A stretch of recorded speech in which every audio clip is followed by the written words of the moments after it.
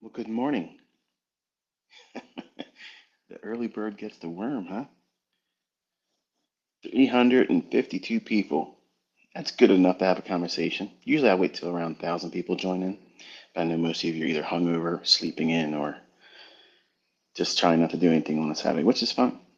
But if y'all could just take a second, if you would, and just post back to me that you can hear me okay. 5 by 5 would be adequate. Let me know. I should be okay. I'm sitting right next to the my house has these connection devices that allows the internet supposedly to be bounced around better. So I should be okay today. If not, then that'll prove that they're trying to keep you from hearing me.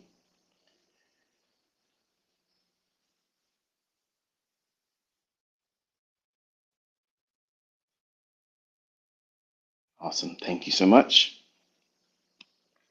So anyway, hope you're all doing well today. I had to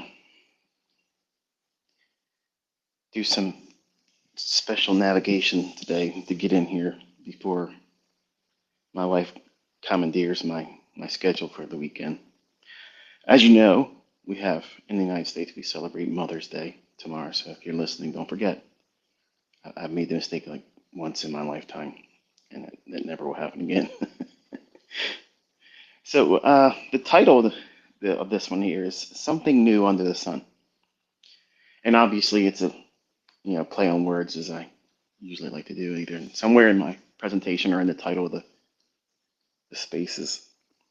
What prompted me with this one, because I had no intention of really doing one, but I got up this morning. I was going through the normal comedy strips that I look on X and listen to the people that think they know what they're talking about, or they think they know me, or they think they know what you're learning is rebranded this, that, and the other thing. And I saw, I replied to them, well, not them directly. One of their posts garnered the attention of the fanboys that love to sit around and circle jerk and say that they know everything about ICT and it's rebranded. And he said that Larry Williams is the real author of SMC. And they're pulling up books that I told you to buy yourself. Short-Term Secrets to Long-Term Success by Larry Williams, which is kind of, it's a hodgepodge of a lot of his stuff he's done throughout his, his teaching. And I'm not dumping on Larry Williams, okay? So don't take this out of context. I'm just stating let's be factual here. Um, just for your history lesson, I'm not going to go through everything that I use in my repertoire down to the infinite detail here, because obviously that I'd be spending more time just pointing to things I've already said in my YouTube channel. But there are some things that obviously inspired me to either improve upon or to outright say that is not true. That's not what's going on. Like buying and selling pressure is a myth. That's actually not what's going on in price action. I think you can clearly see that now. And anyone that's denying that is either selling a course which is wrapped around some bullshit, logic that retail, Ichimoku, supply and demand, Elliott Wave, Wyckoff, all those things. They're all gimmicks. They're gimmicks, folks. Okay. There's a verse in the Bible says, "There's nothing new under the sun," and people take that and they stretch it to bounds that encompass things that it didn't really mean. For instance, the world record is only the world record until it's broken, and guess what that becomes? A new world record. Hint, hint, nudge, nudge. The idea of technology increasing. Well, take trading for example, since that's what we're here for, right? We used to trade with hand drawn charts. I came from that generation. In fact, I was the last generation before electronic trading kicked in.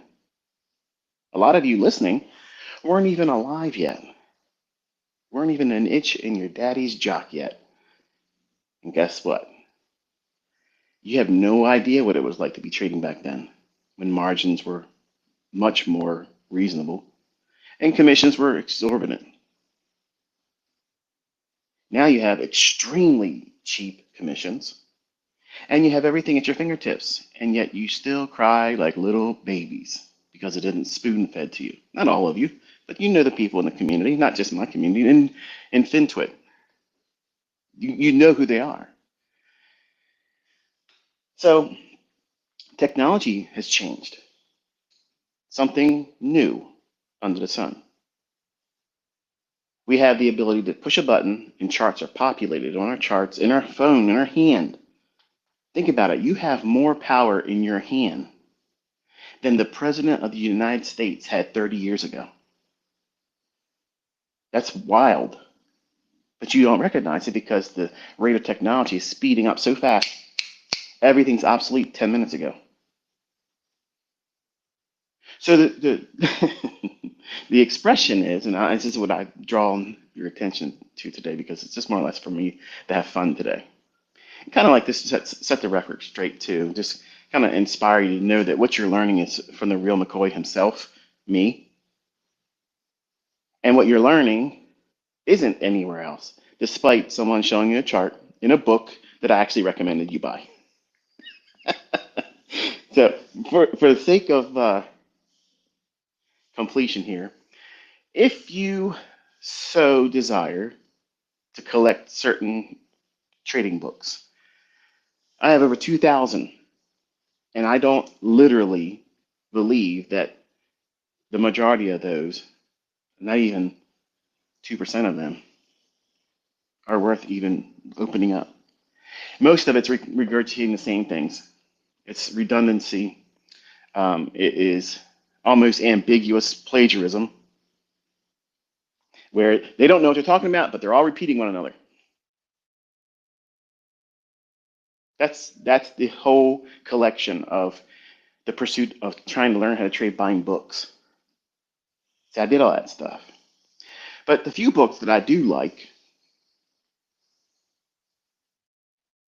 I've mentioned before, but I'll say it here, and I don't mean this to be a complete list, but Larry Williams, How He Made $1 Million Trading Commodities Last Year, 1970s book. Most of the stuff in that book was what you saw me come out on Baby Pips with and said, here it is. And over time, I've already told you that that was a graduated, this is where I started in this process, in this order of how I learned, what indicators I looked at, what indicators I'd done away with. That was actually directly right from journal entries of my own progress because I wanted to see if I could create another ICT 2.0. Given the focus on the things I was going in this order, using these concepts, these principles, these indicators, these things, will you abandon 99.9% of that stuff and see what I saw? And none of you did. Not one of you did. And they would have been all over the place, popular and grown a huge following, and it didn't happen. So I was disappointed because I was hoping I was going to create like a Frankenstein monster in the same situation, but it didn't happen that way. But Larry Williams' book, Short-Term Secrets to Long-Term Success, that book is kind of like his version of Street Smarts. You just take a look at that presentation style, and I think he kind of like applied it to his own tools and things that he used over the years. And there's a section there where he says, here's a breakout, and then he's trading the other direction. Okay. And what people don't realize is those ideas, they're not unique to anyone. Larry Williams didn't create that. Linda Rasch and Larry Connor's book, Street Smarts, they have these like little bullet point ideas of trading setups. And I believe that's a good book too. And only because it had a big impact on me in understanding stop hunts, because I didn't see that as a thing until around, well, 1995, I started feeling the pain of it. And I didn't want to admit what I was feeling was likely true, which was those guys are out to get me. Okay. And Larry Williams had always said, you know, there are people out there to say, those guys did it to us guys again. That's verbatim coming out of his teachings. That's how he says it. And his view, and if it hasn't changed, I wouldn't know, but at least for a long, long time, Larry held true to, you put your stop loss in the wrong place. Yeah, that's true.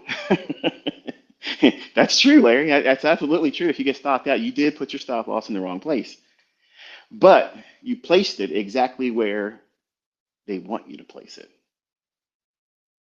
And understanding where those stops will be placed in advance is a skill set that I teach. Not just simply, oh, here's a breakout and it reverses. And if you look at what he teaches in his books, and I've said this before, initially I could not make that part work, which is selling weakness and buying strength. I just couldn't make it work for me. And because I am a contrarian at heart, you know, I consider myself a breaker, as the Bible teaches. I'm standing in the way. And I look at things like when Larry said he wanted to know how to buy below the opening price and know that he could do it. He had one entry method called OOPS, where if you open less than the previous range and rallies back up 20% of the previous range, that's one iteration of it, by the way. He's had several iterations of OOPS over the years, but the original, it's simply taking 20% of the previous range, and if it opens less than or below the low of the previous range, if it rallies back 20%, he'd be a buyer of that and then use like a huge stop loss. That at the time, I couldn't weather that. Like I couldn't, at that time, I didn't have the money to be able to do that. And the guts, really. So I listened to what he said, where he admitted a weakness on his part and said he wished he knew the zip code of the traders that was buying below the opening price on large range days. So that was like, whoa, if I could figure that out, not only would I impress him, but I'd be able to do something he couldn't do, and that would feel like amazing, feat. So that's what I set out to do. For years, I worked on the methodology of looking at examples of where it did this and where it did that over the years. And long and short of this is sometimes I felt like I was on the right path. Other times I felt like I was completely going in a circle and wasn't figuring anything out. And then finally it clicked.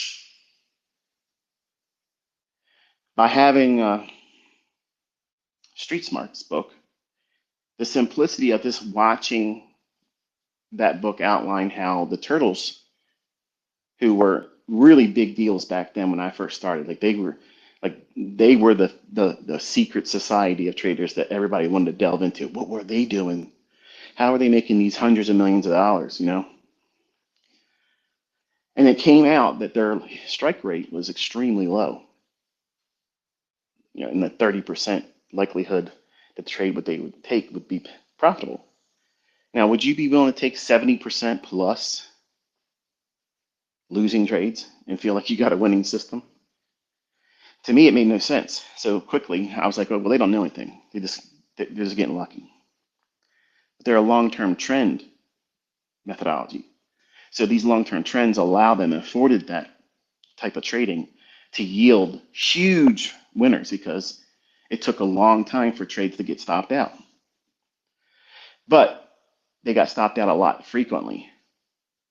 So Linda and Larry, not Larry Williams, but Larry Connors, co-authored a book, and they talked about this false breakout pattern of a 20-day high or a 21-day high breakout and then go short if it fails. And again, look at these examples in the book. Larry Williams, Short-Term Trading, Short-Term Secrets to Long-Term Success book, which is wonderful. And look at Street Smart's books, okay? Now you're going to see these books in open, high, low, close format. That's the language we used back then until we got comfortable with the idea that candlesticks are better on the eyes. It's easier to see what you're looking for instead of straining for the little dash for the opening price and a dash to the right of the bar for the closing price. And if you look real, real close, folks, you look real, real close, you'll see my fair value gap in their charts that they're not making any mention of. And they're going right to the consequent encroachment, and then the turn happens. But they're selling short on weakness, way down below those levels, or buying way above it. So when you see those types of things, and they don't exist in Wyckoff books either, anywhere, you see these things and you see people say, well, it's ICT rebranding it. And guess what I found? Chris Laurie's deleted tweet where he says very plainly in his own words when I asked him, because I threatened to bring him into a lawsuit because I had someone acting like a dickhead, and they've been since humbled. And I told you it would happen just like that. But he said, no, I don't see your stuff in there. But he basically said it like this, no, and he gives some bullshit spin on words to save face publicly. Because I caught him in emails talking two-faced. One side of his mouth, he's talking to me in an email. And then when other people saying, yeah, ICT rips you off. Oh, yeah, everybody's figured him out by now.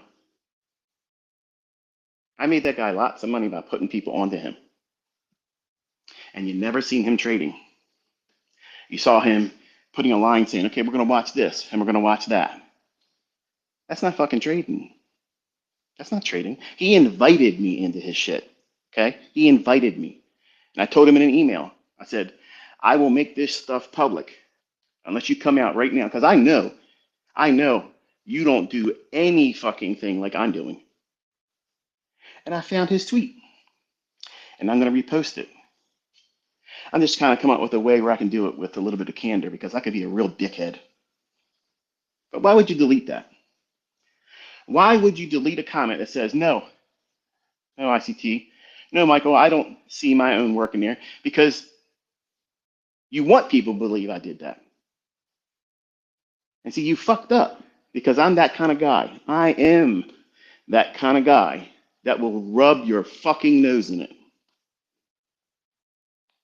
Chrissy, that Olympic competition state of mind, you fucked up, buddy. You fucked up. I am the fucking man in trading. I am the motherfucker that can do this. I plan and schedule my losing trades. I told you this week. I know where I'll mess up. I've done the work on that area. Okay? But there ain't a motherfucker walking this planet gonna be able to say that I took their stuff and rebranded anything. If anything, if stuff that worked in my hands when I was younger, I improved it. I made it work. I made it applicable. I made it where you can go into the charts and see it and set your clocks to it. SMT divergence, I've been very, very open about it.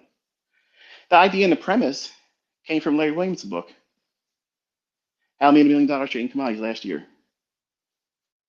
And he's talking about comparing like markets. I said this when I was teaching it. I've always maintained it, and I've always given his flowers and his credit. Looking at a commodity, looking at closely correlated commodities, well, doesn't it go without saying that if you apply that to currencies, in his own words, this works really, really well trading the currency market. Well, what do you think I was doing as a Forex trader? I'm going to do that. But there was no real name for it. You know, it's just relative strength analysis. Yeah, I didn't like that term because it sounded like the relative strength index. And I hated that indicator. I hated it, despised it.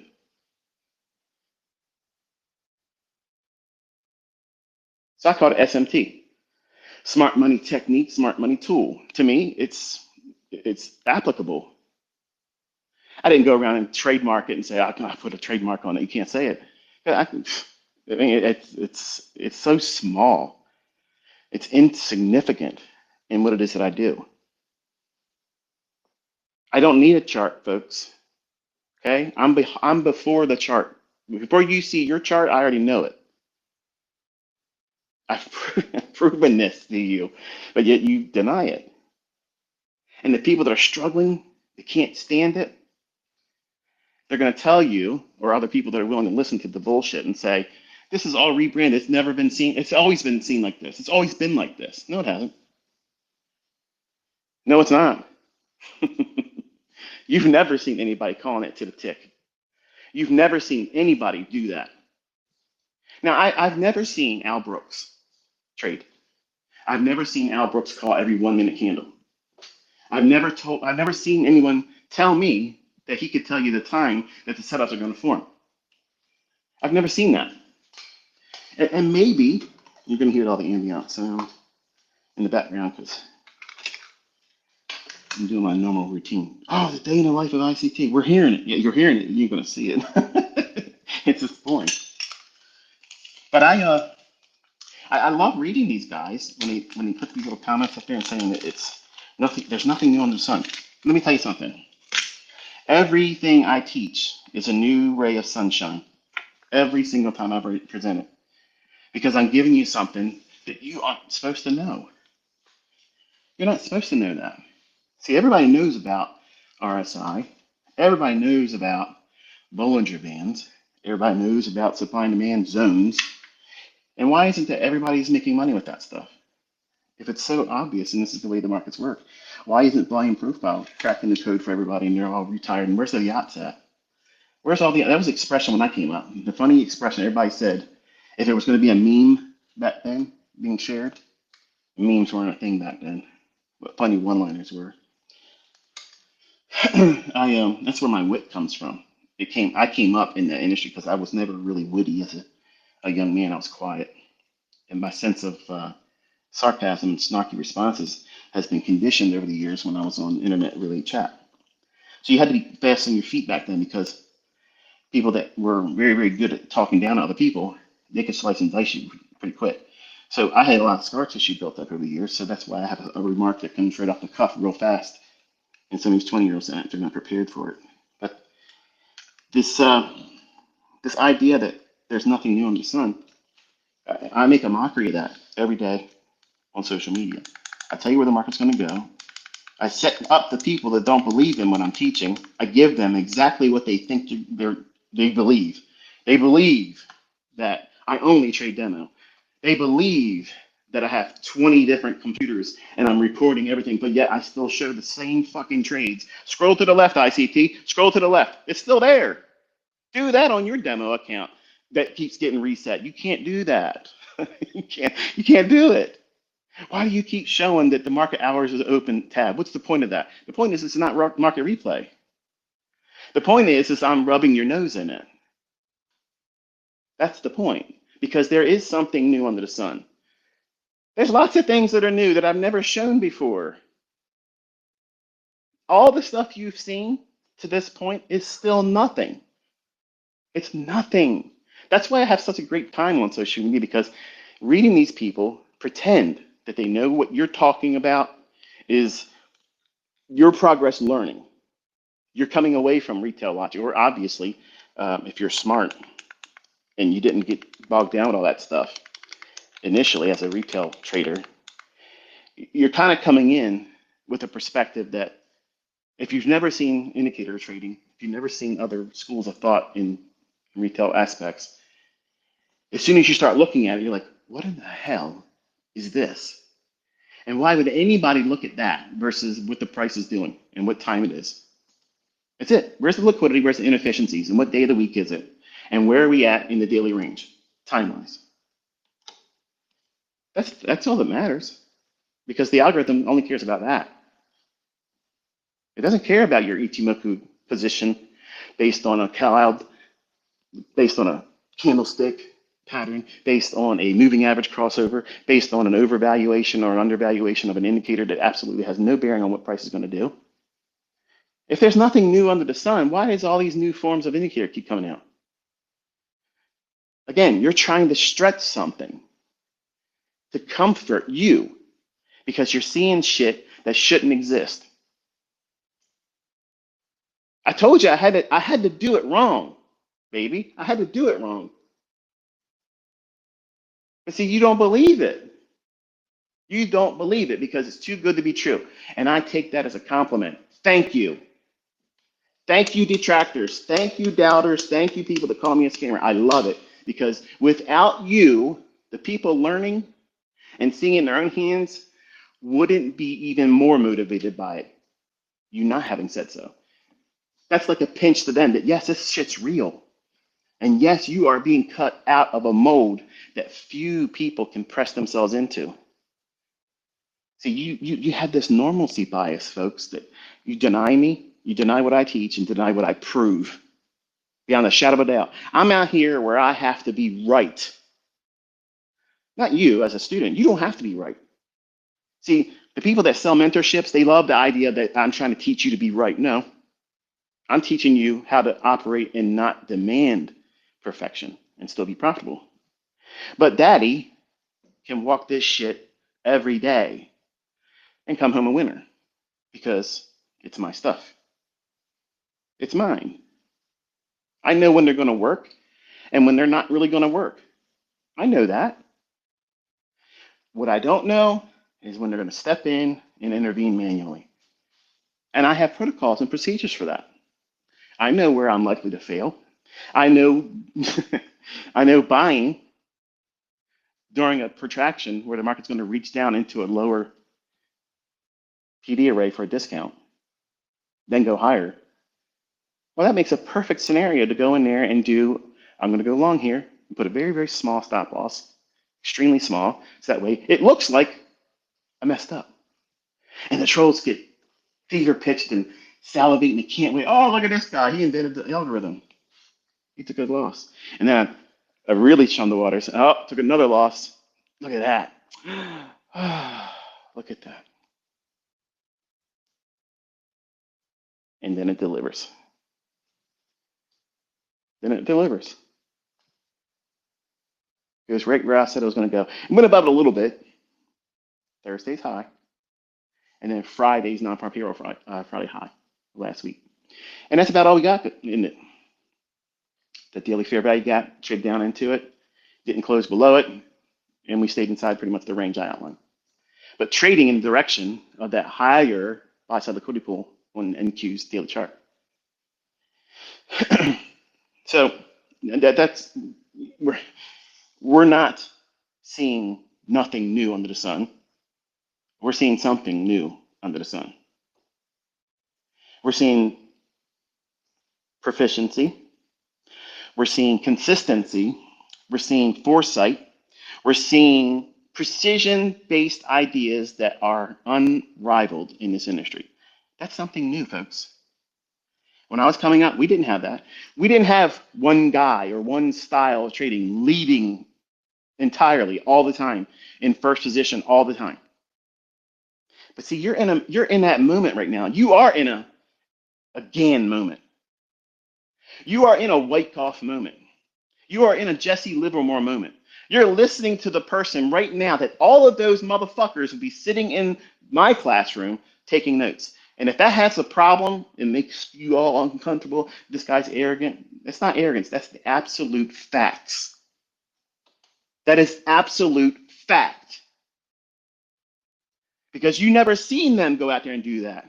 You know, Gann wasn't even a profitable guy. Ooh, weren't prepared for that. Jesse Livermore blew his brains out because he went bust. But these are the people that you all think I copied, and I don't have anything from them. Wonderful stories in terms of don't do this.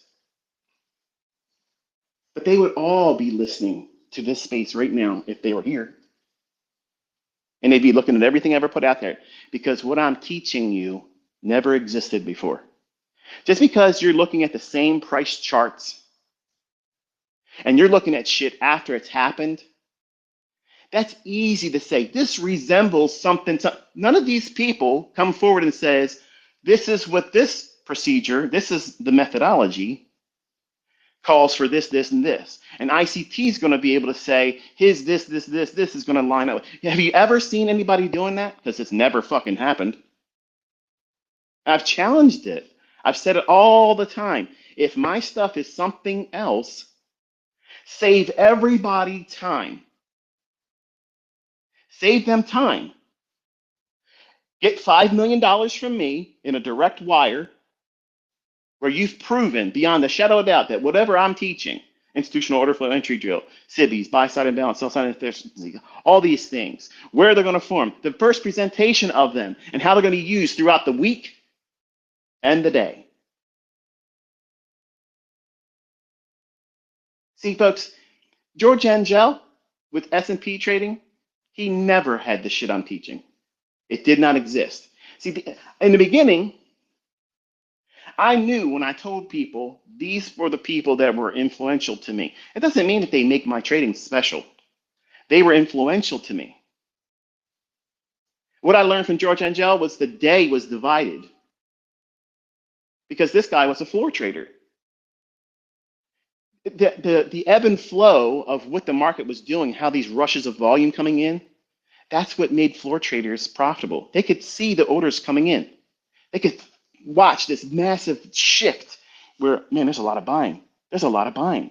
And they all knew where the whale accounts were. And when these big whale accounts would start buying, what are they going to do? They're going to dogpile on top of it. They only need a little bit, but a little bit in their hands down there in the pits, you could be making millions of dollars in a month. But trading, because of patterns and shit, that's not what they were doing. They didn't have the luxury of having charts. They're standing down there in the pits, listening to these people rage about being short or being long, getting in and getting out. So they just dogpiled. That's all floor trading was. Yes, they had the pivot numbers. They knew that it was likely going to gravitate to that level down there.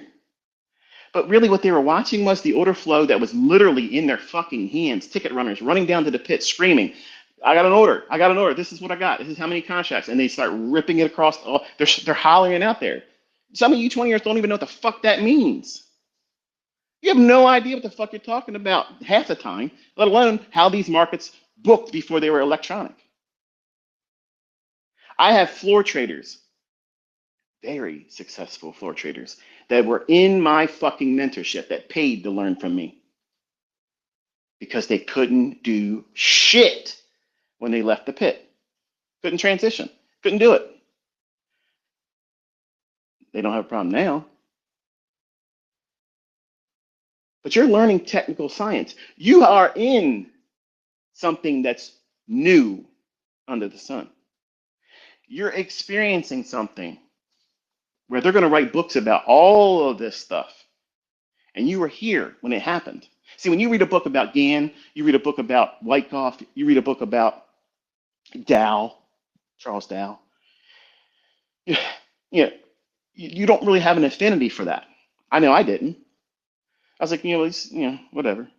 To me, it sounded like Stalin, Abraham Lincoln, people, yeah, they maybe existed, but really, who gives a shit?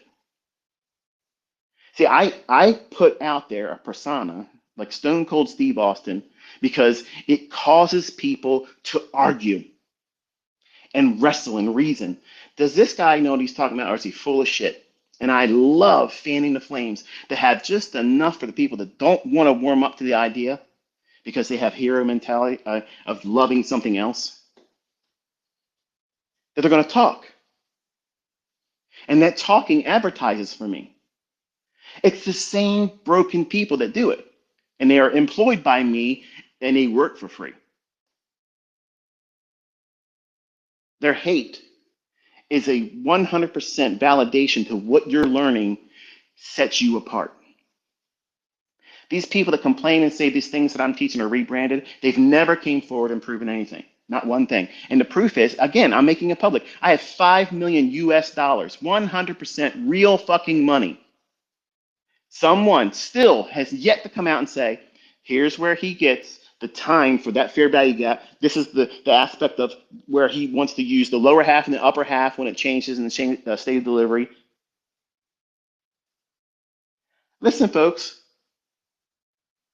there has never been, ever, people talking, oh, Chris Laurie. Chris Laurie couldn't do shit if we sat by one by one.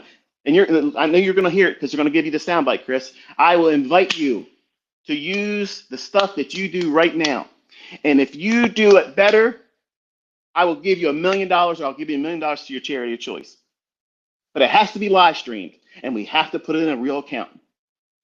Just one day. That's easy. Easy. And I promise you, I will bring out 5 things I've never fucking taught before that'll roll your fucking socks up. Now, put your money where your mouth is. Don't be double-minded. Don't speak out both sides of your mouth. When a fanboy or fangirl talks to you and says, oh yeah, this guy at ICT is arrogant, blah, blah, blah, but you're so humble. You're not fucking humble. You're a fucking fraud.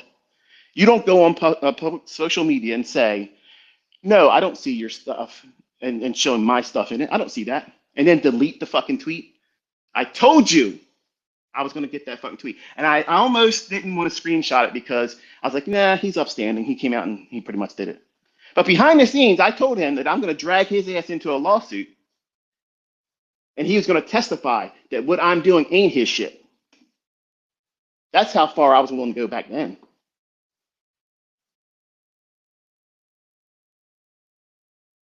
So he came out and did it. And I thanked him for it. But then the tweets disappeared now. Tweet has been removed. Why would that? Why would you want to do that? Because that helps promote the idea that you think that other people, and some people that are stupid, will really believe that I took Chris Lori's stuff. I've been trading longer than Chris Lori. I've been teaching longer than Chris Lori. Okay? I am absolutely 100% willing to do this against anyone. And I've shown all of you. Billy Big Bogs, what's his name? Lance. Mr. Couple $1,000,000 here and there with other people's money. I told him, let's go. Crickets, ran away, keep frauding, keep scamming. I'm calling it before it happens. I'm telling you what's going to happen, and I'm fucking taking trades. And dumb shit. Open up a fucking AMP account, or someone with a live AMP account, okay? Put the fucking orders on your screen. Put the orders on your screen. And it's going to look the same fucking way. Come on. These people are stupid. They're fucking stupid. They can't accept what they're seeing is real. They can't. It's completely blown their fucking minds. And I love that. I love that because I got a lot of new students in the last 2 years that hated my fucking guts. And they're like, you know what? Your presentation style really got under my skin, and I wanted to prove you wrong. But damn it, when I went in there, it was a bitter pill for me to swallow and say, you know what? He's right. He got me. Because I want you to hate me. I want you to not trust me. I want you to fucking go in there and say, you know what? I'm going to prove this son of a bitch a liar. And guess what happens? You're a fucking convert. You're convinced. Because you can't escape it. When you do the real work, you can't escape. What I'm teaching you is the market. Because I am the fucking algo. I'm making it very plain and telling you right now, I am the fucking market maker. I am the motherfucker that runs your stop. I am the motherfucker that sets the daily high and low. I am the motherfucker that works out all this shit in advance. And if you can't see it, if you can't recognize it, if you don't know what the fuck I'm talking about, it went completely over your fucking head. And you deserve to be right where you're at because you're not trying to learn. You're trying to listen to all these people talk out their ass and they can't do shit. They can't do anything but talk out their ass. What do you think I'm doing every fucking day? What do you think I'm doing? It's not magic tricks. Price is only going to go where everybody sees it go. And it's going where I say it's going to go. And it's not simply saying enough that, yeah, I can trade. It's not enough to say that. Not for me, it ain't. It's not enough to say that I can be consistent in front of all of you. That's not enough for me. I want to fucking twist that dull edge over and over and over again for the people that have lied and talked shit. And they're silent. They can't say shit and have any meaning behind it. Look at all the people that are standing out in our industry right now. They're among you.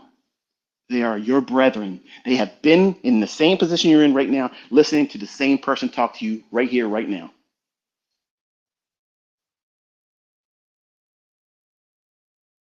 What changed? What changed? The two biggest paid out traders in the prop firm industry, and I'm only talking about the prop industry because it's a hot topic right now. But I have students that have quadrupled both Kyle and King in 1 year. But they don't give a fuck about your acceptance of them. They don't want to be hounded. What model do you use? What PDF do you use? What are you doing? Because that's exactly what everybody does. Well, how do you use an ICT? It doesn't matter what anybody else is doing. How are you using what I taught? That was the invitation. But both Kyle and Kane have been honest. They said they were fucking wrecks as traders. They were doing all kinds of stuff. They tried everything. They tried every fucking thing. But my life's work made them millionaires. Sure, absolutely. They had to condition themselves, and 90% of the work was done by them. Don't get it twisted. But how they think, how they talk, you can tell they're one of mine. And you're here, and you're in that process just like they are, just like they went through. They're not at their peak right now. It's at their highest performance right now for them, but that's not their peak. I guarantee you, if you gave both of them the stage to speak exactly how they want to speak and dismiss the idea of arrogance, dismiss the idea of not appearing humble, just talk plainly, they know. They fucking know that they can walk out there and smash this shit when they want. But because now they've been recognized, I'm very interested to see how they handle it. Because as a 20-year-old on America Online, I was a fucking nut job. I was out there flashing everything. And I didn't have the skills I have right now. I was half-baked, not not fully refined, but I knew I was on the right track of getting something that nobody could come close to.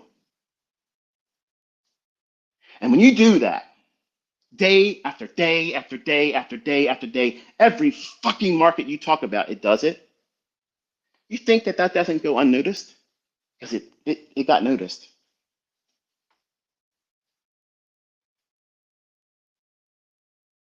And you see people, you meet people, they question you, how do you know this? How do you know that? What are you doing? How are you doing this? And how are you doing that?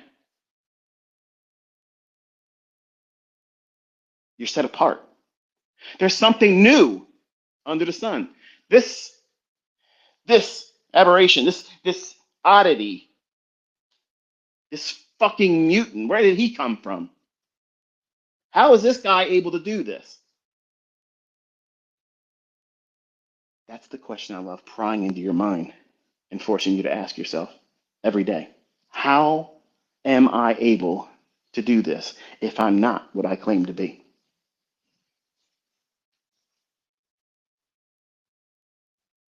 So you're forced to either deal with the uncomfortable state of knowing that I'm calling this stuff before it happens, and I'm showing you the executions and sliding to the left that your reset demo account won't show.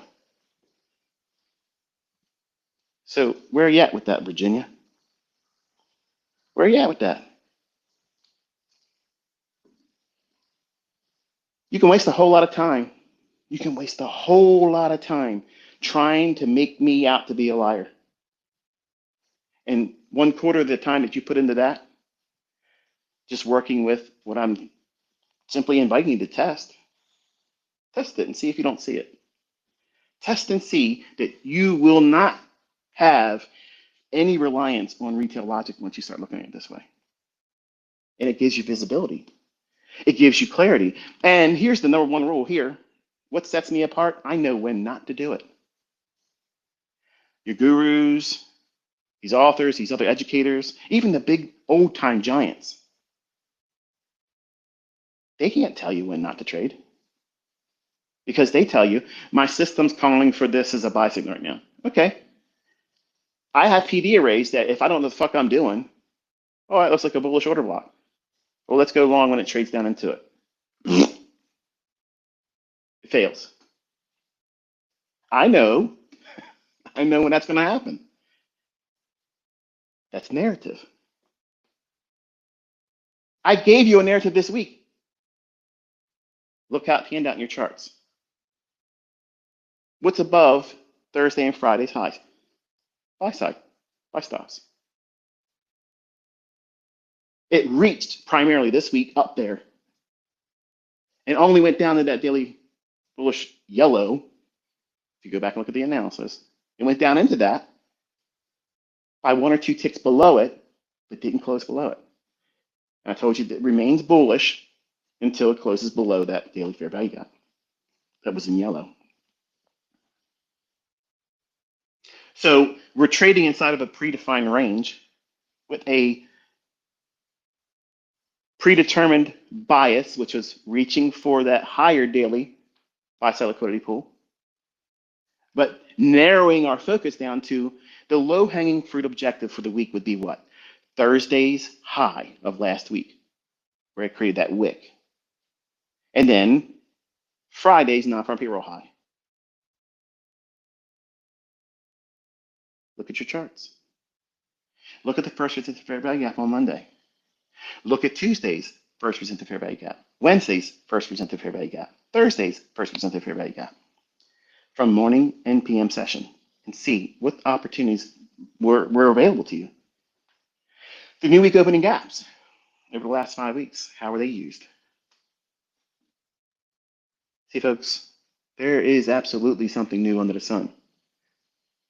I have so many things to share. But the problem is,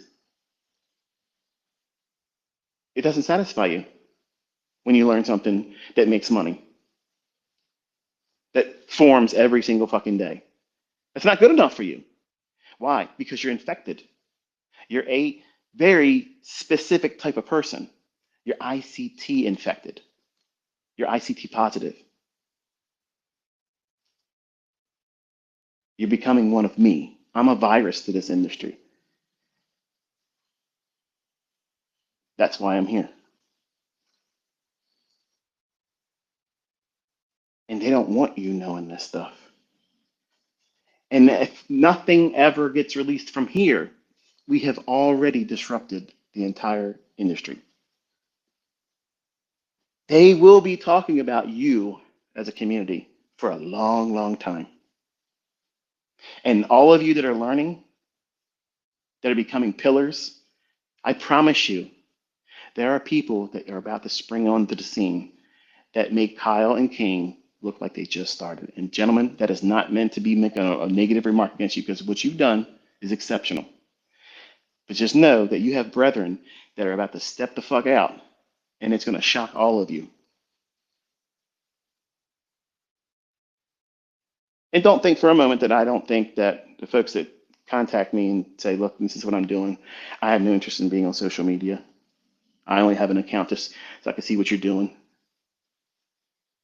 And if I wasn't on X, they wouldn't be here either.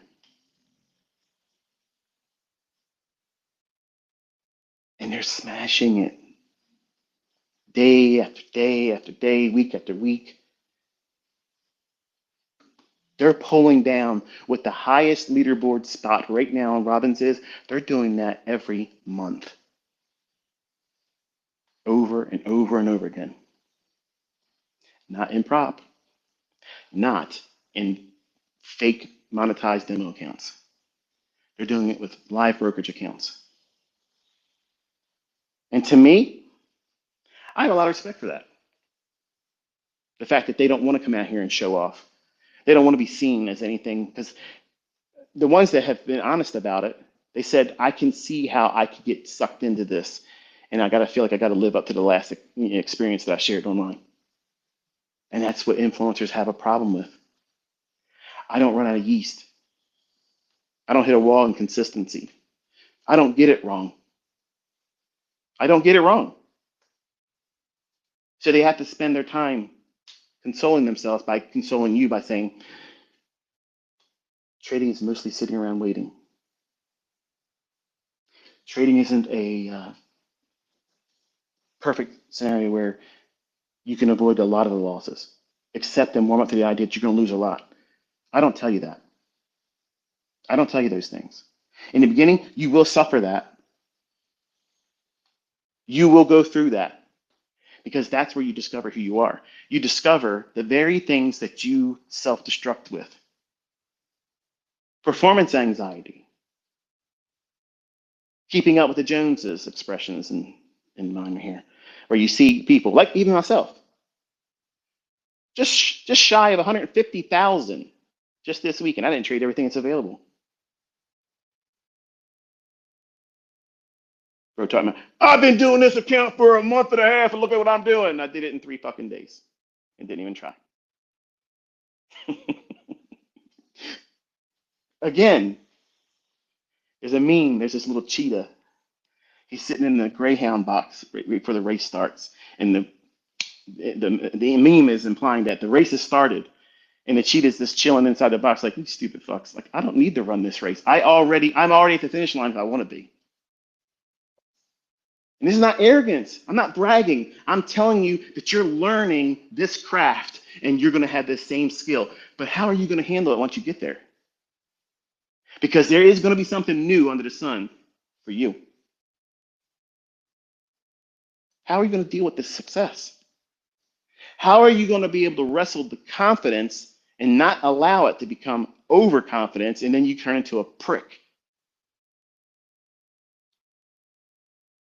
See, a lot of you all want to be a Negan.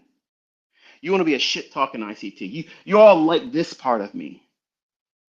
But I only use this caricature to get your attention, hold you in place, to listen. Because I always come back around and bring in Mr. Rogers. Give you a little bit of Bob Ross. But I got to get your attention with the abrasive stuff. Because that's what sells wrestling. It ain't the bullshit they do inside that ring. It's the shit talking. It's the promos. It's the shooting. That's the stuff that I fell in love with as a young man. And the people I loved to hate made me so mad. And the people that I looked at as a hero inspired me. Yeah, this one's going to do this and he's going to beat you up. And I tackle those very things in my presentation. And I capture your attention. And I hold your attention with that stuff. And I know there are people that have little dick energy. They don't like when I do this because they think, oh, look, he's bragging. He doesn't have a track record. Look at what I'm fucking putting down every day. These people that talk that shit, they never come here and wrestle me. They never stand side by side. Let's do it. Something happens always. Something always fucking happens. I'll tell you what it is. It's Velcro balls, okay? You can put them on and take them off. Mine are attached to me. And I'm dragging them behind me every fucking day on social media, asking someone to step on them. I dare you to step on them. But they won't do it. If everything out here is something better than what you're learning, why don't they come here? Why don't they show it? Why don't they prove it? Why don't they call it every candlestick? Why don't they tell you where the fucking daily high and low is going to be? Why don't they tell you beforehand? Because they can't. They won't. And that's all there is. Nobody talking shit about what you're learning can outperform it. Just remember that. That's what I'm trying to show you. When I do these types of things and I make these public stunts and stand out here and beat my chest, it's not because I need that. I do it as a reminder to the ones that are weak-hearted, that you're just easily influenced by other people. What do you think fucking matters more? Seriously. Anything that I could show over the last 33 plus years, which could be fabricated. I got a lot of fucking money, folks. I could pay people to do things that make Everything I've ever done looked like it's rainbows and fucking gumdrops. And a lot of you people would foolishly believe because it was presented in a well presented with a ribbon and all kinds of lights and spotlights on this and accolades here and talked about this and talk. That's what used to be able to be employed on people to scam them. But you know what separates the people that are bullshit? The ones that won't come out there and tell you what's going to happen beforehand. The ones that won't put an execution on, that won't place a fucking stop loss and know that it won't be hit. I said that right. And know that it won't be hit. See, all these other educators out there, they don't know what the fuck they're doing. They're selling shit because they need that money. If I need to live on ad revenue, why the fuck am I not doing 20 fucking videos a week? Because I don't give a fuck. I don't need it. I don't need it. I'm talking to you right now, and there's no money. I'm not making money on this. All of you that make money by taking these presentations and put them on your YouTube, you're making the money. Think about that logic. How's that a fucking winning campaign? It doesn't make any sense. But people, they just ignore it. They ignore it. They ignore the fact that your captain in arms, okay, your fucking quarterback, that guy, that ICT guy, is out here and telling you what's going to happen. Focus here. It's not going to do anything but this. Just focus on this. Look at these levels. Fuck everything else. Don't listen to anybody else. This is your mark. I'm your spotter every week. You're training to be a sniper. The spotter's job is get range. Where's your range? What are you aiming for? This level. Are you shooting downwind or upwind? Bullish or bearish? I've already given you the skill set. I've already given you the ammunition. The ammunition is a PD arrays. What caliber are you gonna shoot with? 5.56, 2.23, 30-06, 50 cal. Pick your poison, baby.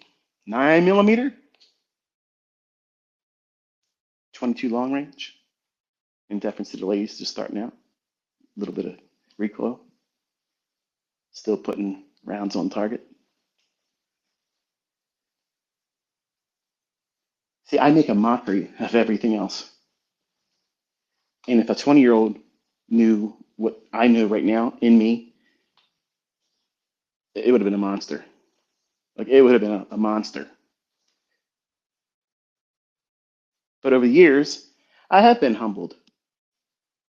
May not sound like it, but remember, you're listening to a caricature. You know what a caricature is? It is an expression.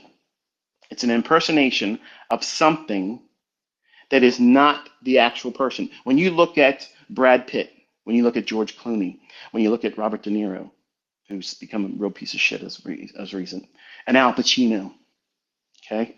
The characters that they play in the movies, that's not them. They're artists. And on social media, you have to be a character. You have to be, or you have to be naturally interesting. I'm not naturally interesting. In my real life, away from all of you, when I'm not teaching, I'm a very, very frumpy, boring introvert. You would never hear me talk like this if we were in front of one another. But I have to put this persona on to hold your attention because you're not going to listen to the boring stuff. I've done it for a long time. I did it on Baby Pips and nobody was paying attention. Sure, they like the little intros and they like the little vignettes of me putting in sniper stuff. And I was trying to find my way to tap into the group that I wanted because men love to talk shit. We do. Women, not so much. The ones that should have been men, do. Or they pretend they're in. They do. Mona, hello. The idea of looking for this attention, this I need to get attention on myself. I'm giving that to you. I don't need this. But I know that that's what my listeners want to do in their own lives. They want to learn a skill set so they can step out there and do what they think I'm doing right now. But I'm doing it in a setting that's not monetized. They want to do it where they are monetized. And I'm not saying that's a bad thing. Get your ends met. But I don't have a naturally interesting persona. I don't. So I had to create Inner Circle Trader to draw an attention. I can draw a crowd. As a young man, I studied ninjutsu, and when I was learning about them, and I was like 10 years old when I first learned about them, I was like, wow, this is crazy. Stephen K. Hayes was the first American to learn under Hatsumi. He's a grandmaster of Budokan. And then his student, Shota Tanimura, he started off another thing, Genbukan. And I learned both, but it was really Bujinkan just revamped. And because he wanted to be grandmaster, and Takamatsu said, "You're not going to be." So he tapped Hatsumi, and that was it. Well, long story short, without losing you, uh, the allure of the ninja was you had to be an actor. You had to be able to instill fear in your enemies or make them feel that you're weak when you're not. Sun Tzu, Art of War. Appear strong when you're weak. Appear weak when you're strong. The idea of selling these wrestling events, anybody that's ever got hooked up into that, you got hooked into buying those pay-per-views or going to those events because you like the character that these men and women portray. But that's not who they are. And the ones that do very, very well on social media stay in kayfabe. Kayfabe is where you don't break character. You're in it. Like you're always in it. You're always in character. Those are the people that get really hard to determine if that's really who they are. And for a long time, I allowed you to think that ICT is who I really am. But I'm a very, very fuddy-duddy, simple, stay in the house most of the time, introvert. I don't like to be around a lot of people, not because I'm afraid to be around them. Just most people just don't know how to act. And they don't have any candor, they don't have any, well, decency. You'll see when I'm down there in Florida, sitting across from Patrick Whelan, you're not going to see this ICT. You're going to see Mr. Rogers. You're going to see Dad. You're going to see just like my sons see. That's how it is. But I'll still beat his ass in that day when I'm trading, humbly, quietly, and politely. It's going to happen. You'll know my entry, and you'll know my stop, and you know where the market's going to go.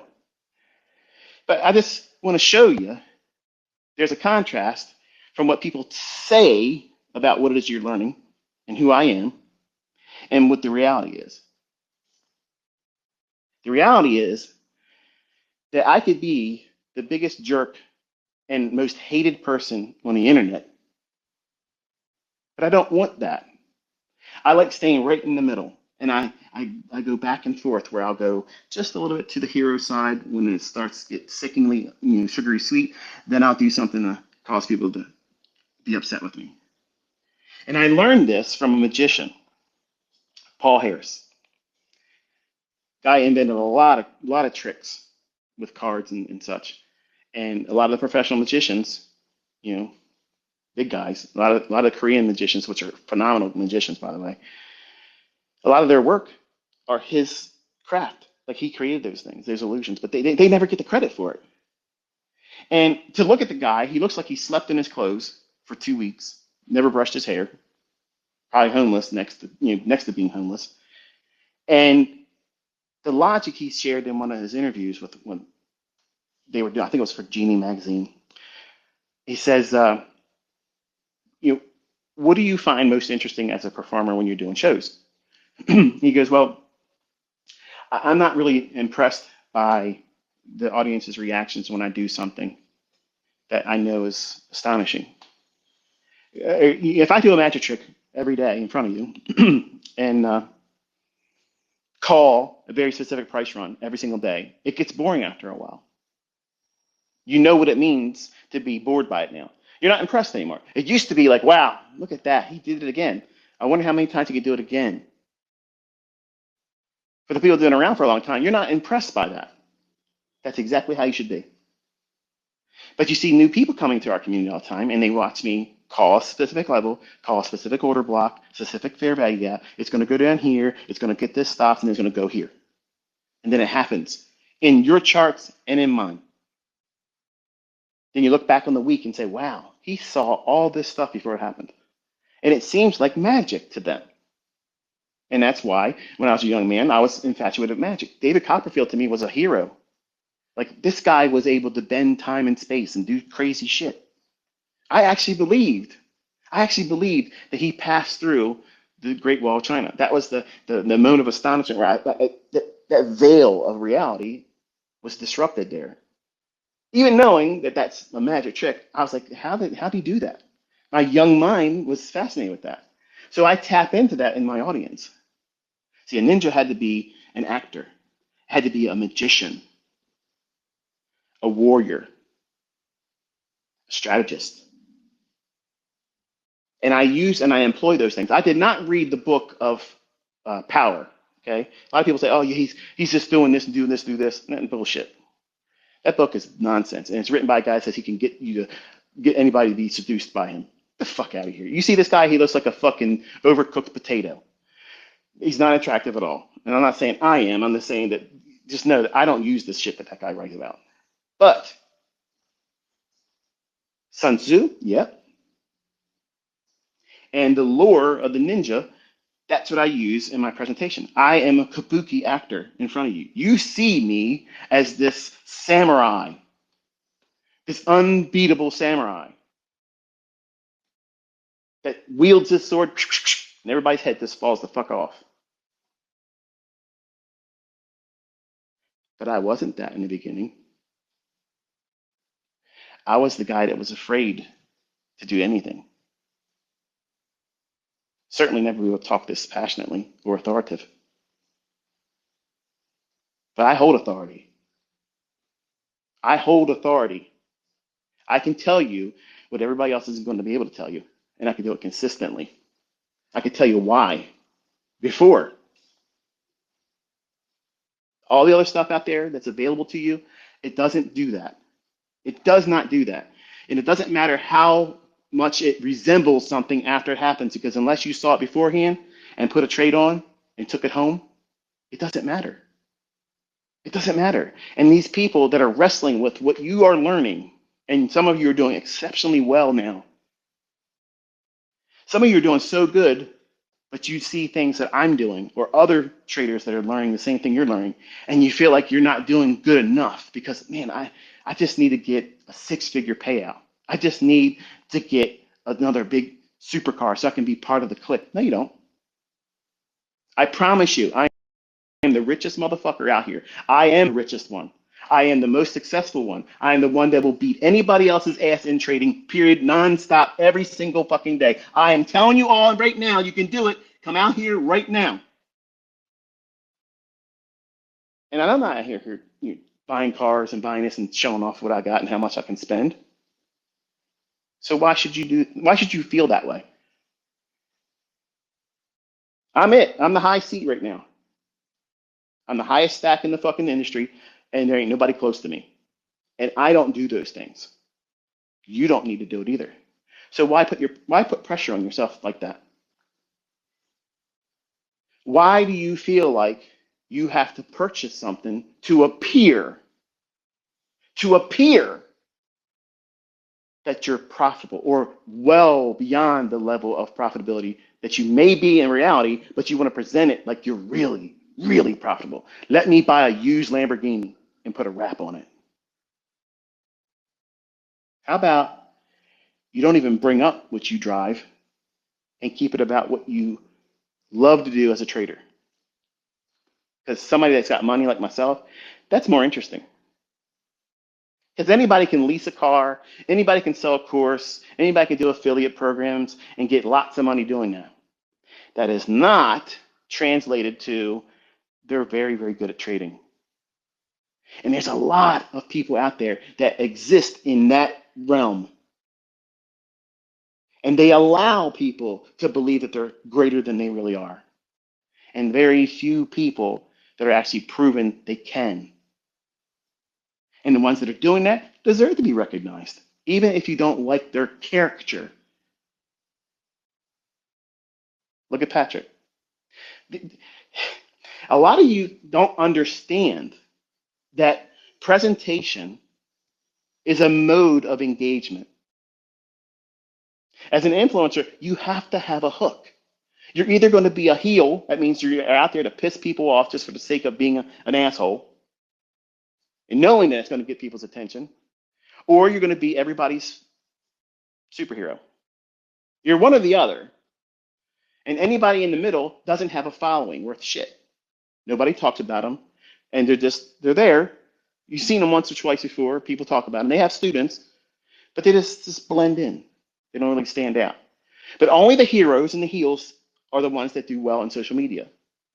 And I knew this when my time on Internet Relay Chat, Merc back then. I was learning how people engaged other people. That's what made me successful as someone that, I mean, think about it. Until recently, in the last few years, you never saw a live account from me. You never saw it. It was always in a paper trading account, whether it was me teaching in Forex or when I transitioned away from Forex to back to where I started as a trader in 1992 as a commodity trader.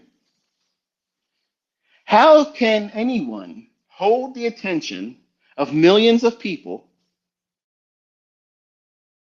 coming out and being publicly honest and saying, I'm going to teach you in the medium of a paper trading account?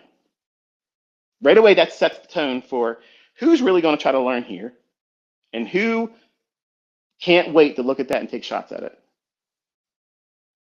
I told my children and my wife, I said, watch the response I get with this. Because number one, I'm going to be completely 100% legally compliant by saying I'm teaching in this demo account. That way I'm not inspiring you to take real trades. It's not a signal. I'm not acting as a certified trade advisor. I would never do the test to do that because you basically, you have to divulge what it is that you do. I had no interest in doing that. The fuck do I want to teach fair value gaps and overblocks to them for? Fuck that. I'm keeping it to myself. So I'm going to stand out here and put on a clown face for the people that want to see a clown. And I'll wear a kabuki mask to see a samurai warrior for the people that look past all that stuff and say, yeah, he was teaching with a demo account, but he called it to the tick in currencies and in futures. And I let you wrestle that. I let my audience stay divided that way. And I fanned both sides all the time. When the level was getting low on the hero side, pump it up. When I'm not getting enough traction, not enough people talking bad about me, do something to cause them to talk about it. I told you I was going to do it this week. I got to do something wrong. Got to give them something. It worked. They're back to saying, oh, this stuff's rebranded, blah, blah, blah. And that talking gets people reacting. And that one person is going to come in contact with 50 more people. And those 50 people are going to come in contact with 50 more people. And what happens? You grow. And never have to pay for advertising. I act like a pimp.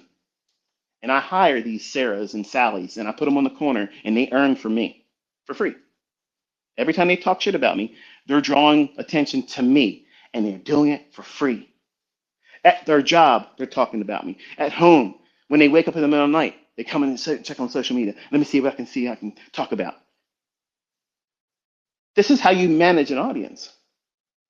This is how you do it. And people get wrapped up in it, and they think, you're the biggest piece of shit. You're so arrogant, or you're this, you're a braggart. You don't have a track record. I'm telling you my track record every fucking day. And there ain't a motherfucker out there walking that's this accurate. Because if they were, they'd already been here. They would already show the fuck up, and they ain't showing up, are they? They're not. But you don't see that. You don't recognize that. Because you're not trying to learn. You're not trying to see the value in what I'm doing. Because I could be making millions and fucking millions every week. Just doing what I'm doing right now. I don't need money, folks. I don't need it. And just like you think you need the materialistic aspects, sure, if you're not equipped as a trader that can be consistently profitable and know exactly what you're doing when not to do it, then it makes sense to have all that materialism around you because it's like, wow, that's fanfare. That seems like something new under the sun for someone that has lack, that doesn't have money, doesn't have luxury items around them. So they live vicariously through the caricature that you're presenting online.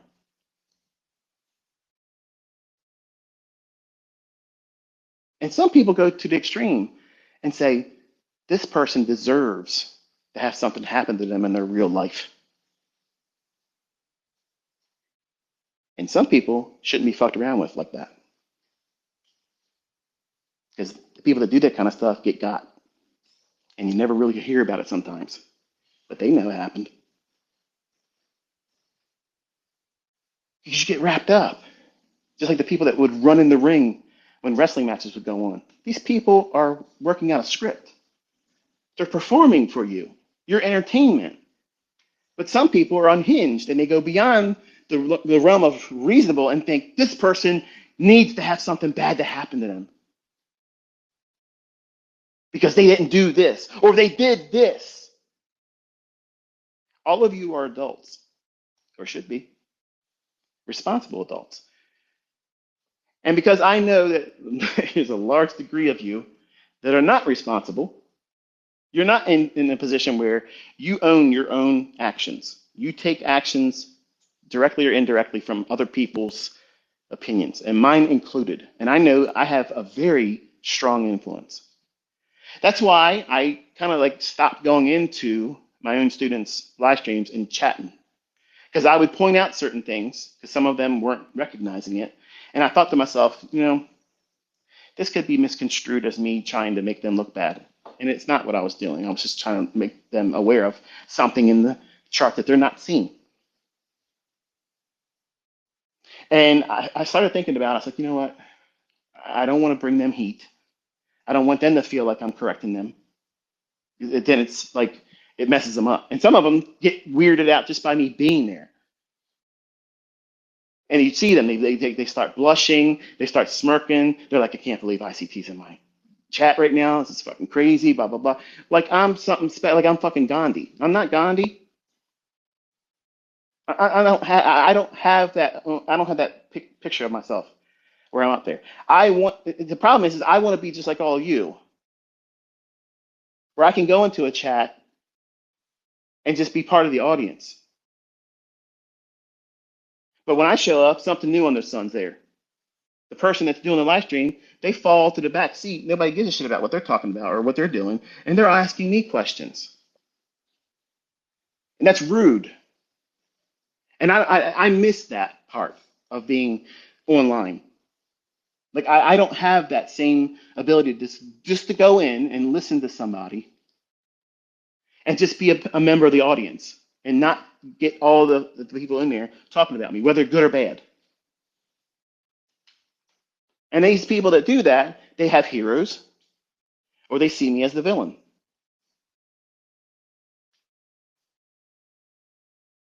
In between those two bookmarks, these bookends, hero and lovers to hate, you're supposed to be in the middle. Recognize that what I've taught you and what I've authored, I can do very well with it. That doesn't mean that that's where you should be at any given time during your development. None of you are going to be able to trade better than me, ever. That's never going to happen because I'm going to hold back things that make me absolutely beyond touchable. Like absolutely, it's never going to be. It's never going to happen. Okay, I'm never going to be. It's never going to happen. Let's just say it that way. But here's how you will be better than me, because some of you can be better than me. How? How can I be better than ICT? How can I be better than this guy? Number one, don't make mistakes I did. I put off my success by rushing it. And that just went right over your fucking head. I pushed my success further away from my reach by demanding it happen sooner. And any incremental progress I had, I made it a big spectacle online.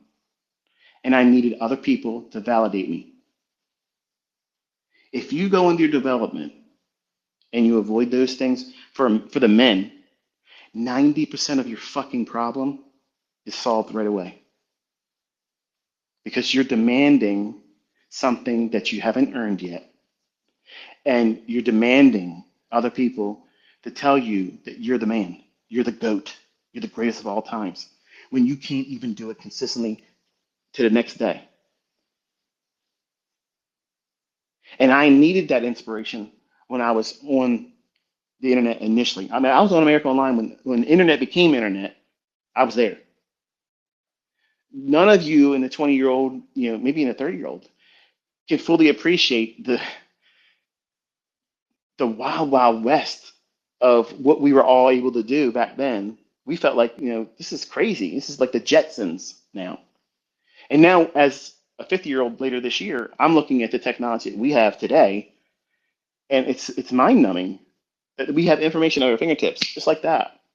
And we can push a button and make money or lose money. You don't have to fly out to Las Vegas or Atlantic City to gamble. You can do it right on your phone. And now you can gamble with a demo account that you pay for with extra rules on it than real trading provides. You see how easy people can be manipulated? Like they're convincing you that it's a good idea for you to have all your hopes on making big payouts through prop firm. When all the rules are stacking against you endlessly, they keep creating more rules, can't do this, can't do that. You can't make more money. Why the fuck are we trading? Why did you start trading? Because you want to make money. Why have they allowed you to view not making more money as advantageous? You can't make more money than this, or you're not being consistent. How about I can make crazy fucking returns every single day, and that is the normal thing, and the prop firm makes allowance for that? Why? The answer's simple. They can't afford to have big winners. Big winners would bankrupt them or prove they won't pay out, and that's bad for business. But they sell the idea that gambling, you might get it. That's just like the lottery. You might be the winner of that $1 billion payout.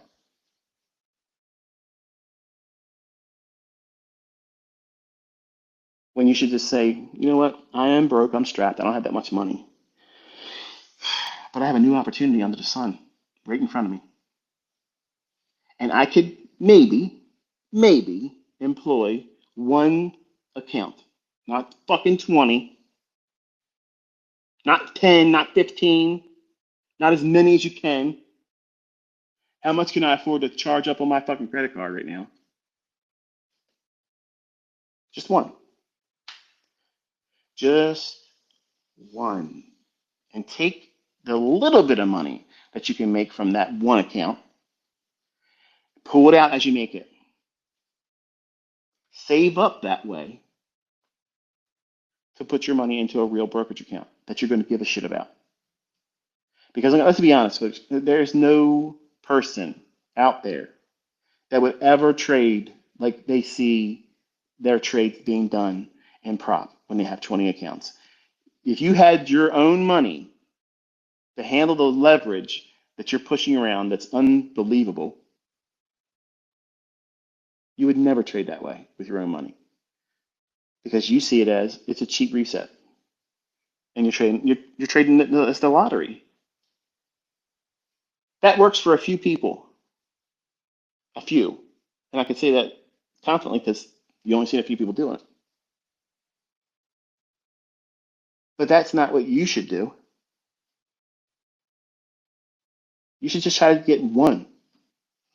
Take one account and prove that you consistent with following a model, that you can wrestle your impulses. You have a limited exposure to what it's going to cost you if you do it wrong.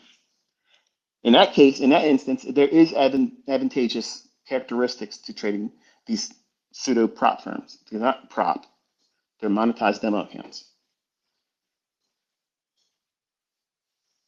But you can learn all about how you see risk that goes beyond just trading with paper or demo.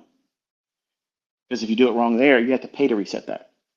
Whereas you were trading a paper account, just click a button and you reset it to whatever you want it to say. But having a procedure of how you're going to grow and develop is important because it's easy to get caught up in the winds of social media. Who's hot, who's not? Who's everybody flaming right now? And who is everybody sucking up to right now? Who's got the hot hand? Who's doing really, really well?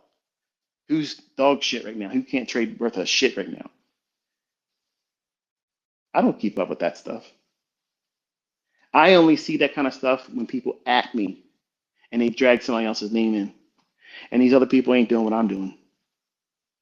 Sorry. So when you guys make all these lists and shit, let me allow my arrogance to pop out just for one time, because it hasn't been out one time today until right now. When you want to thank me, thank me. Don't add me to a list of other people that are my fucking students, okay? Because that irritates the shit out of me. That irritates the fucking shit out of me because they are parroting what I've said. Period. Now, let's take it back to me. When you want to thank me, don't. Give God the praise. Now, how's that for humility? Because that's how it should be done. Don't add me to a list of other people that's learning just like you are from me. That's why I never like your posts. I never ever add a little heart to that kind of stuff because I see that as glad handing.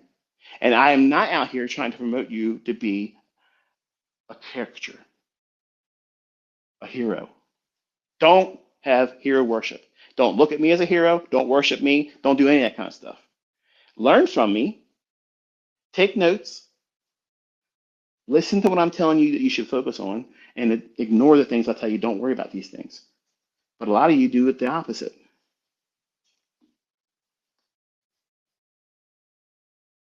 Social media is a wonderful tool and you can get rich with it. You can get really, really rich real fast, just like that. Millions of dollars can fall in your hands. If you develop a skill set of knowing how to manage yourself, find setups, you have something new under the sun. You never could do that before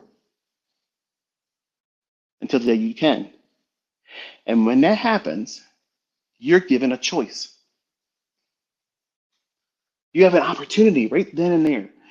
I have a talent, I have a skill that I have never had before. And I know there's lots of people out there that want to have what I have right now. And you want to bottle it. And you want to slap a sticker on it and hide those three letters ICT for some of you. I love it. I love how they go every way they can to avoid ever mentioning me. Like Voldemort, you can't say his name. It's so funny. It's great because as soon as you hear him talking, oh shit, that's ICT. That's it. That's his stuff. My vocabulary, not the people that I supposedly rebranded. It's funny, isn't it? If it's been rebranded, why the hell they keep using my terms? Why not just say, here's what it really is? Because what it is what it is, and I made it. But you're going to have a choice. You're going to have a choice. Are you going to be a heel or are you going to be a hero? Because you're going to start one way or the other. And so many people want to start out there, online persona, trying to be something that they're not, wanting to be viewed as a hero, but fastly become a heel. And it shoots them in the foot. They do it to themselves. They're not equipped. Lots of people out there have tried to step to me and say, I'm going to do this, I'm going to do that, I'm going to do that. And they don't do shit. They don't do shit. Because they don't know themselves. now, take it back to Patrick Whelan. I saw him a couple years ago. He used to troll me in other people's comment section. And I could care less about him back then. It was just like, oh, you're just one of the other people. And there was a meme going around where he's screaming because it looks like he's losing on the trade or whatnot. I don't even know. I just love his outbursts because to me it's funny as shit. Like you all like using that meme where I'm talking and then I start yelling and ranting. Those things are scheduled. I put them out there. I am not a bipolar person. Some people still believe that that part of my caricature is who I really am. I'm not bipolar, folks. I choose my words very specifically, and they're all timed. This is where I want to pace the speech. It's an ebb and flow. I bring you up high, and I gradually bring you back down. And then when you start feeling like, okay, well, I need him to really juice me up, I toss it in there. That allows you to listen because you think there's going to be something more profound because the element of energy just increased. It's audience management, folks. That's all it is. I learned that from reading. That's it. Reading, not trade-related books. How to speak. I would read the thesaurus just so I can get other words. Because when I was in school, they didn't teach you how to speak eloquently or be very articulate. And I was always fascinated with people that could speak well. I look to people. My best mentors are people that teach how to speak well, but they don't have a skill beyond teaching how to speak well. They're not known for anything except for teaching how to speak well. Give them material that they can study. They could stand up on a stage and talk like they know everything about it because they teach by speaking well. What makes me different than everybody else? I care about your success. How do I know that I can believe ICT just meant what he just said? Because I don't sell you anything. I give you my time, my expensive fucking time. I give it to you. And I entice you to go in and prove me wrong. Because I know that challenge is going to be met by most men. If you have a penis swinging between your legs, you're going to hear what I say and say, I'm going to show this guy he's wrong. I'm counting on you having that. And most of my students have came by that very challenge in the last 2 years because they've been seeing things that nobody else is producing. Which camp is all the big names coming out of? Ours. Our community. The one that everybody says is a cult. And damn it, we are a cult of winners. You know what the membership badge is to be a part of this cult? Not giving a fuck what anybody else thinks. Because the market's going to give to us. It's going to yield to us. They cannot change it. They can't hide it. They cannot prevent you. They can't hold you back. They cannot withstand you. They will not prevent you from getting what you want. 81 fucking ways for me to rob this fucking bank anytime I fucking want. Change the passcode, motherfucker. I got the master passcode. I can go around everything you fucking people want to do. Do it. Change it up. Spin that wheel. Make the high and low go real fast. Both directions. Okay. You can't do that all day. In 60 fucking minutes, I'm going to be in there with a whole new plan. You can't stop me, which means you can't stop them. Who's them? All of you listening. All of you that have had your eyes opened and your mind broadened to boundaries that are way beyond what you first started thinking about as a trader. If I could just take this indicator and I could just get consistent with taking 10 points, if I could just get 10 pips, I could get this much money out of the month and I wouldn't be struggling to get my car payment paid and my car insurance because I drove around like an asshole and my car insurance is too high now. I've been having too many accidents because I'm not responsible. I'm reckless. That's why I teach the way I teach. Because if you're getting car accidents all the time or having failed relationships, you're going to fucking suck as a trader. Because you don't manage risk well. Just like you're going to point to, yeah, she left me because she's a piece of shit. She left you because you're a piece of shit. You didn't recognize it. There was warning signs before she left. Vice versa. Ladies, you're not exempt. Guy said, you're not good enough. Cut his losses and found somebody else and got married. He's a piece of shit. No, you were a piece of shit. You just didn't recognize it. When I was a young man, I was a piece of shit. I was a womanizer. I was weak. I did those things because I hated how I existed in my own skin. I'm comfortable in my own skin now. I acknowledge my weaknesses. I acknowledge where my shortcomings are. I know my limitations. And as a trader, you need to know those things. See, it's taboo to mention if you're successful as a trader, if you're successful and consistent and profitable, it's taboo to mention weaknesses. It sounds like an oxymoron. How could you have a weakness? How could you have a weakness if you are proficient, consistent, and profitable, and you know what you're doing, and you manage risk well? How could you possibly even refer to a term in your own character description as a weakness? How could that possibly be? Everyone, every single person that's ever reached a height of proficiency, extraordinary success, a measure cut above everyone else, all of those individuals know exactly what their weaknesses are. Procrastination, laziness, performance anxiety, fear of not being able to do as well as they hoped. They're weaknesses. You know what they are? You know what they are?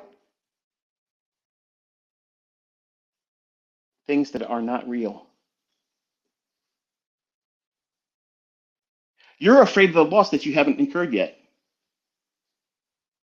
You're afraid of the losing trade that you did not suffer yet because you took one losing trade, because you took three losing trades. You're afraid of that next losing trade. It didn't happen yet. You're giving energy to something that's not there. You have to allow for something new under the sun, the change in your recorded trade history. Yeah, you may have taken a loss, maybe taken two losses, maybe three trades, losing positions. Maybe you did that. Maybe it was reckless on your part. Maybe it wasn't. Maybe it was just a normal procedure that you followed. You trust the logic, and it didn't pan out because you did it wrong. You just didn't quite see everything there, but you trusted enough to push the button. It doesn't mean the model or the methodology is flawed or that you suck as a trader. It means that you just did it wrong at that time. That transaction, that engagement with price. You just simply did it wrong. You're not inflating it to be something where it causes the whole thing needs to be taken back to the drawing board, scrap everything. But that's exactly what you're doing. You're increasing the level of importance on the outcome of the next trade. When I teach you not to do that, what is it that you teach us, ICT? What is it that you're trying to do? Because I feel like that's what you're doing. You're hiding things from us. You know something, you're hiding it from us. You know, I'm teaching you. I'm teaching you. All the major questions that's ever been asked of me, I've already answered and addressed. And now I'm out here singing and dancing in the rain in front of all of you. And you're asking questions that have already been answered. But you haven't done the work to get the answer for yourself. See, that's the difference. People that come to me and they understand that what I wield, what I hold in my hands, is the market. It's inescapable. I don't give a fuck who you are, where you came from, what you did before, all that shit. It doesn't matter. It doesn't matter. All that stuff falls to the wayside. When you sit down with me and I'm explaining price to you, everybody has to stop and say, okay, what he's describing is absolutely the truth because it's happening right now. In my chart, we all have real-time data. We all have it. and I'm using a market that everybody has the same price for, and it's following my logic. It's doing what I'm telling it it's going to do. Why should you fear what has not happened yet versus being encouraged by seeing what you've been witnessing day after day after day and how frequently it happens? That's how you should be thinking. Find your own evidence. Don't look to the heroes that's in our community that are rising up by their own efforts, study, the time they put into it. They showed up every day. Even when they felt like it wasn't working out for them, they were like, oh, I just got to go one more time. Maybe he'll teach me something that's going to give me what I need to get over the hump.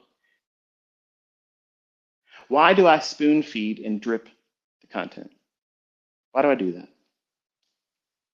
It's not because I'm being monetized here, because look at it.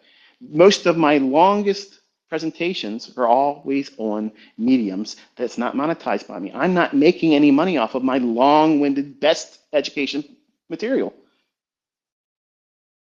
I do that so that way I'm disarming you. You have no weapon against me when I'm doing this. You can't argue and say, I'm doing this to make money. I'm not. I'm giving the listeners the ability to make money off of it. You're all welcome to take my spaces and upload them on YouTube. You're welcome to do that. Monetize them. I don't give a shit. Get grocery money. I don't care. I don't care. What I care about is you understanding and not being distracted by the things that people try to say that I'm doing, that I'm leading people astray. I'm giving you far more than everybody that wants to use my name for marketing. Say, are you an ICT trader and you want to finally become profitable? Isn't that fucking hilarious? Like, I'm every day profitable, every day in front of you, every day calling it out live.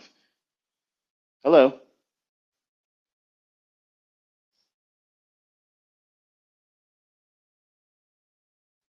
Something new under the sun. For you is what? Being consistently profitable. You know what happens before you get there? You become comfortable with not being perfect. And when you aim for perfection, but being realistic, knowing that I'm not going to hit it yet, but I'm working towards that measure of a goal. If you're always aiming for perfection, but allowing progress to get you closer to it day by day, that's the proper mindset. You're not defeated when you fall short on it, but when you look back and see the progression is incrementally going higher, your experience is growing. What is that? Something new under the sun. You didn't have that experience before. You see, people that take that scripture out of the Bible and they apply it and misappropriate to things, it's just a straw man argument. Look at the technology we have today, the planes, the cars. That's certainly something new under the sun. Solomon didn't have those things when he talked about it. So there's definitely new things under the sun. But what that passage really refers to is people are creatures of habit. We're like dogs. When a dog vomits, it'll walk away and despise and look at it and say, ugh, that was in my stomach. You can see it on their face. They're like, man, I'm glad that thing's out of my stomach. It was hurting me. And 2, 3 minutes later, what do? They go back and eat it. They return back to its vomit. The Bible talks about that. And that's exactly what you're doing as a developing trader. When you listen to people that cannot do it better, they don't have another solution that's better. They're not consistently able to do what I'm showing you. If I'm going to be a teacher, okay, if I'm going to learn from somebody, I'm going to know that that person knows what they're talking about, is proficient with it, and has proven it. And they have no problem walking it right now. Ask them, do it right now. And those that can, will. So I crushed that whole argument. People that can trade, and others that can't teach ICT concepts. Well, I'll admit that that is true. There's a lot of people that teach my stuff that they cannot trade. because it's hot. It's a hot button right now. Everybody loves it. It works because it's the market. But it's applied to me and even the people that are doing well using what I taught when I'm doing it in front of them. I have a greater impact adversely if I fail in front of you. I've done this before. I think it was a year and a half ago. I was on a live stream and I trolled. I said, okay, I'm going to get a trade in here. I'm going to put a trade in here. Oh, look at that. Oh, sometimes it happens, guys. You don't understand dry humor sometimes. That's probably because I'm not good at it. But I'm telling you, look at what you're able to see me do, how often it's right, how often it goes where I say it's going to go. And then your ideal scenario would be not look at how I executed on it. That's just one way of dozens that you could have entered the trade and did the same thing or better. I love going in sharing an example of where I executed on the ideas that I've shared in terms of the bias, the narrative, the liquidity pool, and the efficiency. The price is going to go to the draw, and then I engage price based on whatever time I'm sitting in front of the charts. If I pull up my phone and say, "Oh, it's doing that," let me take that right now. If I'm in a moment with my wife and the conversation drops down slow, I'll ask her, "Can you have a second real quick? Do you mind if I do something real quick? I want to share something with them." And then sometimes I've missed the ideal entry point because I was not watching the chart at the time. But I can get in there 81 different ways, okay? But I love watching when I share that. A student will come behind and say, I got a better feel than my mentor. I don't look at that and say, go fuck yourself, pal. Who do you think you are? I love that. I love that. That's moxie and it's encouraging because that's exactly how I felt when I figured out how buying below the opening price on the days it was going to create a large range up day. I felt like I did something better than my mentor, Larry Williams. I didn't look at Larry Williams and piss in his cornflakes and say he sucks as a trader. It just made me feel like, wow, that's real progress because I did something that my teacher didn't do today. Not that Larry Williams couldn't do that or that I can't do that same entry. It's just that's the way it unfolded for you at that moment. You were at the right time when opportunity presented itself. And so many times, people on social media are quick to just want to measure up all the time. Measure up, measure up. Look at the measurement here. No one's coming here. No one's coming here. So by measuring stick principle alone, then you're in the right fucking place. You're learning from somebody that ain't trying to take anything from you, that's building you up on a day that I could be out here watching stupid sports. I could be eating cheeseburgers and fucking hot dogs and eating potato chips like everybody else in America. But I'm spending my time building you up, encouraging you, reminding you, because it's easy to lose sight because you spend any time on social media, it's toxic. And sometimes I just need to take a break away from it because it's like these people are fucking willfully stupid. Like you choose to be stupid. Like it's literally being laid in front of you and you're arguing about it still. It's not really there. It's this, it's that, it's that. What? What? Like that's peak denial. And I love the people that used to be like that and they've switched perspectives. I almost said switch teams, but I teach against that team mentality. I'm not saying be team ICT. I'm saying be team you incorporated. Take ICT out of it. All I am is the face, the person to listen to, the voice of reason right now to keep you on the right track. That's it. Once you get to the point where you don't need to learn anything else from me, you unplug from me. You don't watch my stuff. You don't follow me on social media. You don't care about what I'm looking at, what I think, because that's going to mess it up. That's what happens when I show up in people's live streams. They become, even if they don't like me or present an attitude that they are opposed to me, suddenly they don't want to take a trade that day. Suddenly they're like, well, I don't like the situation here today. It looks a little this, that, and thing. I'm going to wait. And they close it. I've been in there and people have immediately closed the fucking stream. Like I'm gonna go in there and troll them. Like I don't do those things. Like I don't do that stuff. When I go into a live stream and I'm a member of the audience, I want to be a member of the audience. I'm not there to be a disruption.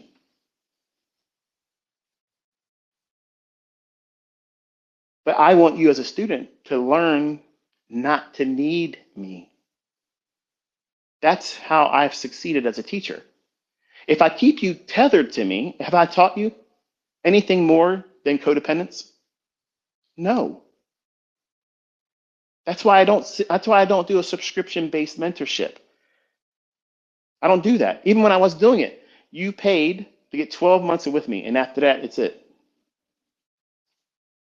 I could have kept these people on lifetime memberships, and they would have been paying it. I could have increased it every year, $100 more, $100 more, $100 more. They would have been gladly paying it. Some of them just for the simple fact that they were part of the community and they weren't even trying to learn. I had lots of people in 2016 that did that very thing. They just wanted to be part of it. Oh, this is worth the admission price. I just want to be able to watch what's going on. How do I know that? Because they never learned how to trade, ever. They never did anything with it. Is that what you're here for? I don't mean that rhetorically. I mean that sincerely. Are you here just to spectate, not learn how to speculate? Are you here just for the show of it all? Because that's what I listen to Patrick Williams for. Because he's funny. Like he's a very natural, funny kind of guy. It's not always the type of humor that's palatable. Sometimes it's a little you know obscene. I'm not talking about the cuss words. Because I can use with those. I can present presentations with those words too. And I repent every time I'm done doing it. But the sexual things and things like that, I don't think that they're necessarily useful. But his change in his character, where he'll be docile for a second and start screaming and dancing around and stomping around. I watch that thing every day now, or he's flipping out and doing push-ups and stuff. That's some funny shit right there. Like that's method acting. That's funny. I mean, I don't care where he comes from. That's funny stuff to me. And the fact that he's willing to do it in front of the world is to me, it's astonishing because it's nuts. Like it's literally nuts. But guess what? Guess what that means? He's got a character. That's his Ric Flair. When Ric Flair, he's the man. To be the man, you got to beat the man. And then when they beat him, they punch him really hard in the ring. He takes 3 steps and then falls right on his face. He's clowning. He's allowing the audience to feel like, yeah, you son of a bitch. I hope that hurts. And he didn't feel anything. He's laughing to the bank because he's performing his role for you, holding your attention. So that way the person he's supposedly wrestling looks good.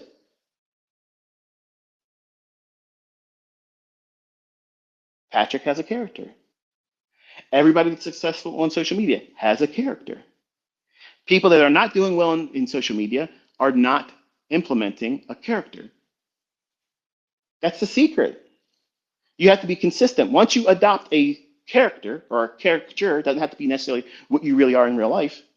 I'm not a braggart in real life, but I play that stone cold in your face brash because I know it pisses people off. It works. It gets people talking. But my best work isn't the rants that I'm cussing and ranting and raving. That's just to break up the monotony of the discussion. Because sometimes I'll talk and it's like I'm falling asleep. I'm falling asleep. My wife said it also. Like your voice is very soothing. I love when you're talking to me because when I'm tired, it relaxes me and I fall asleep easy. I don't get it. I don't like my voice, but I know it works. And when I'm done doing this, I'm going to do sleep aid audiobooks. I'm not, but I'm just trying to be funny. I can make money doing that. Bedtime stories by ICT. But there is something new under the sun every day. There are so many opportunities for you to find what you don't realize or recognize as your future successful self. If you're hanging around people on social media and allowing them to be toxic and constantly dumping on other people, or if they're constantly dumping on you or challenging you, or you're inviting other people to critique your endeavor in wanting to learn how to do this, why would you allow someone that could potentially give you adverse responses, something that's not going to be in agreement with what you went into this learning, hoping to do better in finances? Why would you allow that opportunity for people that may not agree with you, and you allow them the opportunity? So that means you care enough about their opinion. Otherwise, you wouldn't have invited them in the conversation. For them to be able to say something that would be detrimental to your desire to be tenacious.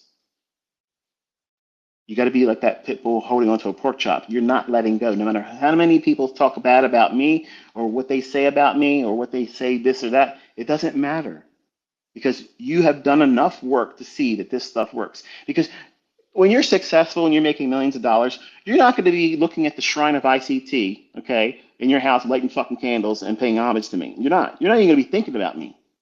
And that's exactly what I want from you. I want you to run, spread your fucking wings and fly. Don't look back. No bird gets kicked out of the nest and says, all right, I'm doing really well flying. Let's go back home and check out mom and dad. They're not doing that. They're not doing that. And that's exactly what I want from all of you. While you're in the nest, sure, you got to be coddled a little bit. You got to be encouraged. One day you're going to be out there flying just like the rest of them. But you're not there yet. But some of you want to run out of the nest and think you're ready to fly when you're not. The only thing you're good at and ready to do is bounce one time, and that's it. You won't survive it. So I hold you in the nest long enough for you to discover your weaknesses, because that's the secret. That's the secret that you don't realize. The things that you view underneath your skin that you won't want to talk about to anybody else, the things that you're afraid of, the real things that you're afraid of, failure. You're afraid of it.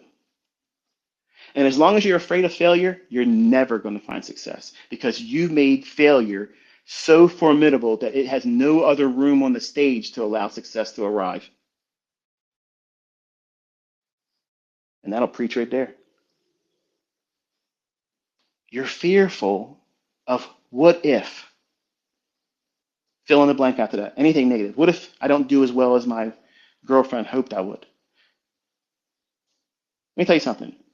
If you've made the mistake of letting your successful traits be seen in the eyes and ear of whoever you're with in a relationship, whether it's a long-term relationship, married, or just recently got together, if you made the mistake of doing that and any progress isn't championed by them, that right there is a red fucking flag.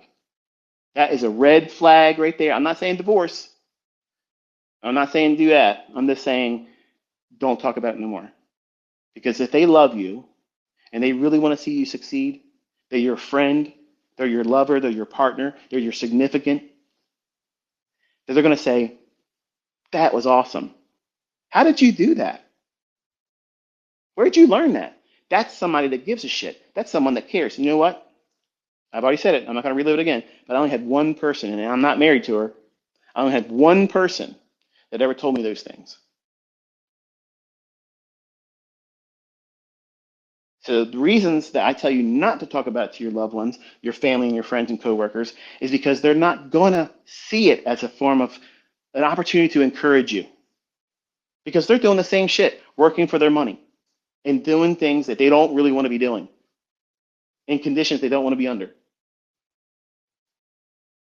They believe there's nothing new under the sun. Those people believe there's nothing new under the sun. But the people that succeed, not just in trading, in everything, they know there's something new under the sun. Look at Elon Musk, this crazy motherfucker. He has rockets that fly and land like you're watching a video in reverse. That to me is fascinating. The little boy in me is fascinated by that. That's wild. That's something new. 200 fucking years ago, we didn't see anything like that. So no, that scripture doesn't encompass everything. There's nothing new under the sun, meaning that people are creatures of habit and they're going to do things that they should not do, and they know they shouldn't do it, but they still do it anyway.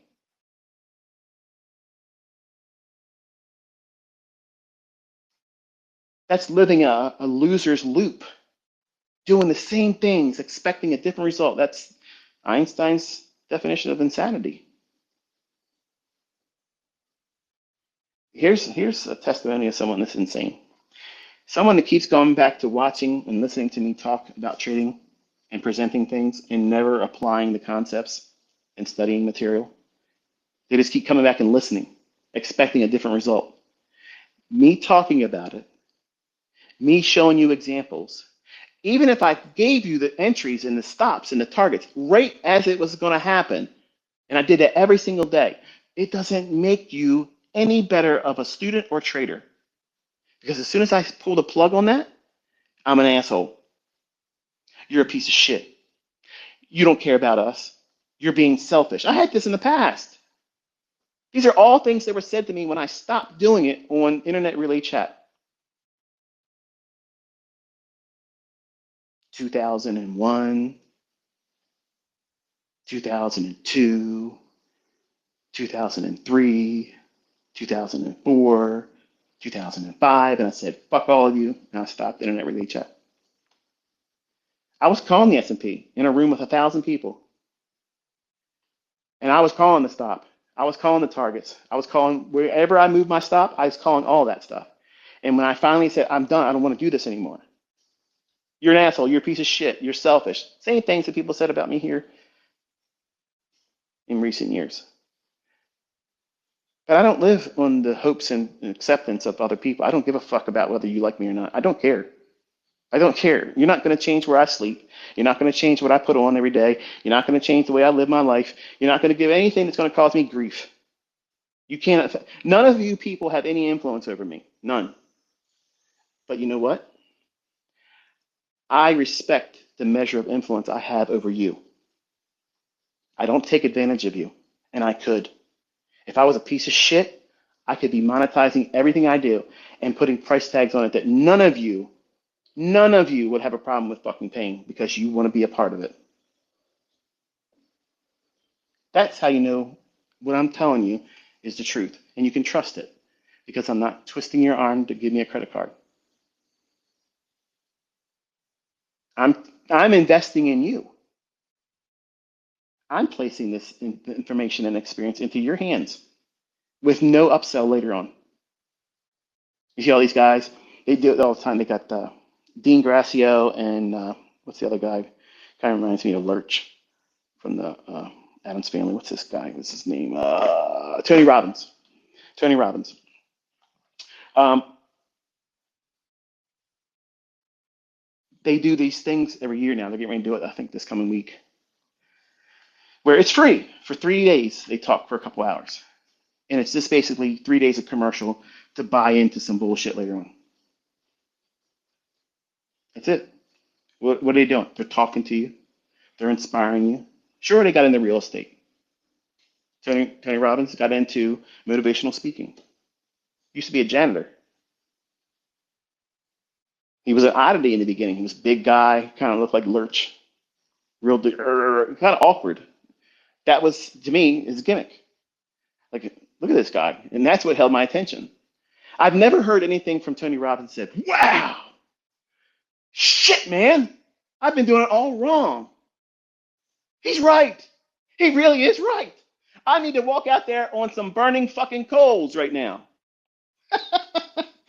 Yeah, not realizing that that's one of the oldest tricks in performance. You can walk across coals, but let's scoot your feet under the coals and walk across them. That won't happen. When you walk on coals like that, as long as they have ash on them, when you walk across it, there's a small little moment of time where you'll feel warmth, but you ain't getting burnt. You stand still, you're burning. So that's like when you watch martial artists and they do a display where they take bricks and they stack them on top of each other, and they have a small little pencil or dowel rod in between them. All you have to do is break the top brick and keep the momentum going. When that brick breaks in the middle, that focused impact on the one beneath it keeps going, and it's a chain reaction that breaks all of them. As long as you keep the momentum going down, you have to be able to break that first one. Or a fraud way of breaking a brick, and these are all things I used to do. I used to go to expositions and tell my friend Sean, I said, look, see how he's holding this brick? He's holding this brick up a quarter of an inch above the edge of the brick it's resting on, and they karate chop it, right? Well, if you raise it up above the edge of the brick that you're using as a base, you're smacking and slapping the brick, and that corner creates the break. So even a child can break a brick like that. But put the brick flat and try to chop it, it won't break. So that you can be a fraud and look like a master, but you can't come out here and call yourself a master and not be able to do it in front of everybody. See, I create these internal wrestling matches in all of you as my audience members. I chose that word specifically because not all of you are students, but you all are members of the audience. And I force the decision on you to decide whether or not, wow, this guy really has something that works. A lot of you now fall in love with ICT concepts because you've seen two men come out there and make a huge amount of money in a very small period of time. What's changed? You watch somebody else in the audience get off their ass and apply themselves and do it. I did not tell any of these individuals what to buy or sell. I didn't tell them when to get in, when to get out, what size contract to trade, period. They did it all by themselves. They used the same material that's exposed to you right now too. What's the difference? Something new under the sun for them. A desire to do it the right way. Stop doing it the wrong way. Stop believing it can't be for them. This world is going to tell you that you're never going to be successful. It's too hard. Don't even try. Just be thankful that you have a good job and you can pay your bills. Folks, that's getting real hard to do. That's getting real hard to do. And what kind of life is that? Is that passionate living? No. Do you wake up in the morning and say to yourself, I'm awake now. Damn it, I got so many opportunities. Let's get out of this bed and let's get it going. Let's go. Chances are, hell the fuck no. I don't need to drink coffee. I don't drink coffee. That shit will cause brain damage, okay? Dementia is the result of what you're doing. Don't believe me. I don't want you to believe me. Do your own research. But coffee leads to onset dementia later on. You drink a lot of it, you're increasing it. You don't need to stimulate yourself like that. If you're passionate about what you're doing every day and you have a principally oriented life, why are you getting out of bed today? Well, for most of you, it's because you have to go to work. Why? Because you have to take care of yourself. You have a family to take care of. You have means to an end to get your ends met. Whatever that job is, whatever that means is, you have to get there on time to keep yourself gainfully employed. You may not be excited about going there or being there or even appreciate the fact that you're gainfully employed, but you should be. You should be thankful that you are right now making your ends meet, even if it's by barely getting it done by your job, because a lot of people don't have that right now. So you're actually doing a lot better than most people, even if you're just working your job. How you think about what your efforts are going to be yielding to you is important.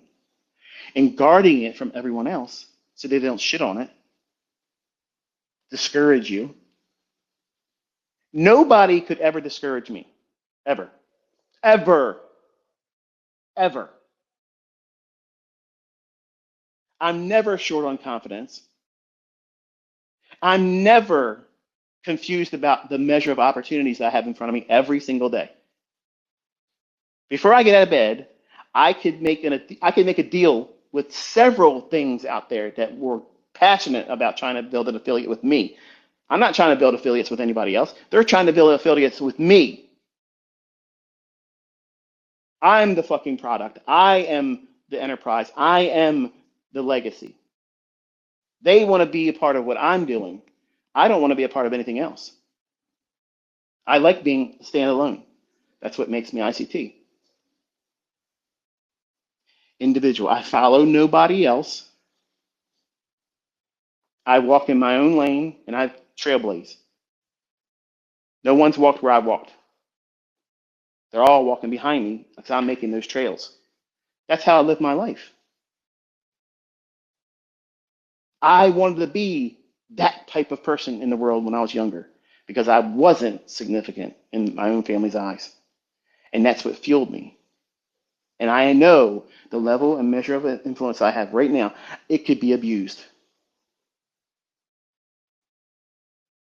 And when I stand in front of the Lord, I'm going to be able to say, I did not take advantage of them.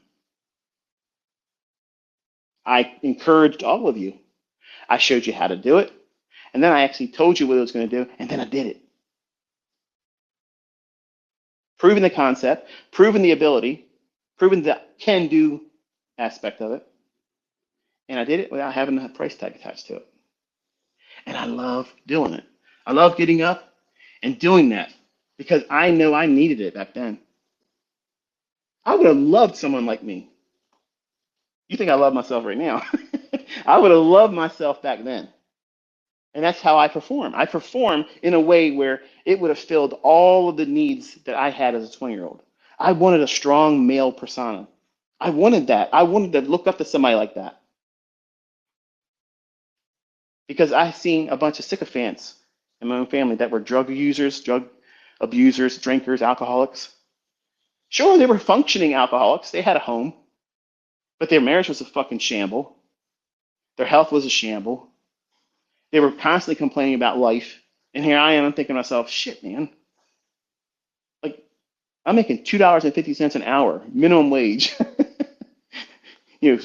rubbing dishes at a deli, trying to get, anybody to give me some advice because I didn't want to be like that. I wanted beyond what I saw in my own family. I was like, I'm not accepting anything less. I was not destined to live that way. I wasn't destined to be like that. I knew it at a young age. I believed it. I believed it before I even knew how I was going to do it. What is that? That's mindset. You have to have a tenacious spirit about this because this is not easy to do. Trading is absolutely easy as shit, but it is not fucking easy to do. And it doesn't sound like it's logical when you hear it, especially if you've never traded before. You're like, this guy's talking out his ass and mouth at the same time. How are you supposed to make sense of what he's talking about? He literally just contradicts everything he just said. And that's how you know someone's never traded before. Because when there's no money on the line and there's no one aware of what you're doing right then and there, and it works in your hands, that is exactly how it's supposed to be. You've not invited anybody else to critique it. You don't have to live up to the expectation. They're never going to be able to tell you, why didn't you buy more? Why didn't you use a smaller stop loss? Why didn't you aim higher? Or why didn't you hold the short longer? That's the devil. That's the accuser that goes right in the mouth of these people. And social media is his playground. And I, many times, like Elijah, I look at all of you false prophets of Baal, and I beg you all, come out here and build an altar, and let's see who knows what. And I slaughter all of you all the time. Some of you won't even take a step. I'm pretty good at trade, but let's just pretend that guy doesn't even exist.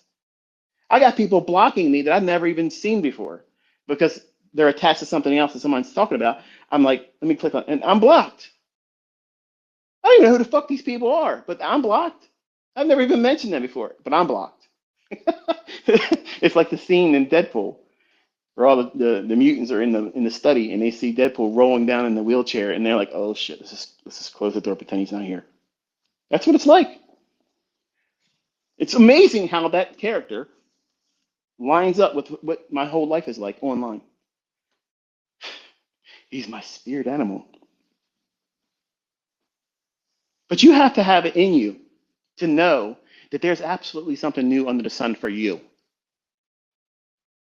And that might just be $1,000 a week. And that's all you ever get to. You know what that means? You succeeded. But you won't look at it like that unless you're making 6 figures a month. Imagine just for a moment, if all you manage to do is find consistency where your comfort level with just managing risk and the frequency of trading only yields you $1,000 net every single week. What happens if that happens to you? For some of you, you're thinking, oh, that's failure, man. That's failure. It's not even worth doing. Really? Really? You're telling me that you walk out your house every fucking day, and on Friday morning, there's $1,000 sitting on the bottom step of your front porch. You're going to curse that? You're going to say, fuck this bullshit. I better not come back out here next Friday and find this $1,000. Somebody's ass is in a sling if I find another $1,000 out here next Friday. You hear me? But that's the equivalent of what you're doing. When you see progress that you see right now and you can't see beyond it. You can't see past that right now. This is the best that you've arrived at. It's a plateau. You can't get past it. Well, what happens if you never get past that? Is that a curse? Are you doing less by doing so? Fuck no. That's a blessing. That's your ends being met. That's grocery fucking money. Maybe even all of the subscription shit that you signed up to every fucking month that you think it's only cheap, but you got 30 of them. And you're spending a fucking car payment and all these little services that you don't need. But you say you don't have money to trade. I blocked this woman. She's, oh, I got to GoFundMe. Come on, let's run it up, guys. If you care, help a G. Come on, man. Help me get an account. Fuck you. Fuck you, woman. Get yourself a fucking job. Get yourself a fucking job and then put your own fucking money in an account. Fucking panhandling people. Unbelievable. Level of entitlement. Get the fuck out of here. You lazy motherfuckers. You lazy motherfuckers. I got no patience and time for people like that. Get the fuck out of here. The people that are going to do it, they're going to do it with their own fucking effort, their own fucking money. They're going to fucking strap down and say, you know what? I got shit around my house I don't need. Let me fucking sell it. I got time on the weekend. I can deliver some fucking pizzas. I can fucking do that. It's not beneath me. I know that when I do this for 3 fucking months, yeah, somebody might see me. It might be fucking embarrassing. It might be a little fucking put down. Oh, look at this guy. I saw him delivering pizza. Haha.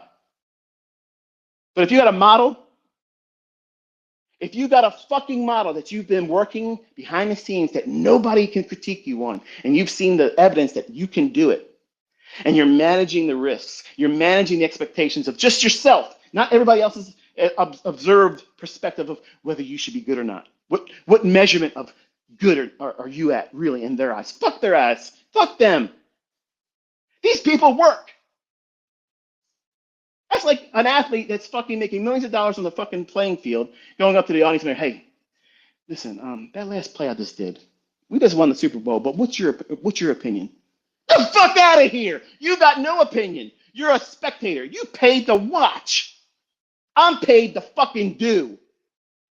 It doesn't matter what none of you fucking think about me. It doesn't matter what they think about you. It does not matter. They can't see past the right now.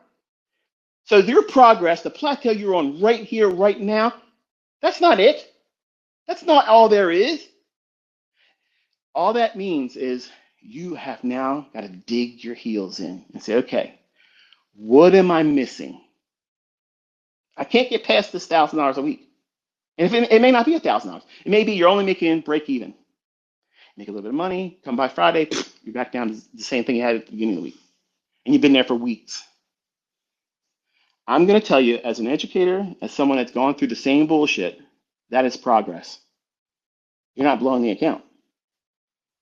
You're not staying in drawdown. But there's a weird state or transition that has to take place there. When you're at break even, that's where you get impatient. because you want to leave it. You want to quickly leave being a break-even trader because you're just sick of it. I got to start seeing money. You are seeing money. You are. You're coming out of those little drawdown, those losing trades. That's progress. There's so many more people out there that can't do that. And you got to accept the fact that that's where you're at for right now until you grow out of it. How long you stay there is dictated by how you think and the actions that you take and the people you invite to critique you at that moment. If you're at break even, the worst thing in the world is for you to go online and say you're a break even trader. What are you doing that for? The wrong reasons. You don't realize it, but you're doing it for the wrong fucking reasons. Nobody's going to come to you and coddle you and hold you by the shoulders and say, honey, listen, Daddy thinks you're going to do so much better than you think right now. Just keep working hard at it, okay? Everything's going to be fine. It's going to be fine. No, I'm not going to tell you that. I'm going to tell you, well done. That's progress because that's good. It's good that you're not blowing the account. But I'm not going to sugar talk and blow smoke up your ass and say, honey, everything's going to be great. You're going to be rich. Because a lot of people are going to stay in that break-even state and then fall victim to impatience because they want to make money real fast. They want to be able to prove to themselves and, more importantly, everybody outside of themselves that they can do this. They've made it a comeback story, like a fucking movie plot. You're the main character. I've done all that stuff before.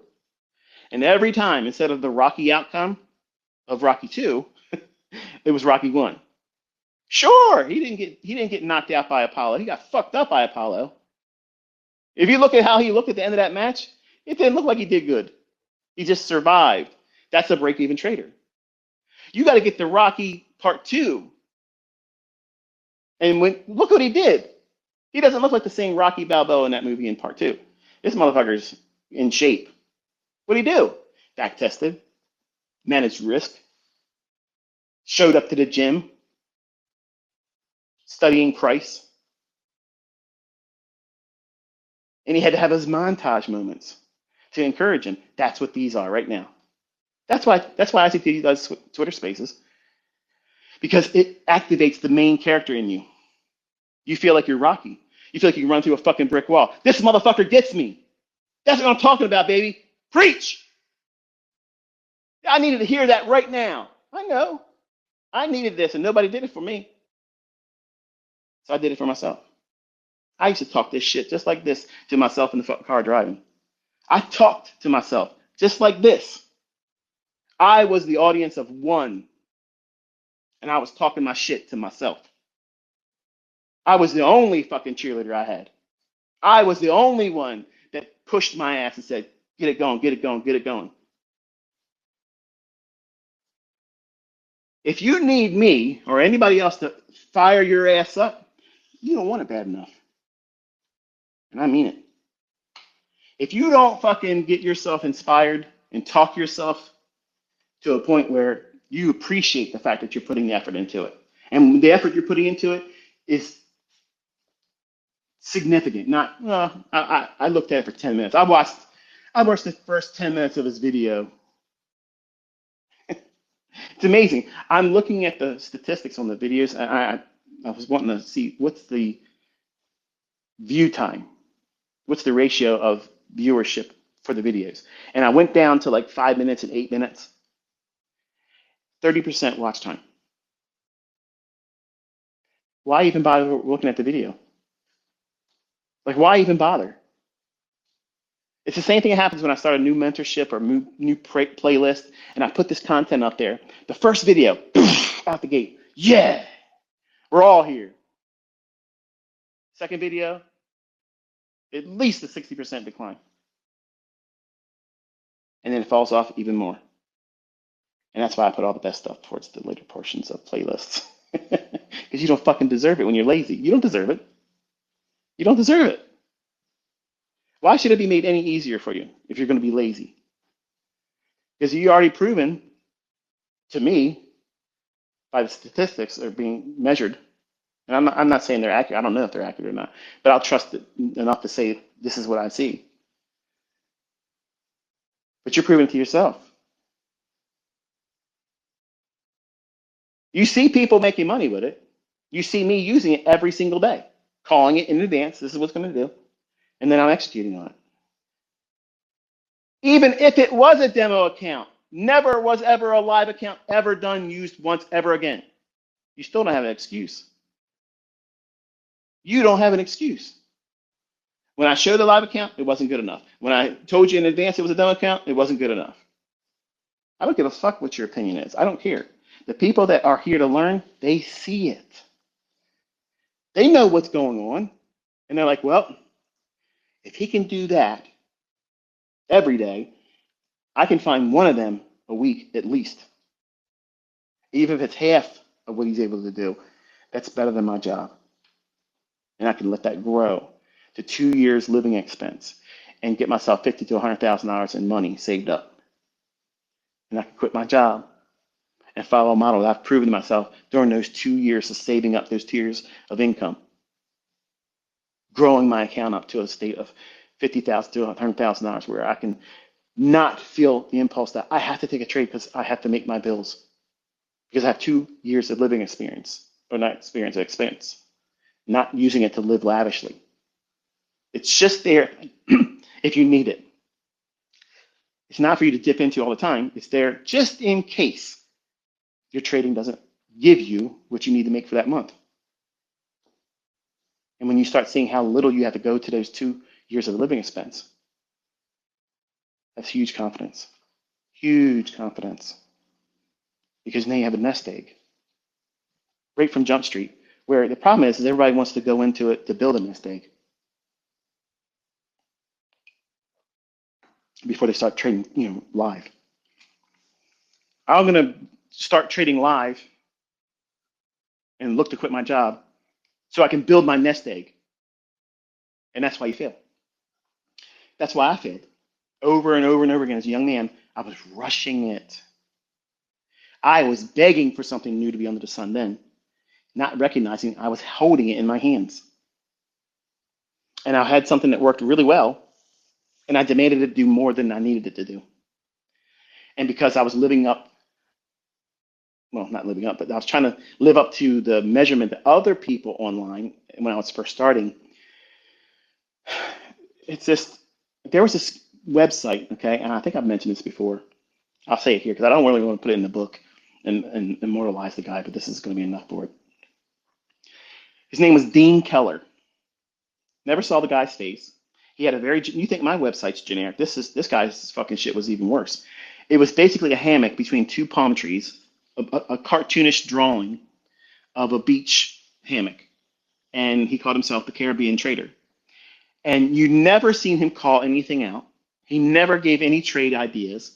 He would always just post that he made like $19,000 on a trade in commodities. And I used to look at that shit and it would piss me off. I'm like, man, this is bullshit. When I was making a couple $100s a day on a very small account trading the grains, that was big for me. That was progress. I mean, we're talking back then where my whole fucking week after taxes, bring home pay, was $285, man. And I was making that sometimes in one day, just trading soybeans or corn. Not every day, but in one day I could make that. And that's huge fucking progress. But when I would read this guy's billboard post or his website post, he would always talk about what he did. And that pissed me off. I'm like, this motherfucker never shows a losing trade. He's always making like annual salaries in his trades. And I couldn't stop going back to watch it like a dog returning back to its vomit. And it bothered me. This motherfucker, faceless piece of shit that never proved he could fucking trade, had that much influence of me as a 20-year-old. And that's why I love the fact that I have that influence over people that love to hate me. They don't even have a valid reason to even hate me, but they do. So I fuck with them all the time. I give them a little bit of bait and let them run their mouth, and then I come up here with a sledgehammer and smash their fucking head in. Hello. Every week is the same fucking show here. The outcome is predetermined. I know what's going to happen. I know what's going to be able to be used by me as a trader. And I know where I'm not going to want to take a trade in. I don't want to take a trade in certain conditions. I teach enough of that to keep you out of the majority of the trouble, but I'm not going to teach you everything about that because then that's me teaching what I'm holding for my kids. There are times when an order block won't be there. There are times when a fair value gap will fucking fail. It will. It will do that. I know when they're going to be likely to see that happen. That's why you see I'm very selective when I'm telling you I'm going to be participating in front of you. And when I participate in front of you, I'm batting 1,000. And that's the track record that matters. Knowing in advance before it happens, and then I'm telling you it's going to do it, and then I do it. You can't fake that, folks. You cannot fucking fake it. When you scroll left and it's the same fucking account, you can't fake that. Sorry if it hurts your fucking feelings. Not sorry. But you have to find a way to motivate yourself beyond me. Because I'm getting old, folks. And I'm going to be real honest with you. It's very hard for me to be inspired to make these fucking videos. Like, I just don't want to do it. I don't want to do it. You know, I look at my family, how my youngest, he's graduated homeschooling now. Like, if I wasn't raising my niece, I'm close to being an empty nester. And all the decisions I made to be ICT are really coming home to roost right now because I look at all the time that I wasted not being dad. If you're not careful, you can do a lot of things living a lifestyle where you think you're entertaining yourself, and you might be, but you're doing things that are going to pale in value when you look back and you say, you know, if I could go back in time, would I have done it the same way? No. Nope. My biggest life lessons I can share with you as someone that's been doing this for 33 years, my best advice, and I mean this so heartedly, is to not live online. Don't make your wishes, your pursuits known to anybody else. You just do it. Never allow someone to be able to critique what your life's passions are and what you're doing while building it up. Think about it in the corporate world. When they have a new idea, remember there's something that's nothing new under the sun, but there's always some new gadget, new thing that everybody wants to buy. So again, that scripture has been misappropriated to many things. It teaches that everybody does the same things by habit, and there's nothing new under the sun. We fall victim to our own selves. And then when you realize that you're doing the same things wrong and you don't make changes, there's nothing new under the sun then. You're going to constantly go right back to where you started and feel like you're living a self-defeated life. When your perspective needs to be changed, like a corporate perspective, when they have a new product or new service, in the board, when they're all talking about how they're going to do it, how they're going to bring it to market, it's hush hush. You cannot talk about it. But sometimes it gets leaked to other companies, and then all of a sudden you see another company spit out their version of it beforehand so they can get ahead of it. Kind of like what all you assholes are doing on Amazon trying to write your books. You're going to look real fucking stupid when mine drop. It's going to fucking be fun. But anyway, the point is, there's always going to be somebody out there that's going to come up with a new way of doing something. It doesn't necessarily mean it's the right way for you. It doesn't mean it's the right way at all. It just means that they're marketing it as such. And in corporate world, it's a hush hush. You need to do the same thing because you incorporated, you, the person, whatever your name is, incorporated. That's your enterprise. Why the fuck are you taking boardroom planning and strategizing and bringing it to the public eye before it's even brought to market yet? You haven't arrived yet. That successful image of who you are as a trader that makes money consistently, you can shit in anybody's fucking palm that says you ain't nothing. Before you're there, why are you giving trade secrets and design plans about yourself? Why are you making it public before that product is realized in you? Why are you doing that? Because that's exactly what you're doing. And that's why 80% of businesses fucking fail, because they don't plan for setbacks. They fucking plan for good only working. It's always the best stuff. And they're not prepared for adversities. They're undercapitalized. and you don't have the mental capital to weather the bullshit that's going to come at you when you're learning and you bring up my name or anything else. I don't give a shit. You could be making money. You come to me, you talk to me about Elliott fucking Wave, supply and demand, Wyckoff, any fucking thing. I'm going to laugh in your fucking face. I'm going to laugh in your fucking face because it's substandard. It pales in comparison to what it is I do and what I'm teaching. Nothing gets closer to perfect, to the tick. Nobody gets better than that. No system is consistent in doing that, but ours. We do that. That's a normal day at the job. That's business as usual around here. Precision Incorporated. That's us. That's fucking us. We're not imitating somebody else. We're not putting a new sticker on a fucking outside and calling it something else.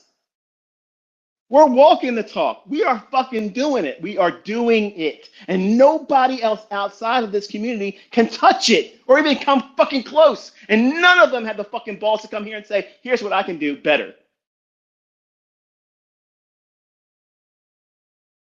Just like Brad Pitt in Troy. Is that all? Is there no one else? Is there no one else? Because I've conquered every fucking school of thought and trading. There ain't a motherfucker out there that can come close to this. Not one. Not one. And you doubt. You're all waiting for a champion that ain't going to come. They ain't going to fucking come. And the whole time you're wasting time. You could do so much better than I did. You could have been faster on your feet than I was. You could have went into this with far less anxiety by thinking how I'm teaching you to think. I didn't have all this stuff, man. I didn't have this. So I know, if I know by living it, and this is what I've learned, these are the proper perspectives. If you apply that to the superiority of what I'm teaching in technical terms, you are fucking impossible to overcome. You can't worry about other people being even close to you then. You're on a different plane of existence, man. It's not even like you're fucking relatable to anybody else. It sounds arrogant. This guy's full of shit. Listen to him. He believes his own bullshit. I'm that same motherfucker that tells you where the price is going, and I'm in it. I don't get it fucking wrong. Unless I want to. Unless I want to. That's that little dig. Oh, he only loses when he wants to. He did that to teach you. You're fucking right, I did that just to teach you. I can show you a loss. I can do that for you. It's no sweat. It's absolutely 100% scripted. I'm staying kayfabe, baby.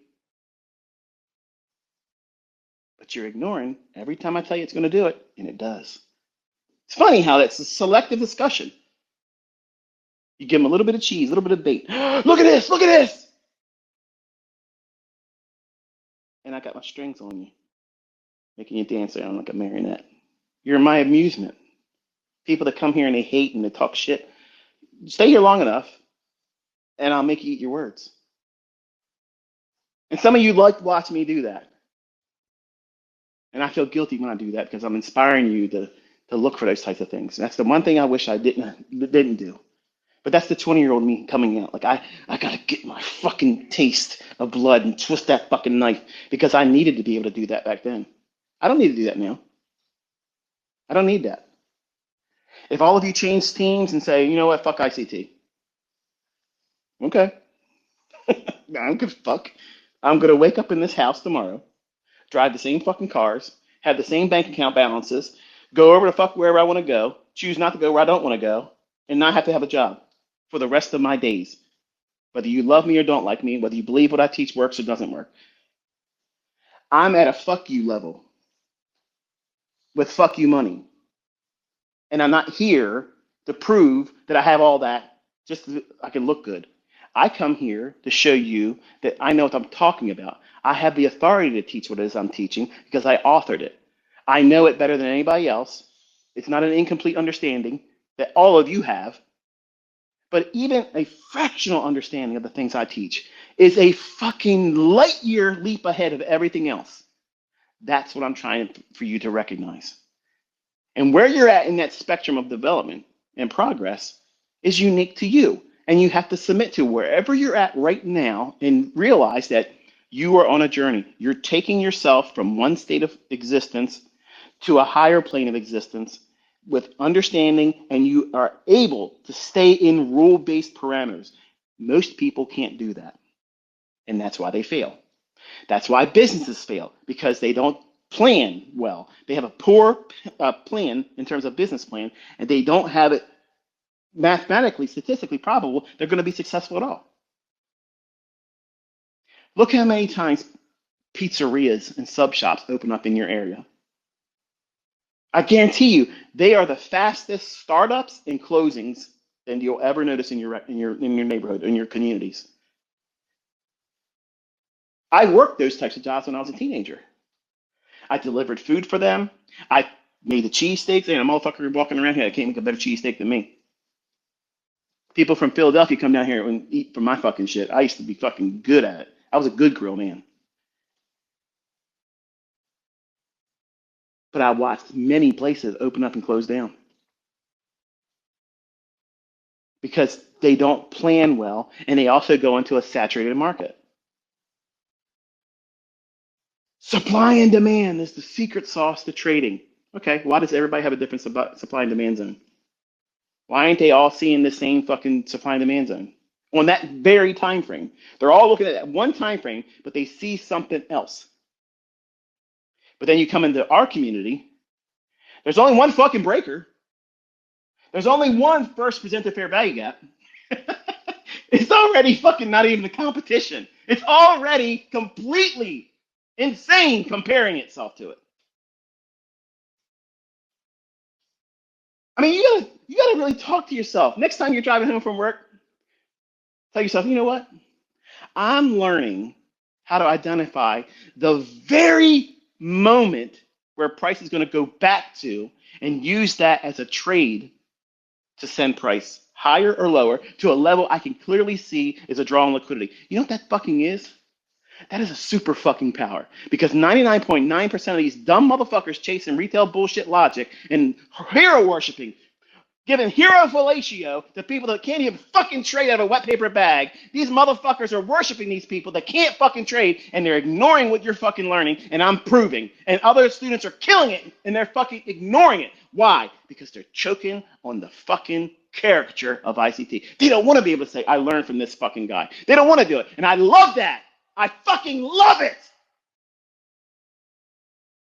Because I've proven that you can't do it without you even making an effort to try. I've killed your fucking spirit just by me talking, let alone coming out here and fucking trying to put something up against it. You're not ready. You can't acquire success with that level of weakness. That is not even beta. It's beneath beta. When you realize what I've placed in your fucking hands, I've given you clarity. I've given you principle-based procedures and things that you're looking for, and only looking for it only. Filtering out all of the bullshit that they call noise. It's transferable knowledge, folks. You can't escape that now. It's undeniable. It would hold up in a court of law that this is transferable knowledge. It works. People see it all over the place. Why do you think they want to make the change of the trading hours and do away with that break? Because it's been revealed now. That's not them changing the algorithm. That's just them trying to evolve above what I'm teaching. But they can't evolve beyond what I got. I got the source fucking code. How are you gonna do that? You can't. Sure, you can make 24 hours trading. Nothing's gonna change. That same reference in time, even though price is still gonna trade, they're still gonna use those reference points. That's part of the algorithm. But see, the people that talk about algorithm, they don't know that. They don't know what the fuck they're talking about. They're blowing smoke out their ass. Oh yeah, I got the most powerful fucking algorithm in the world now. No, you don't. You didn't make $150,000 or almost $150,000 this week. You didn't, so shut the fuck up. Sit down. Sell your mentorship. Sell the mentorship.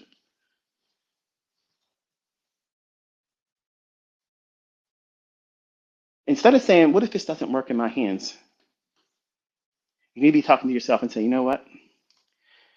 What's it going to be like when I wake up and I know that it isn't a dream? I know what I'm doing and I've been consistent and I don't have any fear of it not working in the future, even if I have a couple losing trades in the future. How are you going to react to that? Have you spent any time considering what it's going to feel like for you when you know that you have been doing it the same way consistently and it keeps yielding itself to you? I guarantee you haven't thought about it like that. I guarantee you have not thought like that.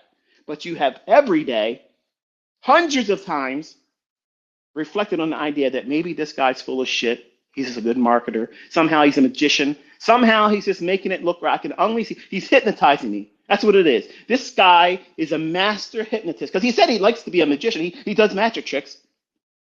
And by the way, Trades by Matt just posted he's going to be doing poker games. I was tempted to do a skit. I might do it later today. I know how to card count, and I also know how to rump a deck, and I'll show it to you. I'll show I'll show it to you, and I can't wait to be invited. I can't wait to deal because I'm going in heavy-handed on every hand I'm dealing, and I promise you, I'll leave a little bit on the table for you, but I'm going to win the most. It's hard for me to get a card game. People that know me, they don't want to play cards with me, and you'll see fucking why. You'll see why. But I view trading the same way. I learned how to be a card counter. I learned how to stack the fucking deck in my fucking favor. I know how to give the other players a hand that they're going to put money behind, but my hand's going to be better. Now think about it. Say you knew those concepts to be able to do that. That sets you apart, doesn't it? Why would you want to teach everything you know? You never would. You would never teach everything. But I can teach you how to stack a deck, how to run a hand up, and I could do false shuffles. You think this deck is being shuffled? It's not. I can let you shuffle the deck. And as soon as I get it back in my hands, it's back in the deck order I want it to be in. Sounds crazy, right? But it's all management, a card mechanic. And that's why people that know how to beat the casinos are not allowed to stay there. That's why you have to lose some. When you're in your brokerage account and you know you can do really, really well, and you see sometimes your broker start fucking with you, a lot of misquotes, requotes, requotes, requotes, that's them trying to fuck your shit up. When I see that, I take a couple days off of trading. They don't get to have the opportunity to make commissions off me. And then when I come back, I'll throw a loss or two in there and then go right back to the way it was. You have to manage that kind of stuff, folks. I know it sounds like, look, this guy just said he loses on purpose to trick his broker. You don't trade the same as I do. None of you fucking people do. None of you people do what I do. None of you. So when you get fucked with, you have to compensate, hurt them a little bit. I see what you're doing, and you're making commissions off of what I'm doing. So I'll slow the fucking roll down. Done. You remind them that they are a middleman, that you could pick another middleman. You don't have to clear your trades through any one particular broker. And all of them suck. You always ask me, can you recommend a broker? No, because they're all fucking thieves, they're assholes, and they're pieces of shit. And when they can, they will fuck you deep and long. How's that work for you? So all the brokerage firms that always come out to me and they always say, hey, look, listen, I could be making the most fucking money right now just from some of the deals that have been offered to me. I'm not going to do those things. I'm not going to do it. As soon as you see anything affiliate next to my name, I've lost all credibility. That means I'm not rich. That means I need people's money. That means I need an affiliate deal. It means I have to have this partnership or I can't exist. And that also means that my opinion about something, specifically that item or service, is paid for. So how could you trust it? You can't. So I'm organic as there is, and there ain't nobody like me. You can't pay for my fucking testimonial. You can't buy my way out of a bad opinion of your service. If I like it, I like it. If I like what you're doing, I mean it. If I don't like something, I don't like something. And that's an opportunity for you to improve your service. That's how I would interpret it. But you spend more time worrying about staying in this loop of losing. You stay in this loop of never seeing progress. And if you don't journal, you're never going to recognize progress. You're never going. How about that for insanity? If you are not measuring your KPIs, key performance indicators, what are you doing every day consistently, and how are the results yielding itself to you? Are you measuring anything like that? I'm not talking about, oh, I demo. What the fuck are you doing? Just pushing buttons. That doesn't mean shit. What are you doing at a very specific time with a very specific candle? How much time have you spent with the first presenter for everybody got? How many times did you look back over old data in the Dow? I don't trade the Dow. You said the Dow sucks. Right. Go back through it anyway. Go back through the S&P. Go back through the NASDAQ. How many times have you studied the first presenter for everybody got between 1:30 p.m. and 2 p.m. Eastern time? How does it yield price, higher or lower, over the next 3 days? What? Mm-hmm. Mm-hmm. Yep. Folks, there's so many things to mine and learn from. I've given you all the things you would ever need, where to look for the answers to the questions that's ever going to pop up. I taught in a way where I have already factored in all the questions that you are going to ask or want answers to right now that haven't got to the video part where it says, this is what I do this for. I've covered everything. I've covered all of it. But you're not patient enough to go through the content. You want a straightforward here. Save me some time and get me this answer. And as soon as you get that answer, it's going to open up more questions. And you're going to be like, find me a shortcut to get the answers to all these other things. Who's doing the work there? Not you. So you're not going to appreciate the epiphany, that moment where you're like, oh, wow, that happened in my own hands. That's why I teach like that magician you thought I was talking about earlier, Paul Harris. Like you brought him up, and what the hell was all that about? His interview, when the guy was interviewing him, he said, what is the thing you love most about performing? And he goes, I love dividing my audience.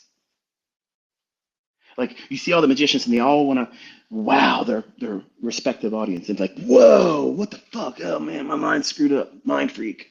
Are you ready? He got bored with that. Because obviously a world-class magician, you know, sleight of hands and you can do some wonderful things and make the audience suspend their belief about the reality they just observed in your hands or in their own hands. So he started playfully working with his audience, and he would sometimes look to offend at minimum half of them. And then it was like his job, the entertainment factor for him was if he can win them back over as, supportive audience members by the end of the show. And to me, it didn't make any sense. When I first heard it, I'm like, what a dick. Like, what a real asshole. If I paid to go watch this guy and I only liked half the show and the other half of the show left me pissed off and I didn't like him, I thought he was an asshole. Like, I'll be like, this is a terrible experience. Sure, he's a good magician, but he's an asshole. I adopted that as ICT. I openly welcome the idea that at least half of you are going to hate my persona. You're going to hate the fucking character that I'm presenting. That's not me, but it's part of the marketing strategy I use to get you talking. Because if you're talking, even if you're complaining and you're never here to learn, you worked for me. You brought people's curiosity here, and I never had to pay an advertisement for that. And I'm the most followed person in mentoring. I'm the most person, well, not most person, I'm the person that's most willing to give you free time, teachings, and I walk it. I don't talk it. I walk it, talk it, teach it, predict it, deliver it. And nothing comes close. There's nothing comes close to what we do. Not one fucking thing comes close to this. So what I've done over the years is I take my audience, and when they get comfortable, I cause discomfort. and it keeps things fresh. I challenge your perspective of what it is you've witnessed and what you've done in your own hands. I've watched people flip-flop. They come here, yeah, this is the greatest thing in the fucking world. They can't make money with it. Or they see me do something or not do something. They're like, fuck this guy, he's a piece of shit. Blah, blah, blah, blah, blah. But they're still teaching or talking about everything I've taught. And then all of a sudden I do something, I present a new playlist. Or I come out and I start calling the market live. And then I'm like, whoa, he's the fucking Superman again. What do you know? It's ICT. ICT doing ICT things. I see you when you do that. And that's beta level bullshit. You're a fair weather student. That means you're swayed by public perspective and opinion. You're not where you should be. You shouldn't even be following me. If you know what you're doing, you're trading, you shouldn't even be looking at my fucking posts. You shouldn't be looking at my fucking videos. You shouldn't be listening to me. I'm talking to an audience that's finding their way still. Once you arrive, once you follow the logic that gets you where you need to be at, you're not watching my shit no more. Doesn't mean I'm not teaching stuff that doesn't work. It just means that you have arrived. You ain't got time for ICT. I ain't got time for him, man. He can talk and talk and talk. I got shit to do.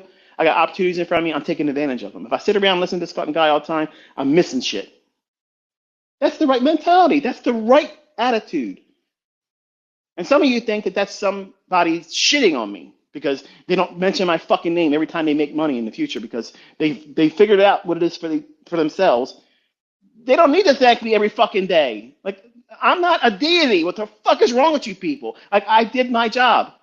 I provided for them. I taught them. I coached them. They found their fucking way. They thanked me. They went on and they did their own fucking thing. That's exactly what you're supposed to be fucking doing here. It's not fucking betrayal. It's not, oh, you're a piece of shit. You're not respective of the mentor. The mentor. That's fucking weird, man. That is some weird shit. The mentor. Like I'm the the Aya fucking Tola of smart money concepts. Like there's no higher than me, right? It's weird, man. Your only job is to come here, endure the bullshit I put you through, because that's exactly what trading is going to be like. That's exactly what it's like. You're going to have all this hopes and dreams about how you're going to take this winning trade today, and you got to watch all this bullshit price action. And then finally, you've waited, and the money shot comes. That little pieces of the long drawn out presentation, I'm dropping those gems. I'm telling you what it is that, yeah, finally I listen to all this bullshit. All of my fucking students have said this about me. All of them. He talks too much. I'm doing two things. Number one, I'm hiding it from lazy motherfuckers that don't deserve it. And two, I'm conditioning you. For the people that want it right now and easy, because it's not going to be like that. It's not going to be like that, folks. You're going to have to work a lot, study a lot, go through a lot of hardships and doubting and second guessing yourself. And I'm teaching you that that's normal. And if I didn't believe this shit, if I knew that this didn't work in other people's hands, I wouldn't waste all this time making no money off of wasting time. Why am I here? Why am I here right now? Why am I here on Saturdays when I show up and do this kind of stuff? Don't I have better things to fucking do? You're damn right I do.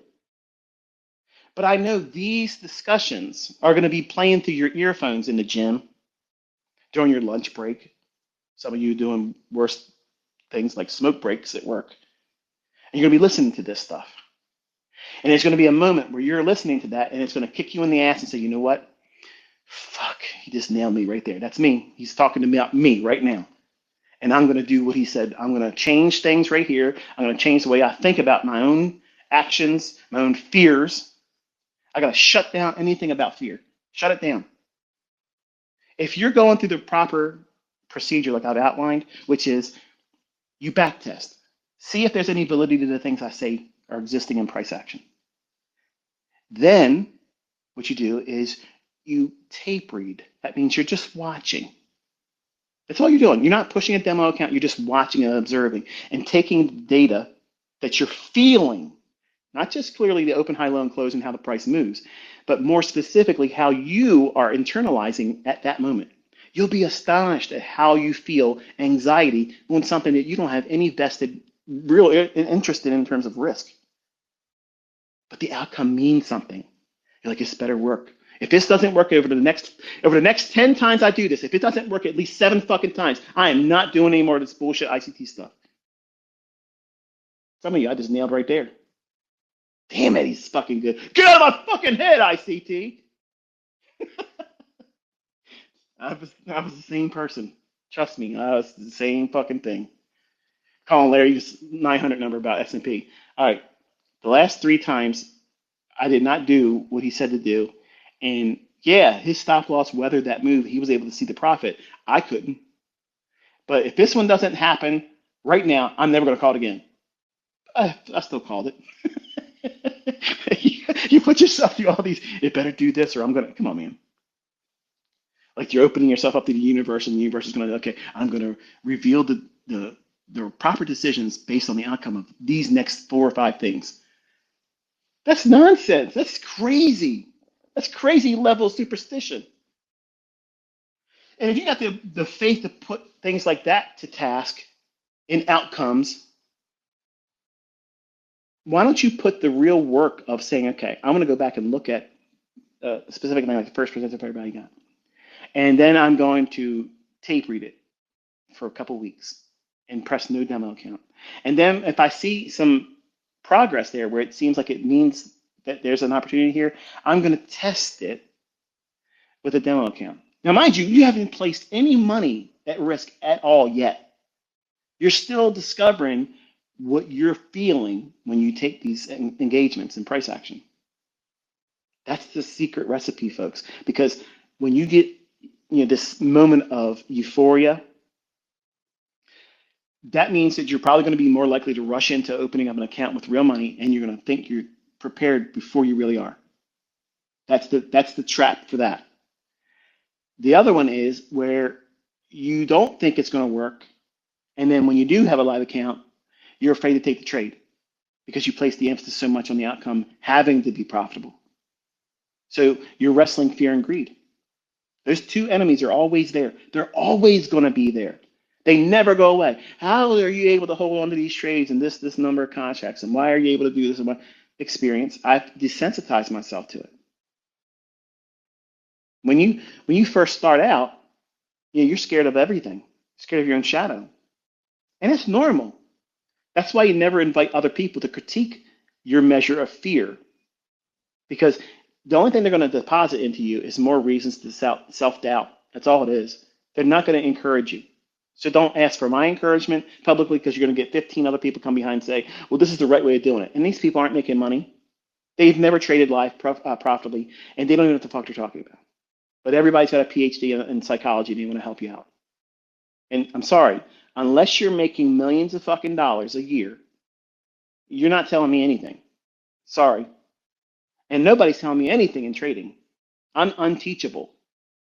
I'm unteachable. They have an expression where you need to be unemployable. I'm unteachable.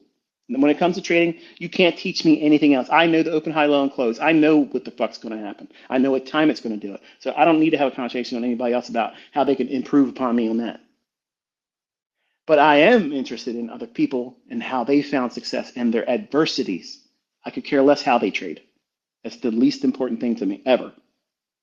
But what they endure is important to me because that teaches a whole lot more about a person's tenacity and desire to overcome, which is an ingrained natural tenet to all consistently profitable traders. If you don't have that trait in you or can't develop it, you're doomed. It doesn't matter if you trade my shit or anybody else's. It does not fucking matter. You have to have that characteristic within you. And I teach you in a manner that helps cultivate that. And it's not an overnight progress. It's not a transition from the lowest, meekest, self-doubting person to all of a sudden now you're the fucking conqueror of the world. Kroll the conqueror. It's going to be a whole lot of fighting with yourself internally. You're going to wrestle with things. Why did I keep doing that? Why do I think that? Why am I afraid of those things? Why am I allowing this person's opinion about what it is I'm doing have any impact over me? Why did I second guess myself?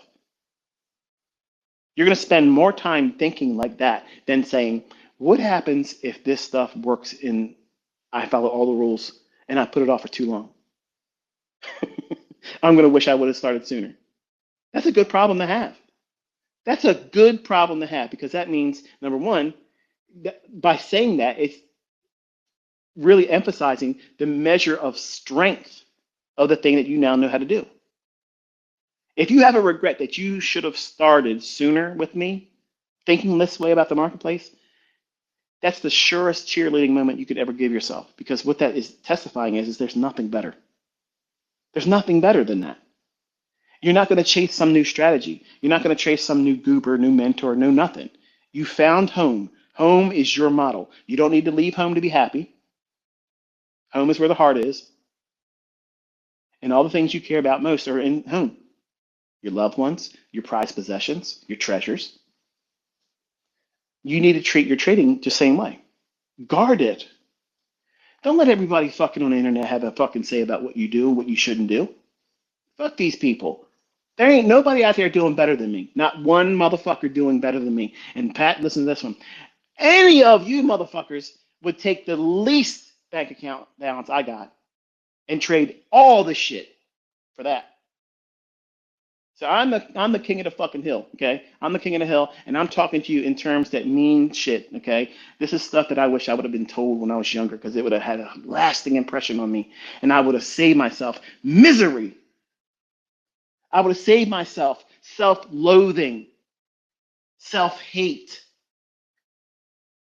depression, anguish, and lots of motherfucking money chasing a outcome in a trade to replace feelings I've had, emotions I'm feeling and going through. I would try to remedy the things I'm enduring in my real world outside of charts. I needed to have a winning trade to make myself feel good. And no matter how much I made, it wasn't good enough. I felt like it didn't help. It didn't help. Let me go in and trade another one. Not because there's a trade set up there, but because I want to dull the pain of my existence. That right there nailed most of you. You're not trading to be better and be a better provider for yourself. You're trading to be more significant in the eyes of others. And if you start trading that way, you're fucked. You're fucked. You've lost the plot. Because you're going to see every opportunity for you to come out in a montage moment, a Rocky Part 2 outcome, when you're stuck in the prequel, Part 1, where he gets his ass beat and just barely survives. But because you go home and see all the bruises and swelling, fuck, the trading, this isn't working out for me as fast as I wanted it to. I'm just going to tell Mickey I quit. Mickey's his coach, by the way, his boxing coach in the movie. If you didn't see it, it's a good movie. Go watch it. But the self-defeating characteristics that we have as humans, it's really easy to tap into that as a developing trader and see that it's not worth the trouble. It's not worth the trouble. It's easy to talk yourself out of it because it isn't an immediate gratification. It takes a lot of effort, a lot of work, and you're deferring a lot of what you believe should be right away success. Losing sight of everybody outside of trading, everything they've ever done, ever, that becomes wildly successful. It didn't happen overnight for them. Look at Jeff Bezos. This fucking guy, the same time I'm watching Larry Williams VHS tapes about how, everything is useful to him, I'm subscribing to it all. I'm watching them every day, watching them. In 1995, Jeff Bezos is in his fucking garage with an Amazon sign hanging off of a makeshift little desk, and he's trying to build his empire. Anybody watching that man doing that way is probably looking and saying, "What a fucking clown! What a goober! What a goober that guy!" Amazon. Now everybody's fucking shopped from Amazon. Everybody's bought something. He's made money off of all of us. Trust me, my wife has made sure of it. But now he looks like a fucking super villain, like a super Bond villain. He's accepted baldness, shaved his fucking head. He's taking tests. He's fucking working out. He's fucking super villain, right? He's the Lex Luthor we deserved. Modest beginnings. Look how long it took for Amazon to kick off. It didn't happen overnight.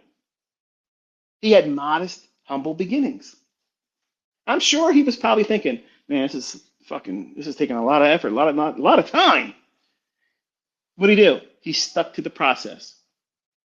Now, there ain't a motherfucker in the world that doesn't recognize who he is or his company. So when you feel like you've been doing it enough, I should have had success by now. What you're feeling is what everybody in the process of finding success goes through.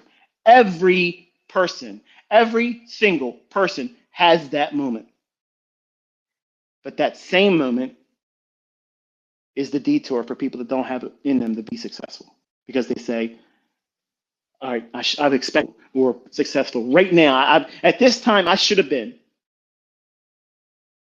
And those that know what they're doing and they have a model that works are honest with themselves. It's okay. The only thing holding me back is me, because I have something that works.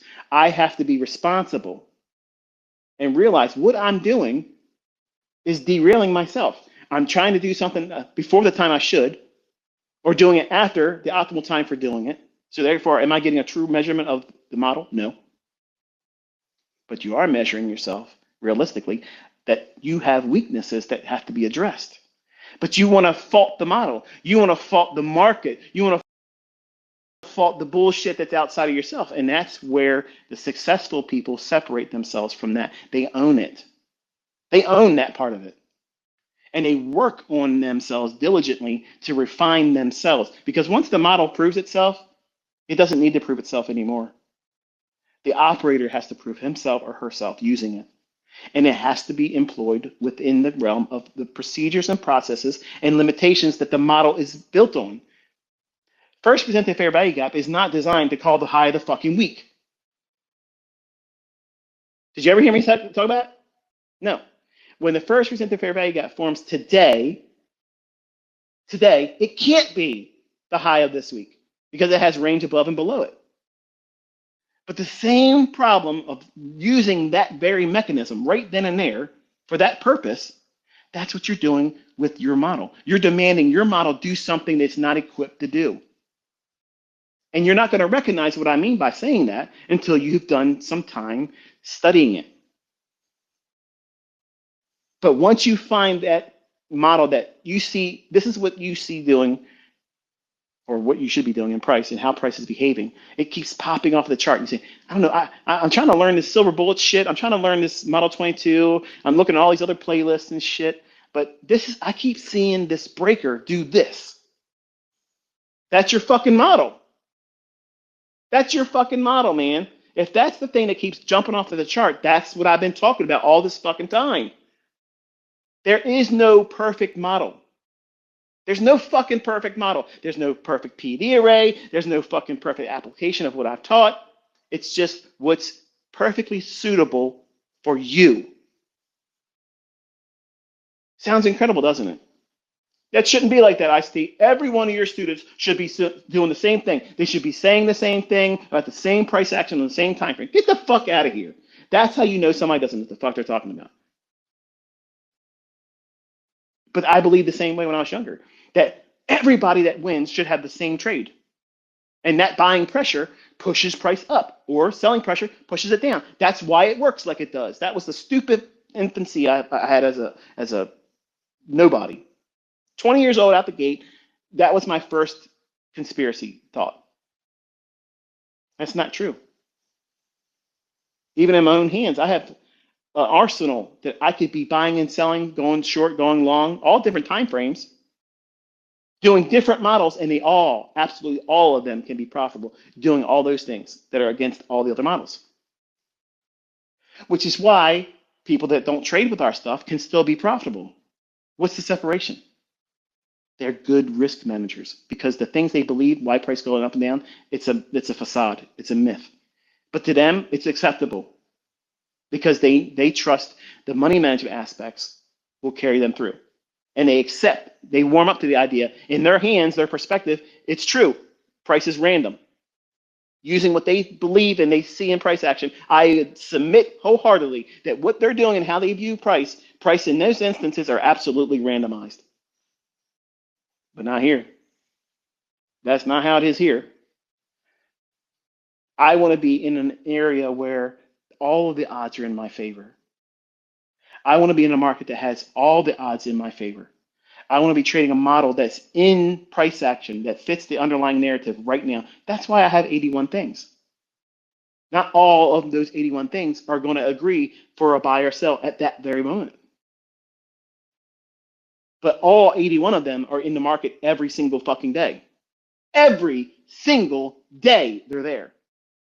This guy's always got an excuse for why. You're fucking right, I do. You're right, I do. Wonderful observation skills you've got there. Absolutely stunning. The fucking obvious. But you don't need to be super mutant level like I was. I compensated for an extreme weakness. I was afraid I was going to miss the entries. I built it up in my head that I had to have the perfect entry. So my skill was honed on looking for perfect entries. That's why I can go in and execute at very precise levels because my whole life was focused on the pursuit of that. Think about it. That's what you're seeing the fruits of. Where's my weakness? My exits. And it'll always be that way. I've accepted as a 53-year-old man, soon to be in August, I've accepted the fact that what I do is still so fucking beyond the range of normal with everyone else that I'm still light years ahead of everything else. So my exits can be less stunning in my own eyes. But to all of you, you would love to have a 0.25% of what it is I'm doing. And that's okay. That's good. That's a realistic aim.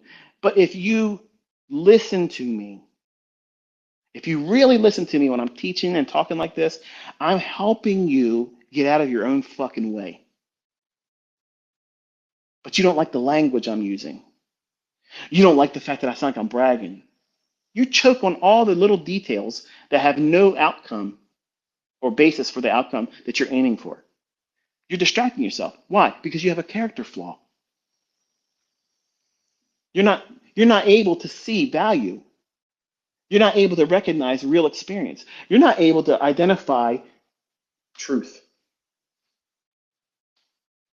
And I veil that in a lot of long discussions that all are helpful. But the truth is, you're not prepared to endure it. You want it easy. You want it, I'm in front of the charts. It's going to happen for me right now. Nobody's going to teach you better than I have when an opportunity is going to be there. You have never seen a motherfucker any time using any discipline that's going to tell you the time the trade's going to form. I was the first one to walk out there and do that shit. I was the first one to do that shit. 1996. This is when your trades form. Look at this range, this open, high, low, close, because back then that's what it was. It wasn't candles. Go and look at Street Smart's book, if you own it. Open up Short-Term Secrets to Long-Term Success or Long-Term Trading or whatever, something like that. I'm probably butchering the shit out of Larry's book, but you'll know what I'm talking about. Look at the candles or the open, high, low, and close and view them as a candlestick. None of those authors are making mention of that. But price is going right to them, halfway, stopping, going right down, and running to pools of liquidity. And none of those books, not anything in the past, was talking about that shit. Not one fucking book was doing it. But when I was looking at those books, that's what I was seeing. That's when that voice would say, look here. Look here. Look here. Look what it did there. Pay attention to this. It wasn't a conversation like I'm having with you. It was very short little unctions. A little bit of sometimes it was my own conscious voice, and sometimes it was a voice that I've never heard sound like anything else. But it's always been an encouraging voice. And I attribute that to the Holy Spirit. That's, you know, I don't care what you believe, but that's what I believe. And when I submitted myself to it, it was always right. Now, I'll leave that to you as to what you think it means, but I'm not perfect. But this voice was. And when I come out and I try to encourage you, I want you to know that I wrestled with that same stuff and more. Like you go to work and you're a functioning employee, I would have anxiety attacks at my jobs. I would go to the bathroom. I would pretend I had an upset stomach when I didn't, just to go home. I would run from responsibilities. I would hide from responsibilities because I was wrestling with anxiety, which turned into agoraphobia. And that form of anxiety manifests itself in traders early on, and they don't recognize it. They hide it by resetting their account or resetting their funded account challenges, talking nothing about what they just endured, but making no effort to change what they just endured. They're the problem.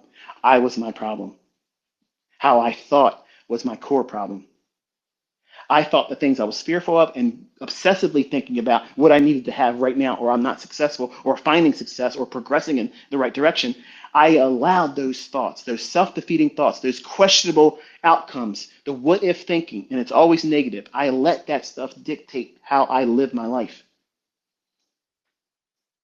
And I invited fear to grip me and hold me in a death grip and choke me out every single day. And to the point, my whole existence was my bedroom. And I got fearful of even looking at the markets or charts. I had anxiety attacks about putting on what we know as CNBC now. I didn't want to hear what the price was doing. I was having anxiety attacks, and I wasn't even in trades anymore. In between accounts that were blown, I'm having an anxiety attack about a trade I'm not even in. What if it goes up there and I was right the whole time and I didn't do anything about it? That's next level misery. Let's call it what it is. Like that's misery. And if you don't correct that, even when you do find success, success isn't enough. So you get comfortable with taking stupid risks because the adrenaline rush of doing that compensates for the pain for not accepting the fact that you make bad mistakes or you mess it up in terms of your progress and you second guess yourself. That's what I think, honestly, Jesse Livermore did. I think he realized that he just had a flash in the pan run of luck and he was experiencing the shit in his hands that he couldn't make it work and said, fuck it. I can't accept it anymore. I don't want to go through this pain anymore and blow his brains out. And you all champion that guy. He suffered from mental illness. I feigned a mental illness so that way it's part of my character online. I am not, absolutely not bipolar. I have no mental illness. Some of you that talk that shit, you bought everything I've ever done as a character online. I own you. I should get the Academy fucking award. You believe everything I put out there and showed myself as a character. That's wonderful. Thank you for the compliment. But it's funny how people look at these giants in the industry and they all have character flaws, huge character flaws, but you champion them. I'm team Gann. I'm team White Cloth. I'm team whatever the fuck anybody else talks about. And you don't know these people. You don't know what they wrestled with. You don't know. Just like nobody should know what you're going through. Don't give them what you fear most. Don't put that out there in the ether. Because the devil is like the lion that roams the earth, seeking whom he may devour. And if you lay down a fear, make it known, you made his job easy. You made his job easy. He don't even need to do that. He could just send a minion and torment you. You could be tormented by a spirit of torment, and that spirit constantly digs at you, and you set a table at your home for it every day and don't even realize it. You set up an altar in your mind, worshiping it, giving it homage. That, hey, you're right. I'm never going to get it good at this. I'm never going to be successful. Why should I bother? It's normal for me to feel like this. It's normal for me to wake up and feel anxiety. The day I wake up and I don't feel anxious, Something's broken. Something's wrong. That's not normal for me not to feel anxious. That's how I lived my life in my 20s and early 30s. Even making money, I lived like that. Think about that. That's not healthy, happy living. That's me regretting that I didn't do the right things and change myself sooner and living in yesterday, wishing I did it differently. You can't live like that, folks. You can't live like that and have a healthy outlook on your own progress. You won't recognize it. So you have to be your best cheerleader. You have to guard yourself from anybody else's influence. Look what the devil does. That's his job. He's the accuser. And you're literally going on social media among devils, hateful people that hate their life. They don't want to see anybody succeed. And you're literally putting out there your weaknesses, the things that you struggle with. And you're wondering why things get worse. You regret, oh, I wish I never would have said that. Right. If you just would have listened to me, all of us have fears and what of thinking. Can I be honest with you and share some of them with you about my own? Can I do that? Would you be interested in hearing that? Would you be interested in knowing what I'm fearful of? Here's my fear, okay? And it's not a soul crushing fear. It's just it is what it is. I'll tell you. I spent thousands of hours making the content that I've made to pretty much guarantee if God chose to take me out before the rapture, before I think I'm going to reach a specific age, and He just says it's time for you to go. You're done. You're done, and you're coming home. If I didn't lay down this compendium of perspective, teaching, logic, not just in the charts, but how you're supposed to think, my fear is that my children will never arrive at what I know they can be. I have what I am is I'm enigma. I am it. I'm the algorithm. I am it.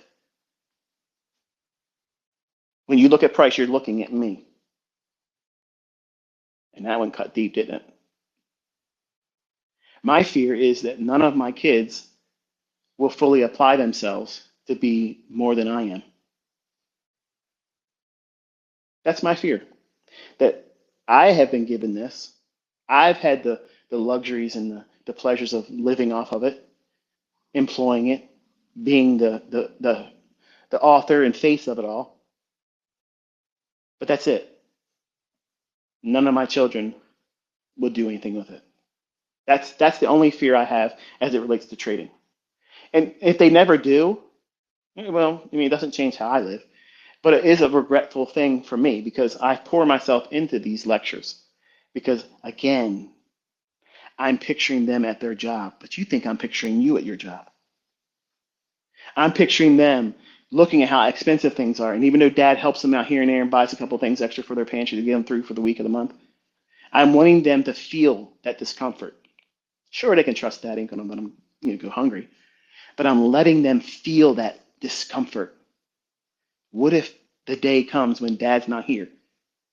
That's what I want them to think. I want them to think, I have all of the advantages right now that all of you would love to have time with me. You would love to be able to sit down with me and just pick my brain and say, what do you think about this? And what do you think about that? And just really just deep dive into whatever you can ask of me. And these are my own children. Do you know not one of my kids ever do that? Now, I'll get texts all the time. Dad, what's it mean when the Bible says this? Or they'll send me a video. Is this person right about this and that? Which I'm thankful for. I mean, and really, in terms of priority, I think that's the best. I mean, my opinion about the word is better than what I think about trading. That's first. They're seeking the kingdom first, and then everything else will be added unto them. But as a dad, as Daddy ICT, in the truest form, it's my children I'm speaking to, and all of this work has been laid down for them to be able to tap into all the time. But my fear is I won't ever see them be who I know they can be. Way better than me. Way better. Because they didn't fall victim to the problems that I put myself through. And they have all the advantages of being my children, and I'm not going to hold back anything from them. Ask yourself why they don't take advantage of it, because I tried to figure it out myself. I don't know. I like to believe because they're four boys. Each of them have been wanting it for free, where no work has been given to them. They all have had this look in their eye, like they know that dad's just going to break off millions and millions of dollars, and just here it is. You don't have to work, you don't have to do anything. And I told them, and my oldest told me I was a piece of shit dad, and I'm the worst dad in the world. When I first told him I wasn't just going to lay it in his hands like that, because I saw the efforts of me doing things like that younger, and he went a different direction. He now doesn't think that way, and he's appreciative of it. And he actually does really good in his own efforts. He's not super rich, but he's successful at what he does, and he loves what he's doing. So he has a little bit of an entrepreneurial spirit. He wants me to give him signals. I'm not going to do that. Sorry, Cody, you're going to have to do real work. But all of them had, even my daughter, she's like, do we have a will set up? So just like a woman, right? Going after the money. I know, ladies, that was just a joke. Don't come at me. But they all have this expectation that dad's just going to leave this for them. And I have been spending my entire life laying down breadcrumbs. And maybe it won't be my kids. Maybe it'll be one of my grandkids that may or may not be ever known by me. So if you're listening to this in the future, you know, Pop will be, proud to see it. But that's the only fear I have. I don't have any other fear. Not related to the markets or trading or the perceptions of others. Now, I could very easily, and I have honestly entertained this idea a few times with Caleb and Cameron. I was like, look, um, I could have a lot of fun with this, and you can make a lot of money if you step out there, okay? I'm sitting next to you, you're doing what I'm doing, but you're going to call it like you're doing it. Let me tell you something. A lot of you smart motherfuckers would have figured it out right away if I did that. It's just dad doing it. But you won't want to say it because then it proves that I know what I'm talking about. So it kind of cancels the whole argument against ICT because his son now doing it. He's doing what ICT wouldn't do. So he's better. He's given the stop loss and the target and everything. And all of you would flock to his channel or whatever service he would be offering, whatever the fuck would happen. You all would pour in your attention there and blow smoke up his ass and build a pedestal to place him on, and he'd be a fucking hero. And I'd say, look, see how easy it is? And I could entice them to do that. And both of those boys were willing to do it. So what did that teach dad? They want the shortcut. And that broke my heart. Because I wanted them to say, no, dad, I want to do this on my own. I don't want you doing it for me behind the scenes. Because I could do that for them just like that. And give them a false image if I was a con artist, if I was a piece of shit. And you'd all believe it. You would all believe that that was them doing all that stuff. No, well, I guess not all of you. Some of you would realize that, okay, this guy really knows what he's doing. I was wrong, but I'm going to have to call bullshit on it and say it's Michael doing the trading. I had to fix Cameron when he did his Top Step stuff just to get his money out of it. And I told him, I said, I'm not getting you profits. I'm just getting your money out. And I told him what to do, and he got out of it. That's the only reason why you saw his name on the leaderboard up there. It was me fixing it for him because he was trying to do straight shortcuts, not doing it the right way, not wanting to learn. He wanted dad to do it. If that's all there was, I could just simply say, hey, here, look, let me put an account together, set up a family management company, LLC, and the profits that come from the trading, all of you draw a salary from, and you don't have to have a job.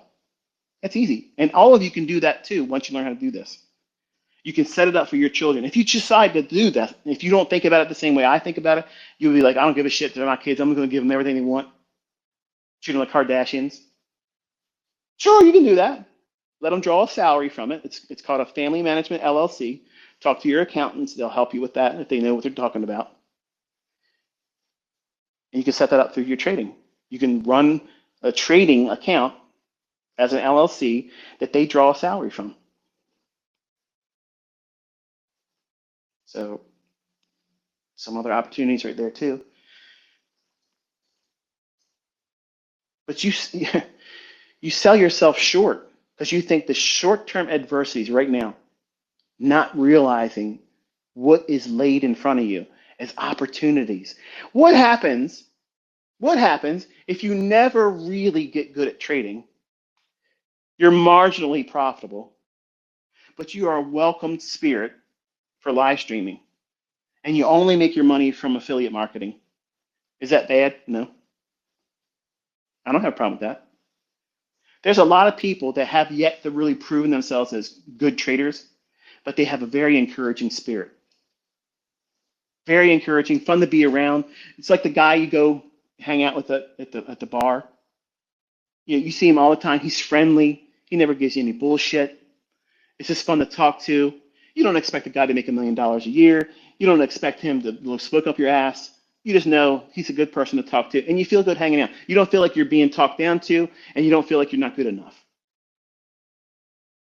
There's a lot of personalities in the world right now that are live streamers that way right now, and they just get by on that basis alone. And some of these people I like. I think they're generally nice people. Are they superstars in trading? No. Do they claim to be superstars in trading? No. So they stay in their lane. So it doesn't bring any kind of real drama to them. But what happens? What happens if you find yourself in this and you fix all of the core tenets that make you a terrible fucking person?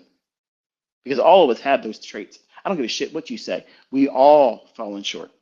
We all mess up. We all have character flaws. It doesn't matter how good you are at hiding them or pretending they don't exist. We all have them. But what happens if you use this as a medium to fix all that? And then all these opportunities open up to you where hey, look, you don't think you have the personality to be a podcaster. You don't think you have the personality to be a live streamer. You don't think you have the potential to be a teacher or a mentor that can prove they can do it. So therefore they have the authority to be teaching at all. The doors open up. The floodgates open up. And the money can come flowing in like you've never imagined. And when you find big income coming in like that, you know what that does? It frees you up to not worry about what? Your trade's panning out profitably. So then what does it do? What does it do? It gives you objectivity that you'd never had before because you don't have the fear of your trades failing on the basis of defining your success. That's the reason why I tell my students to do these types of things if you're comfortable doing it. Because what it'll unlock in you is a level of confidence. I'll tap into Patrick Wheeling once more.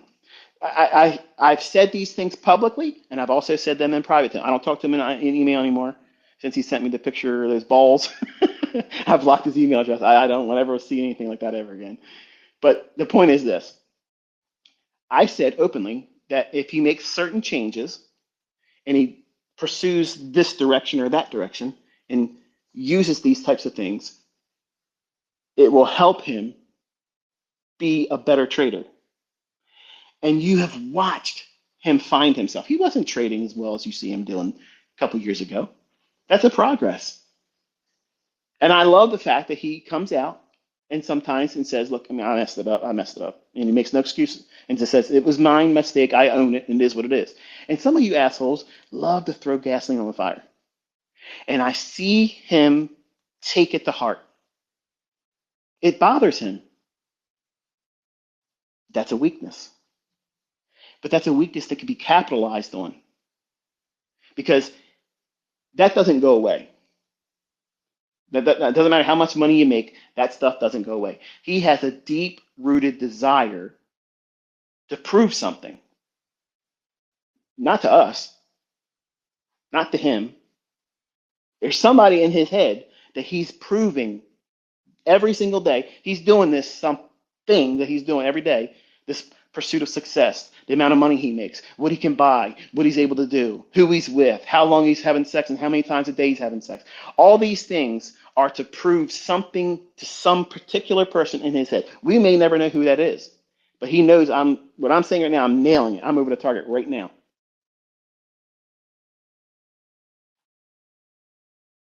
But he's doing all the right things except for spending his money like he is. That's the only thing I would change, Pat. I mean, that right there, that shouldn't happen yet. You've all right now. He should dial. If he was smart, and I'm not saying he is or isn't. I'm just saying if he's smart, what he would do right now would be change character 180 degrees and say, you know what? I'm not going to flash anything in front of you anymore. I'm going to make it all about the trading. And I promise he would go light years faster and beyond what he's doing right now. He makes a lot of money in affiliate, and he's openly shared that. But what I think he's recently tapped into, the truth of it, is because he makes that kind of money outside of his trades, he can afford to just be wrong. Because let's just say he goes out there and he blows all of his accounts. This is for anyone, okay, that's in the influencer role. All of you know, because you've had payouts, you've proven you've received, payouts in these companies that you trade through. You have that to fall back on. And people can say, well, even if you blow out, you can do it because you did it before. So it kind of gives you a reassurance that no one can really roast you on the public because you've proven you've made money. Doesn't matter if you blow out account, okay? When you make a lot of money outside of trading, it gives you that second level of confidence that you don't really feel as a job employee holder. I said that backwards. An employee or a job holder, someone that goes to a 9 to 5. That's not the same level of I don't give a fuck with the outcome.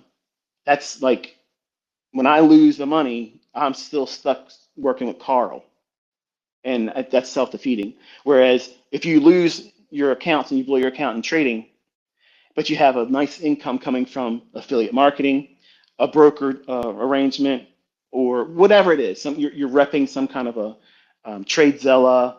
I don't know. I mean, I just know there's things out there that people use and market, and I don't have a problem with it. If it's a good service, then well, it is what it is. But that type of thing, I encourage that because you're always in the beginning, you're going to be fearful of the outcome of the trade. And what if I don't make money trading? What happens if you follow these instructions and these advices that I'm giving you and you dabble with live streaming and you get an audience that loves to be around you? They don't expect you to burn down the house every day and make lots and lots of money. You're just fun to be around. You encourage them. You feel like you're one of them because you're doing the same thing. You're finding your way through it. See, that's the part that I love about Patrick because he was doing that in front of all of you, and he still is. He's still finding himself. He throws it at the audience for you to hate him, but then he also gives you those things that you can just look at and say, you know what, he earned that. He earned. You can say what the fuck you want to say, but he earned that there. His presentation needs to be refined a little bit, but he has enough character in him that he's a one-man show. He doesn't need all the other stuff he's got going on. I think he's actually spending too much money uselessly. The whole BDH thing, he can put a whole lot of money into that, and I don't think it's going to yield what he wants it to do. He's having fun with it, but I don't think it's going to yield anything beyond his personal. I enjoy doing this part of it, having people come down here, and that's great. But if he streamlined what he's spending and then changed gears and went right to now I'm just going to be the trader because this is what I took this much money from the prop firms. I did this. If he focuses and he does what he intends to do is try to make the single most largest payout on one account, that would be awesome. I want to see him do it. I've never spoke down to him. I've never speak down to any of you. And I always encourage all of you, even the people that don't like me. I love seeing that. I love seeing that. Who doesn't like to fucking see? You're a dick. You're an asshole if you don't like to see other people succeed. And you're a miserable piece of shit. I love seeing it. And I think because he has that crutch, and I don't mean that as a bad way, it's a wonderful thing to have. Multiple streams of income many times are the secret weapon to why certain traders are so good because they're not afraid of losing anymore. And not everybody has those opportunities in the beginning. Like, well, here's a perfect example. Tanya, she was on Kit's roundups. And if you go back and listen to how she spoke then, she would have sometimes a shaky voice. You could hear she wasn't confident as much as she is today on how she was speaking about herself or what she was trying to learn how to do. And when she would admit that it was hard and she was going through some stuff, just like all of us. And then you look at her today, and she's still finding herself, but she's out there. You could see her when she did her face reveal. I was like, what in the hell? That's my daughter.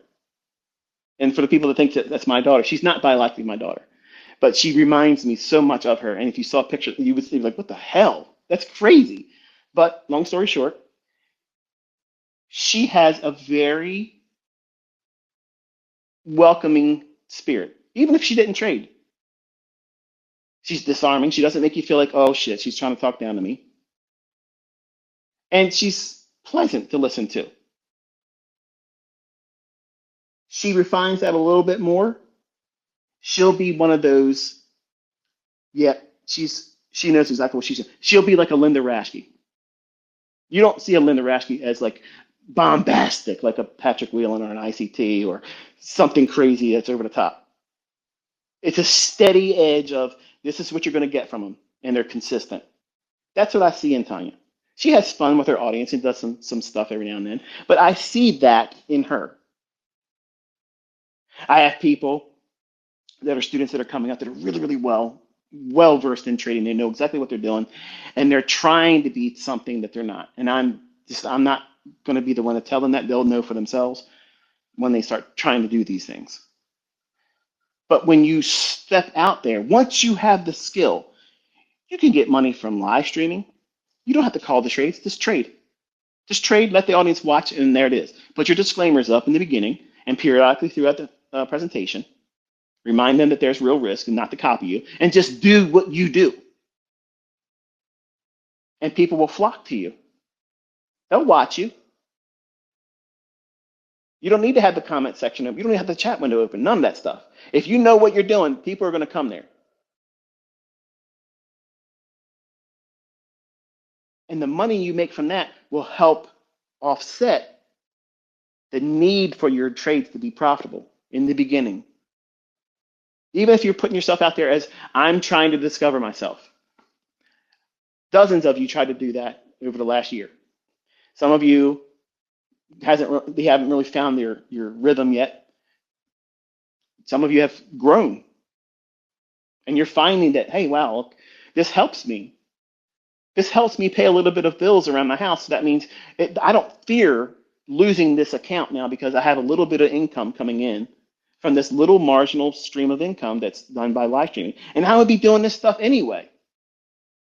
And that becomes another stream of income. And while you're improving, and then when you get better, people that have watched you come up, figure them like we watched you develop in the public eye. And now look at what you're able to do now. And they have a proverbial blank check then. Anything they tap into is going to make them money. Everybody will want to go and link up with them. They will offer them affiliates. They won't ask for affiliates. It will be offered to them. I turn down advertisements for people broadcasting dumb shit. How much will you let us do for a 60-second ad? How much would you charge for a 30-second ad? How much would you charge for a 15-second ad? How much would you charge us to let us put our company logo just in the corner of your video? I get this shit every week. Every week. I could be making money just like that and never even do anything beyond that. I get requests constantly to go on teaching circuits globally. statewide. I'm not a globetrotter. I'm not going to get on an airplane. All right, so that kills that deal real quick. And two, I don't want I don't want to be in that. I don't want to do that. If I wanted to do that, I would do that myself. I would do my own teaching circuits and go around in public and do that. I don't have the personality to do that. I don't have that personality. You think I have that personality because I'm so extroverted in the presentations like this, but personally, side by side, I'm an introvert. You'll see it in October. I'm not like this. I'm not like this at all. And some of you are going to be visually shocked in what I look like physically, because what you think I look like, it ain't like that. Fat boys are here. So I want you to think about how there's absolutely something new under the sun. Every day, you're presented an opportunity proving that very thing. And there's a lot of things around you that are distractions. They're going to tell you this isn't for you. It isn't what it really is. It's a lie. It's a facade. This person's a fake. This person isn't really doing anything. This person doesn't have a verified record. This person doesn't do that. What are you seeing? Cancel all that noise for just a couple seconds and think, what are you witnessing here? Are you seeing something outlined before it happened? Is it sporadic when it comes to fruition, or is it happening consistently? Is it following the logic that these concepts outline? If you're going to be honest, it's the latter. There's nothing fake about this. It's absolutely 100% grade A perfection. No bullshit here. I stripped it down, took you right into the charts this year, said, here it is, boom, boom, boom, boom, boom, boom. How much am I talking in Telegram? It's just, here it is, there it is, done. I could always have been doing it that way, but I wanted you to earn it. I want you to work for it. I know that my stuff's the best. I had always known that. I could come out here and make a pamphlet in a PDF format and tell you, do this, do this, do this, don't do this, do this, do this, don't do that, do this, do this, do that. At this time, look for this. If it doesn't do it by this time, don't do anything at all. This is what you do. This is where your stop loss is. This is where your target is, and do this only. And you're quitting your fucking job in 90 days. I can do that. But that same recipe would be on fucking Amazon. It would be in the #1 bestsellers list on the New York bestsellers list by other people that don't mention my name. I won't do that. I won't do it. That's why you people that say, hey, you talk too much. This could have been done in 5 minutes. Okay, do it in 5 minutes. You're never learning anything from that. It's demonstrating toys. There was a meme my wife showed me. Or not my wife, Caleb was over here last week. He goes, look at this. This Asian lady, she's opening stuff up, showing it real flashed up, and then goes to the next thing. I said, what the fuck is that? Oh, she's getting paid to market these items. I'm like, she's getting paid to do that? The fuck? You need to pay me for looking at this shit. Like, I need to get paid to look at this. What the hell is she even doing? How? There's nothing I can't even remember what the hell I saw, let alone want to buy it. That's the equivalent of I'm watched every ICT video in existence, so that way you don't have to. And I'm going to show you every ICT concept in 20 minutes. And you leave not knowing shit. They demonstrate hindsight. This is what ICT stuff does. Here. Okay. Now, what time is it going to happen? When will it fail? So that way you can focus on when it will work, and when it won't work, you can just sit out and don't look for it. You're not getting that you're not getting that in a 5-minute training. You're not going to get that in a verbatim, regurgitated, parroted video where it takes away from all the problems that you're going to feel when you're trying to employ these concepts. That's why the presentations like these are long, because I'm taking 3 decades of experience and answering the questions that you want a very simple 1, 2, 3 ABC response to questions that require leaning on experience.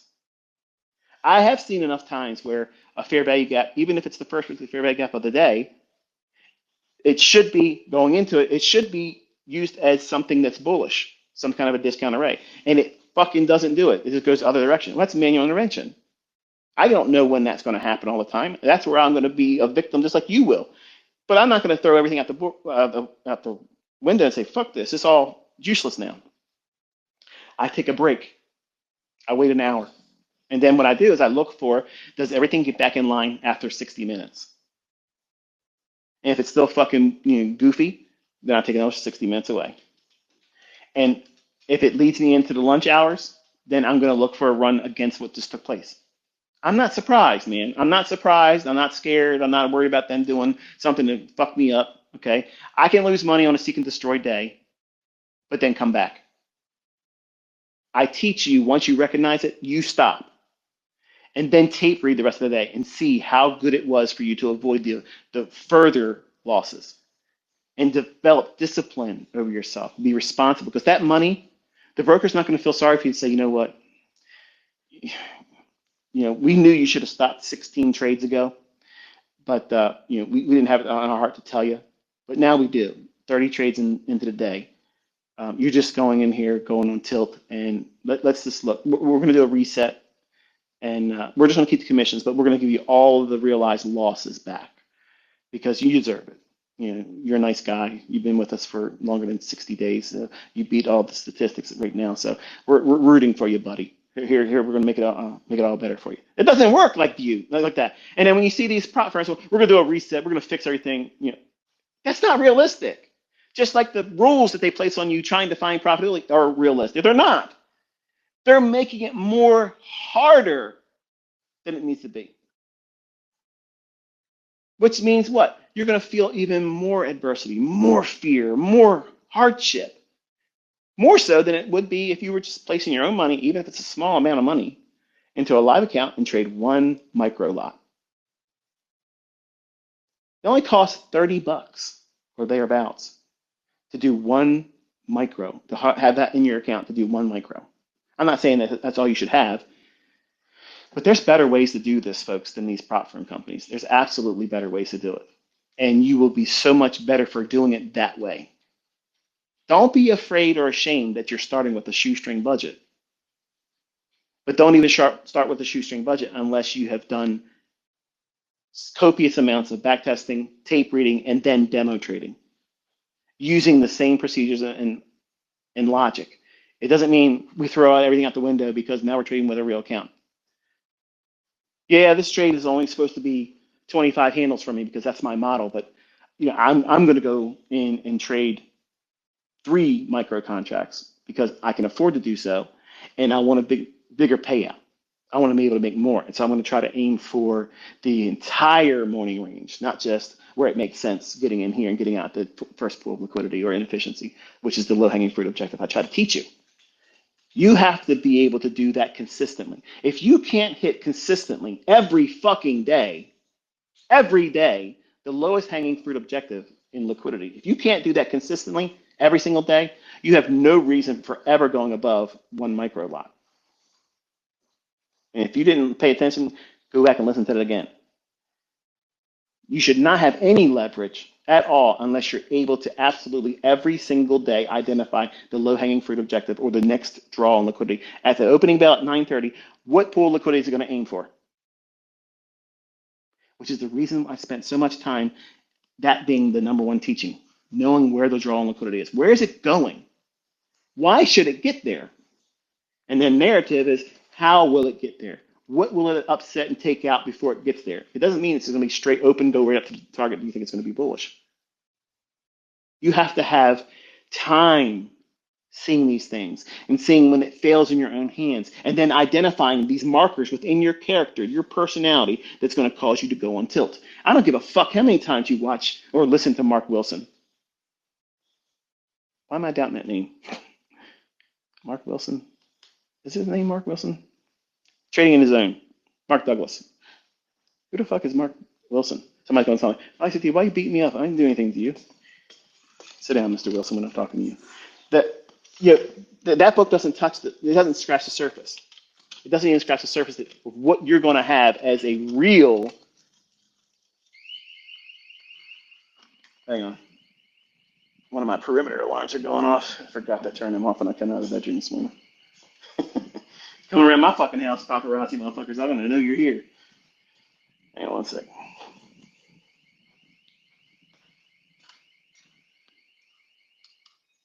There you go. The That's something I would have edited it out if it was on YouTube though. Your journal, your history, your progress, your development. You want to pour every aspect of detailing everything you go through, how you think, how you feel. What were your greatest achievements for today, for this week, for this past month? What do you hope to aspire to reach as a target? What's your goal? And they have to be measurable. Not, I want to make $10,000 this month. That's not enough. How are you trying to make that $10,000? Are you trying to do it with 5 trades a day? Are you trying to do 5 trades per week? It has to be defined and detailed. It can't be willy-nilly, whatever and how it comes. No. That's the same people that tell you, well, when you're trading, your job is not to predict price. Your job is to react to price. No, that's bullshit. That's bullshit, Virginia. That's what the reason, number one, all these people fail because they go into it like that. Your job is not to predict price. It's to react to it. If you're always reacting to price, you're chasing price. You're a victim to manipulation. You can't see anything happening before it happens. See, when your trade is accurate and you hold that mentality, what are you attributing its success to? Because the target you reached for, weren't you fucking trying to predict it going there anyway? Do you see the bullshit that comes out of these people's minds? Like, they literally talk out their ass, and none of the stuff that they say makes any bit of fucking sense. You have to react to price, and your job is not predicting price. Then how the fuck are you supposed to know where you're aiming for and manage the risk? You're not going to enter a long position unless you fucking believe it's going to go higher. If you're not doing it that way, what the fuck are you doing? What is that? That's fucking insanity. Yeah, I'm going to try to make money going down. I think it's going to go up there, but I'm going to go short. The fuck is that? That's the equivalent of basically what they're saying. They don't believe in predicting price. And you know what that gives them? And anyone that subscribes to that view, you know what it does? And I'm going to call it, this is all bullshit. All the bullshit stops here. They're making an allowance for them sucking as a fucking trader. They're making a wonderful allowance, a perfect excuse clause for why they can't accurately tell you where the market's going to go. Because if they're a public figure, that's the bar that's been leveled up to. Now, you have to be able to call a market. You got to be able to consistently tell us where it's going, or don't talk to us. Don't talk to me unless you know what the fuck you're talking about. As soon as you start talking about price is random, or our job is to react to price and it's not to predict price, you have already completely lost me. Not because you lost me in the logic and now you're proving superiority. You're proving that you have fucking no idea what you're doing. You have no idea what you're doing if you subscribe to that view. Because when we walk out here and we look at the same price charts, we know exactly what the fuck's going on. There's relative equal lows when the market's long-term bearish. Time of day, wait for the first resistance fair value gap, wait for it to trade down through it, come back up. If it respects the upper half, doesn't go back into it, take the first fair value gap on a lower time frame, sub 1 minute. Write it into that pool of liquidity. You have right there, just like that. Just like that. You can write that on the back of a business card. That's your entire fucking model. Never risk more than 1%, and you're quitting your fucking job. If you save money, don't act stupid. You're quitting your job far sooner than anything else. You'll never need to look for anything else that I ever teach on. That's easy. That's always there every fucking day. That's there every day. An everyday model. You see my forever model. This is my forever model. How about give me my every hour model? This is my every fucking 60-minute model. I just gave it to you. I just gave it to you. First presented fair value gap of the 60-minute. Oh my goodness. You're telling me, yep. That's why Robbins is nothing. That's why all these motherfuckers are scared to come out here and do anything. They know I can do it. They don't want to. They don't want to suffer the embarrassment of the demo baller showing them up. But they think I'm going to buy into this bullshit and feel like, what am I going to do? Nobody's going to believe me unless I do this. When everything I've ever done gets fucking largely ignored by the same group. So I don't need to listen to this bullshit. I just find it funny that nobody can prove anything better. Nobody can call it better. Nobody can execute better. Nobody can get in and out as good and as consistent. But they all have words to talk about why you shouldn't learn, why you shouldn't be here. You don't see that as the enemy? Like you don't see that? I'm taking nothing from you, nothing, and I have every right to demand it. I don't have to give you my time for free.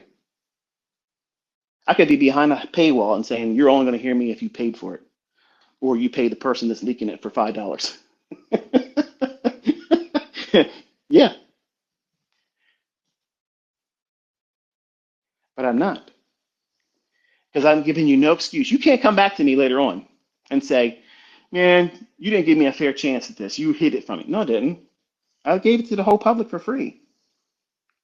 And I find it still fascinating that such a large degree of people still fight it. They ignore it. They say no.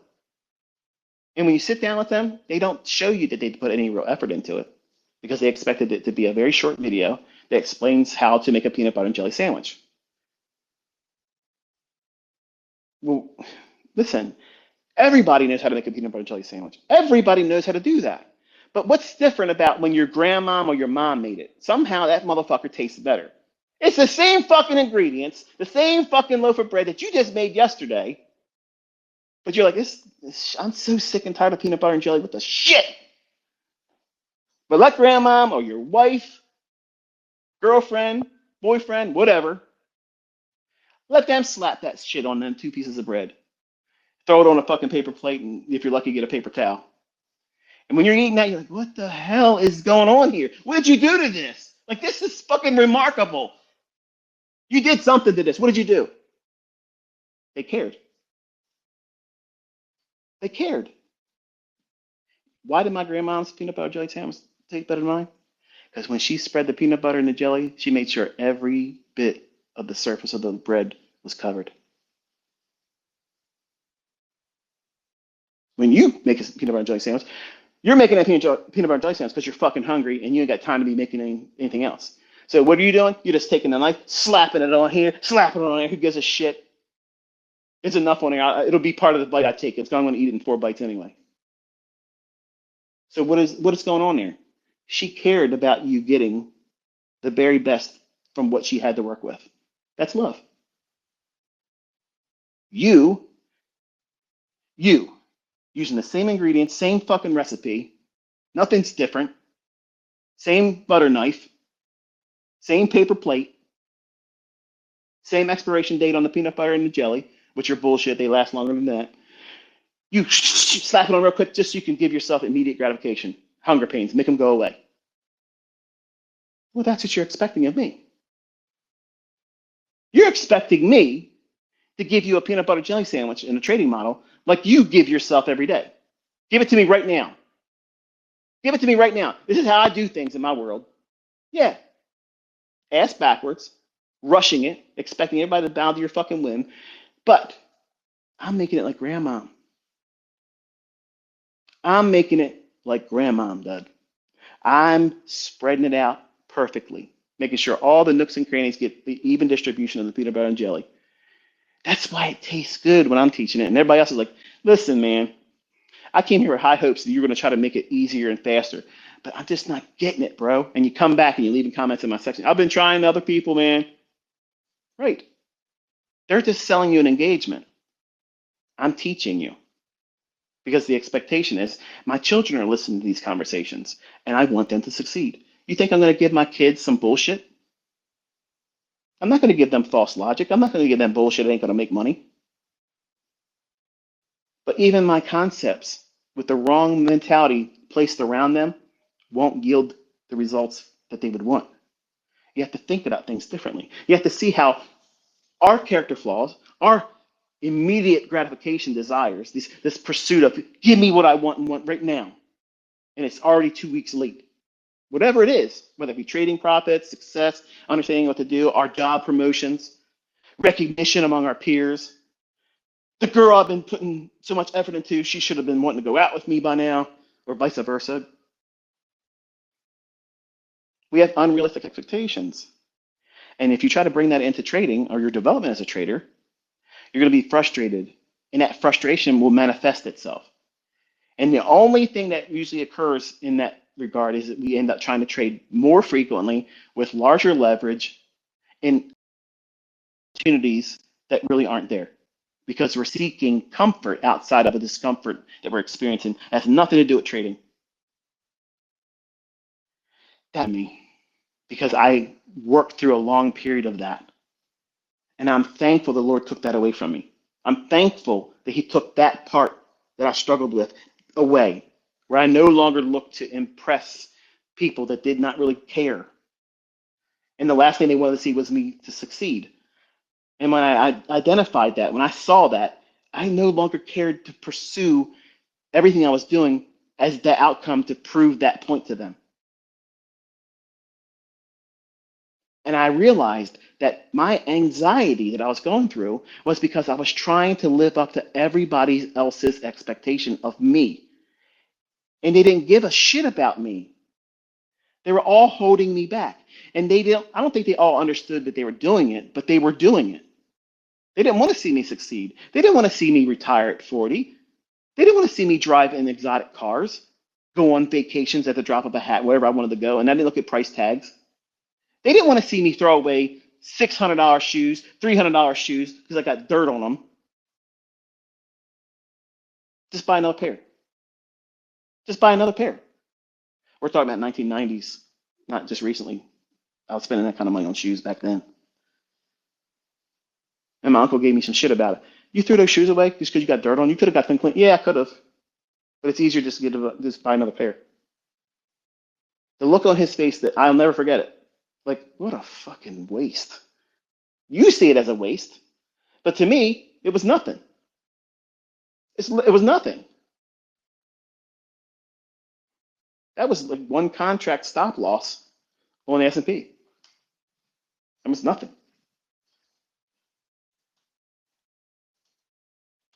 All of you have the ability to be better than me sooner than I was.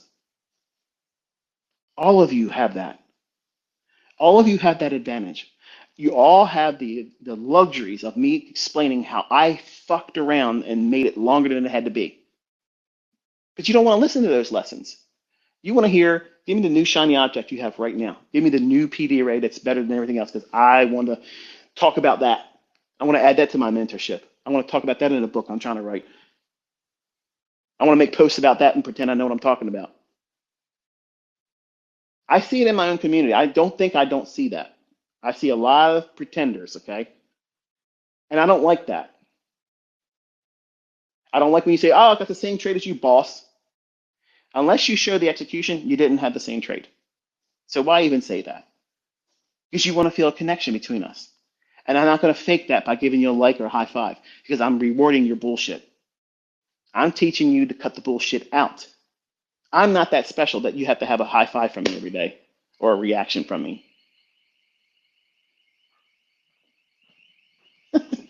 Yeah, they went in the other area. I got to turn that one off. You probably can't hear it, but it's a perimeter alarm again. These are the times I wish my house was small. It takes a little bit of while. Here. Hold on. Listen to this guy. This guy's full of shit, man. He's so arrogant. But you have an unlimited amount of opportunities once you learn how to do this. You could be an analyst and never take any trades if you prove yourself strong. You can literally be picked up by a real prop firm, a real brokerage firm, a large institutional firm. I've had requests from large firms that you would know very, very easily if I would coach a lot of those individuals that are already there in those positions. Make that make sense. Make that make sense. Yeah. They've watched how I handle myself over the years. They see that I don't name drop. And a lot of big names are in my group. You would know them readily, but I don't name drop.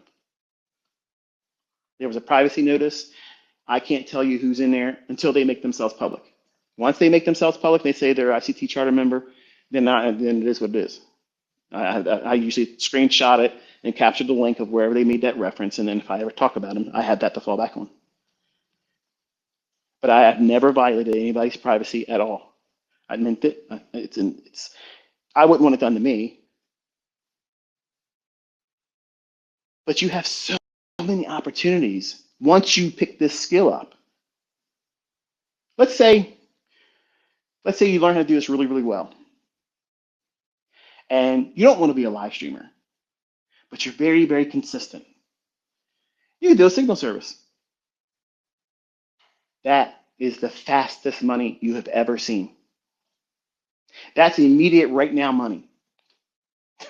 That is, I'm broke. I need shit to change real fast right now. And there's an opportunity for me to buy this house. I don't have the funds to meet that.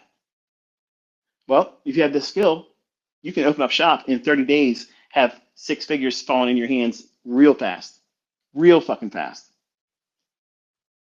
With this skill, you're not afraid to show it. When you know how to do this in your own hands, you don't need any ICT plugins.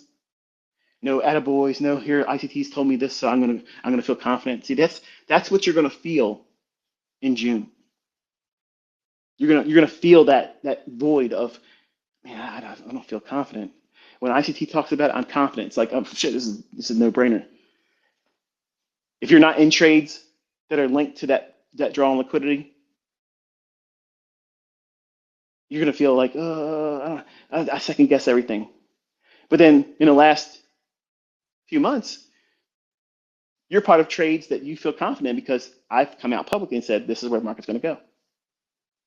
And normal instances where I haven't mentioned it in the public eye, where I think the market's going to go, you may have taken that same trade, but every fluctuation that moves against you feels like it's going to run on you, doesn't it?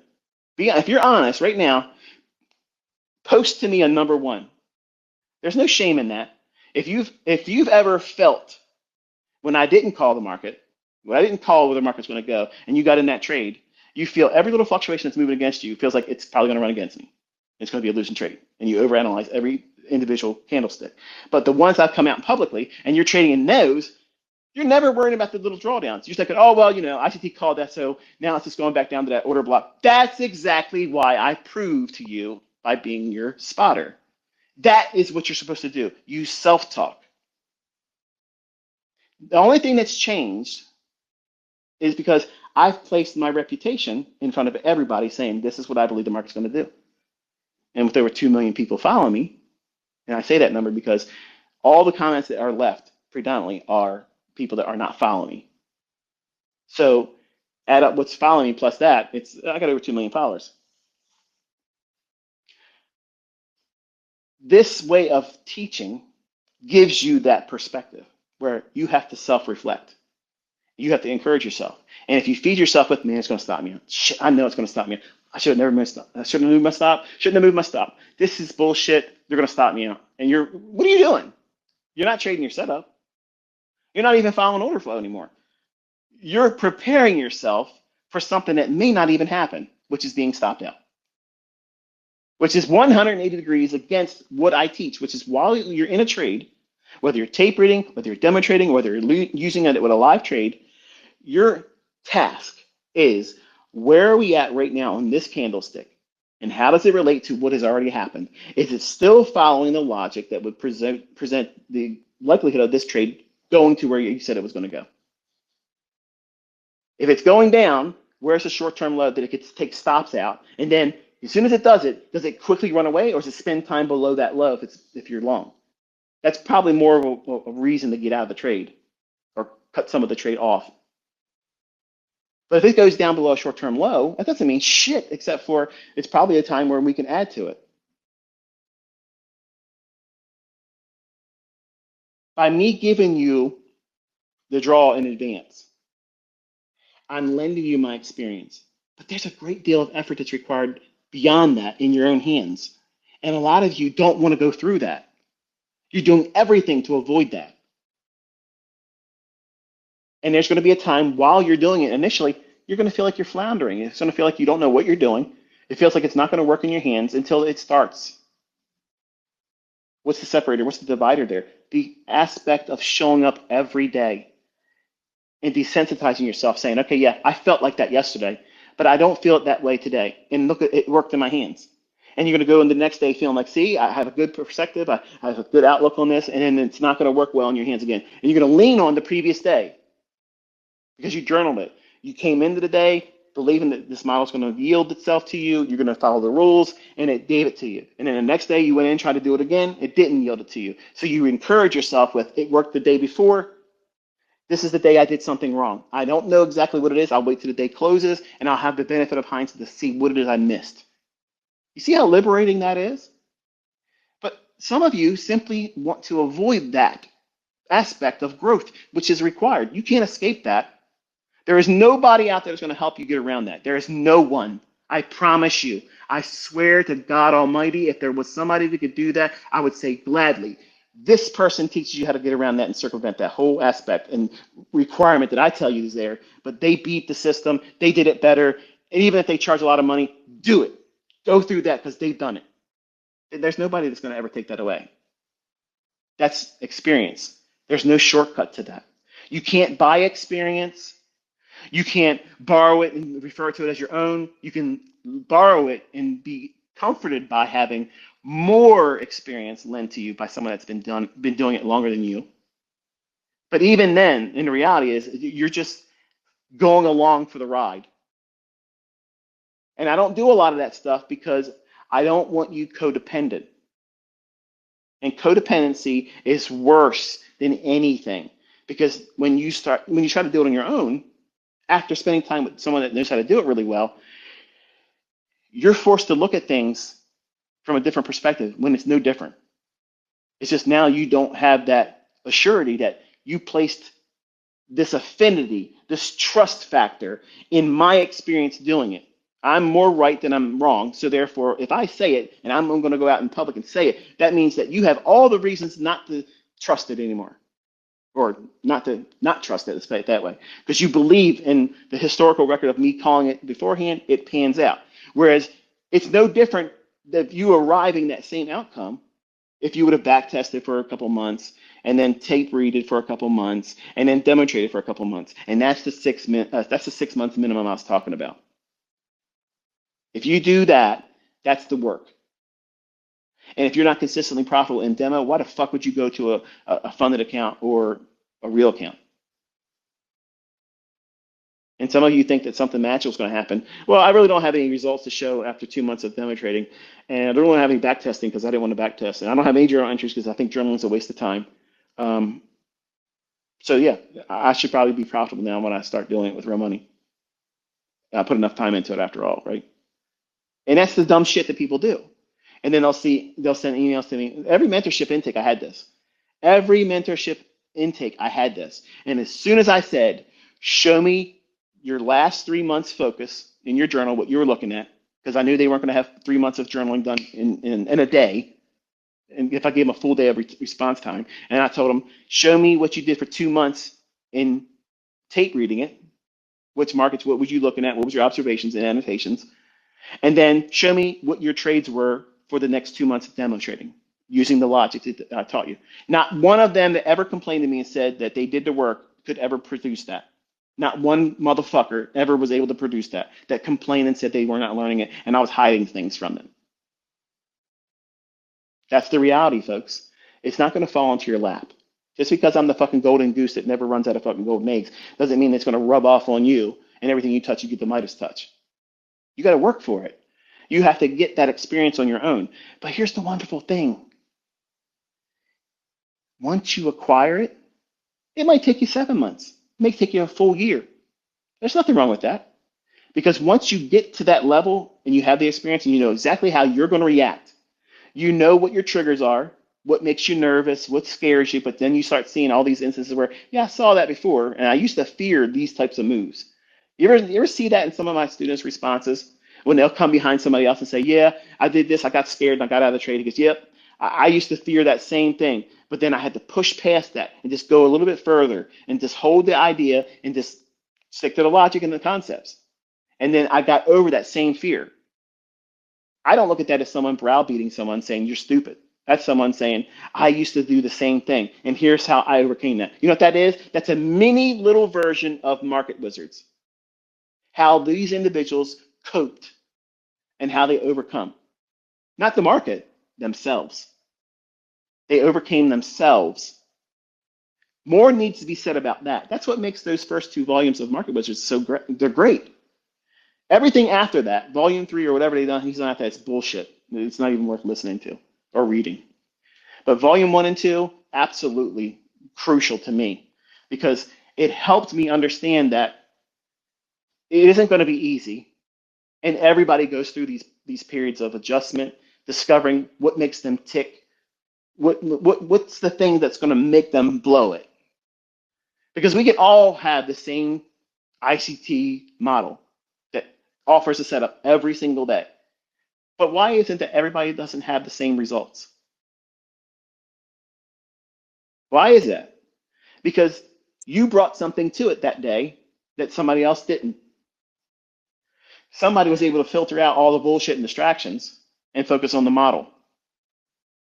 But how many days have you woke up just this past week and was mad about something somebody said about you or maybe your loved one, or you just didn't feel like you've been recognized recently, and you start feeling that tug of war of like, do I have any worth, or I need to prove that I deserve a better treatment from other people than I've received recently.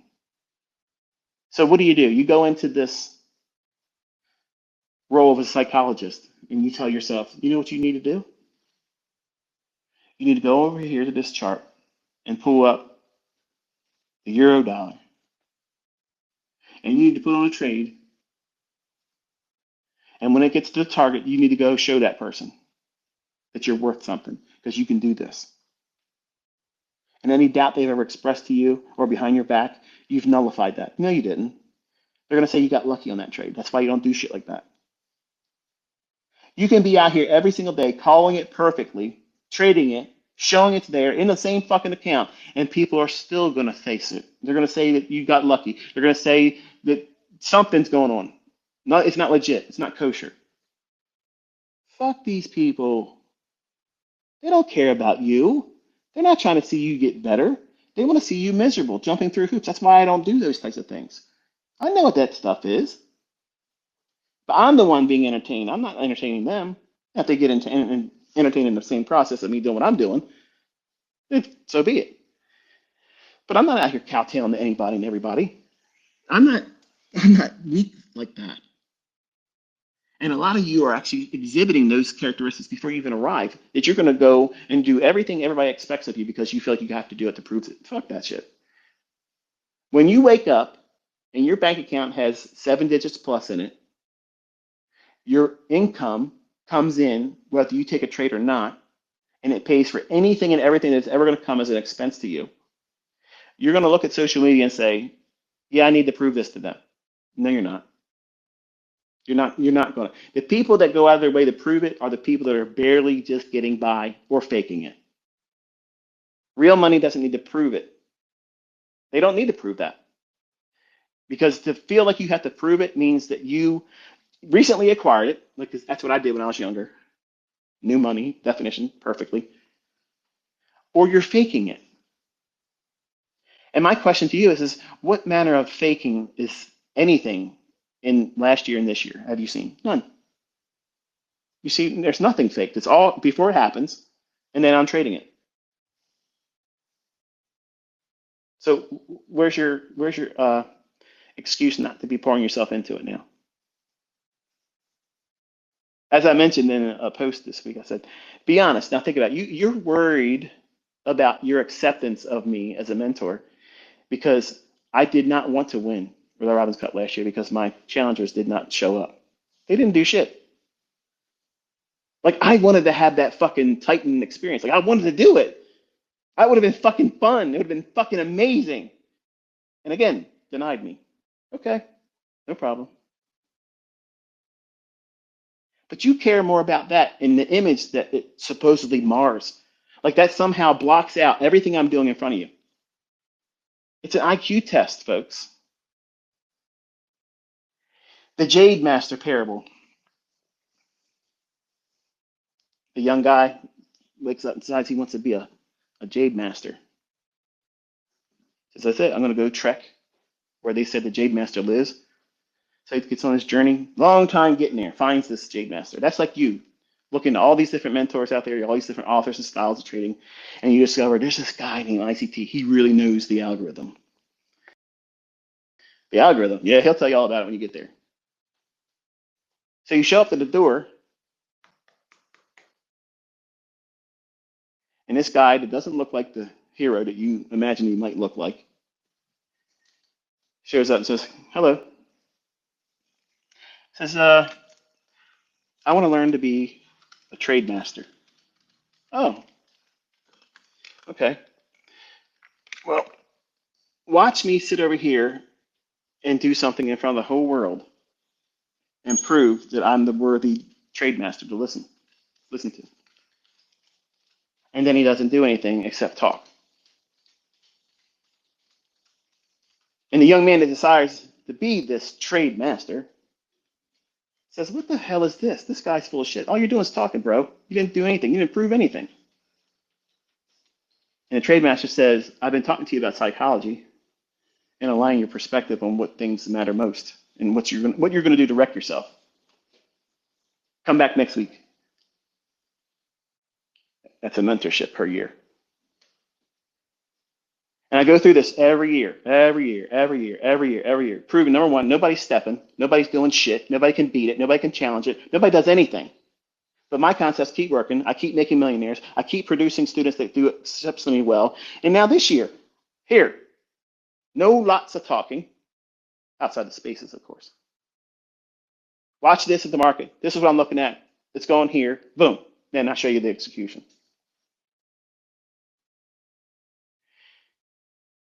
But Robin's Cup. But Robin's Cup. Yep. Robin's Cup. Not one of those fucking competitors, not one of those talkers, not one of those trolls, not one of those motherfuckers did shit. Like I discovered how to learn how to trade this year. I didn't know how to trade last year. I have fun with this stuff. I have fun with this. It's genuinely fun. But the perspective is this. You are willing to ignore the very thing that I'm begged to do every time I come out here. Call it live. Do it live. Trade it with a real account. And you're stuck on Robin's Cup. That's the same thing in the Jade Master parable when the young man wants to go to learn to be a Jade Master. The first day he gets there, the Jade Master hands him a broom and says, okay, sweep over here. But before you start, here, take this green stone, hold it in your hand while you're doing it. What is that? In today's society, that's like, go fuck yourself, pal. I'm not cleaning your fucking house. I'm not doing that shit. I came here for you to teach me. And I know how I should be taught. This ain't how you fucking do it, man. You're a fraud. Okay. Next week, if you want to come back and learn, come back. But right now, you have to go home. What the hell? So he goes home. He's like, fuck this guy. And over the week, he's thinking, you know what? There ain't no other Jade Master able to do what he does. I gotta bite my tongue, swallow my pride, and go back there again. Shows up, knocks on the door. Jade Master opens the door up, smiles. He says, come in. He says, are you ready? Yes. Thinking it's going to be a different show now. And he gives him the broom again and presses another green stone in his hand. And yeah, he sweeps the shit and he does it for a day or two. And then finally he says, you know what, man? You're talking to me about shit that has nothing to do with Jade. You got me sweeping your fucking apartment here. Like, come on, man. Like, what's going on here? He tells him, go home. Come back next week if you want to learn. That's a trading week, by the way. And this goes on for a couple weeks and maybe a couple months. And eventually, this guy stops interrupting so frequently and stops challenging what he's doing and what he's not learning about. Until one day, he says, I got to tell you, man, I feel like you're taking advantage of me. I think you're frauding me. I think you're scamming me. I came here to learn about Jade. And I got all this bullshit, all this talking. You could have condensed all this and taught me how to be a Jade master in probably a 5 minute video. But you turned me into some fucking housemaid, like I'm a servant to you. You're engaging, farming engagements with me. You're monetizing my attention. Somehow you're making money off of me being here doing this, and I'm cleaning your house on top of it. And the Jade Master smiles and tosses him a rock, a green rock. He goes, "Here, catch this jade." The young man grabs it in the air, looks at it, and says, "This ain't jade." And the Jade Master smiles. And the story leaves you with just that. Now, to the uninitiated, the stupid fucks, they're like, well, this is a waste of time. What the hell's the point of that? And the wise, the ones that are prepared to learn, they see it this way. The young man comes there with an aspiration to learn how to do something from the best. And the best knows that it isn't going to be a fast transition. And he also knows, because he has the experience, he's the Jade Master, that there's going to be a lot of expectations placed on what they want right away as a student. And before you can be a Jade Master, you have to know what the fuck Jade is and unrecognize what real Jade is. So while he was sweeping and he was holding on to that green stone, that was real Jade. He was giving that man time and letting him lend his own experience to him. Holding, what does real Jade feel like in your hand? Not just when you're carving it and shaping it. It's in your hand constantly for weeks and weeks and weeks. So when I'm showing you examples of where the market's going to draw to, and I show you the first visit to fair value gap, that's me placing Jade in your hand every day. So that way you recognize this is what it looks like. This is what it feels like in my hand right now with someone with more experience.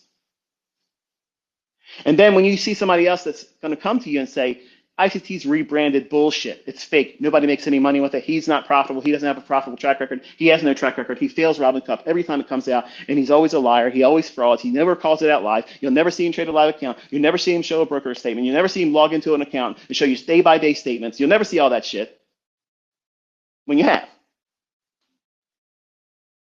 And you tell them that ain't real Jade because you're sitting with me every day. I might be talking about tree frogs. I might be talking about world events and shit. I might be talking about my own personal things and my own experience. It's probably no interest in you in the beginning. It would bore you. Like, get to the fucking point, dude. I can't listen to this fucking guy. How can anybody listen to this guy? Because I'm talking to you in a language that's going to be understood when you have more experience. You're going to look back and say, oh shit, this makes perfect sense now. Because I can't teach you the first day you come with me and you turn to me as a mentor and say, okay, if you're this big hot shot in trading and you know how the algorithm works and when it's going to not be favorable, when it is favorable, it's going to be real easy for you to teach to me real fast because I don't have a lot of time to waste on you. And I'm going to tell you, you're saying you don't have enough time to invest in you. So I'm either going to break that spirit in you or you're going to have to go away because that's an unteachable person. So when you listen to me bloviate about things, that's going to have a whole lot more pertinence to what you do as a trader later on when you have experience and you start trading with real money, not monetized demo accounts where you can reset for less than $50. When you listen to me point out beforehand, that's me giving you Jade. That's me giving you real Jade. Some of you recognize right away when I was showing you my 2 losses, that ain't real Jade.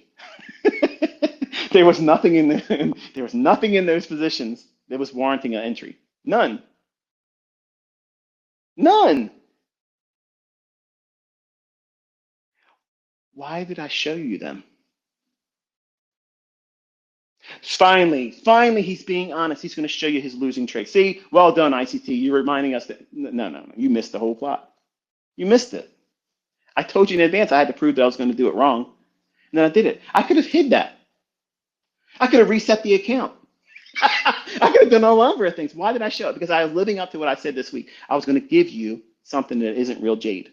And only the students that know what I'm doing and teaching can recognize there was nothing in that time to be a trade at that time how I was doing that. Zero. Zero.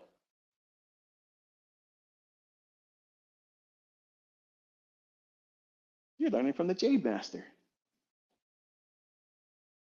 Didn't recognize until now. When someone tells you that the first presented fair value gap is bullshit, it doesn't work, no one that's been in my presence this year is going to believe that. Why? Because you've had real Jade in your hands every day, watching me use it, watching me tell you how it's going to behave, which setups are going to be yielding itself to you. That's experience. And that's what the Jade Master was teaching this young man by forcing him to submit to the process of holding real Jade so that way you know what it feels like in your own hands. How can you be a Jade Master if you don't know what the difference is between a greenstone and real Jade? How can you differentiate a high probability trade versus a low probability trade? By being with the trade master day by day and pointing out what makes it high probability or low probability. What causes it to be a high resistance liquidity run condition versus a low resistance liquidity run condition? How does the economic counter impact the levels of efficiency that may or may not exist in price on that given day? See, I don't complicate it for the sake of just complicating it.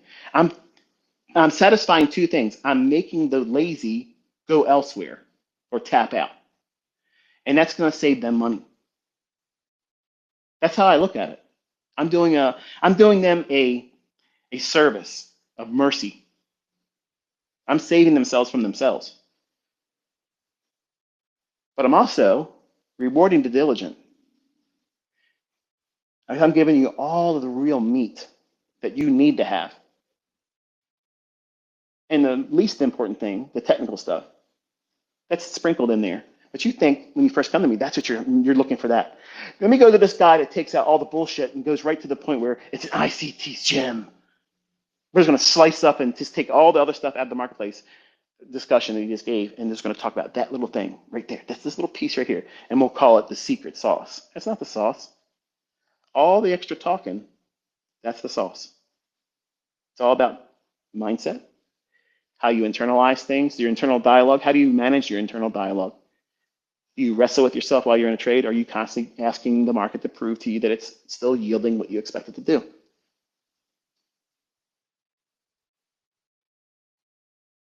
You are the one that complicates it. I'm demystifying it. But it's a boring process, demystifying it. You have to listen to a lot of things that require you to think. That's why it's not easy. Trading, once you know what your model is, it's easy. You do this, you don't do this. But figuring out what's comfortable for you, that's really hard. That's really hard. And that's what the Jade Master was doing with that young man. He saw him come to him on a long journey to learn how to be a Jade Master. He expected to see this is a knife you use for this, and this is the instrument you use to smooth it over here, and this is what you want to do to make a shape appear inside the jade surface by this and that. You want to get right down to the point of show me how I can make money being a Jade Master. Okay, slow your roll, and we're going to have to teach you humility. Number one, patience. Number two, it's no different than trading. You want to be a hot shot, never losing trade, all big profits, payout trader, and you think people are obligated to teach you. Someone that knows what they're doing doesn't need to teach you. They don't need to teach you, but you come to them with a spirit of expectation and borderline entitlement. Listen, I walked all this way to find you on the internet. You owe it to me. I've watched all your videos and I still don't get it. You owe me.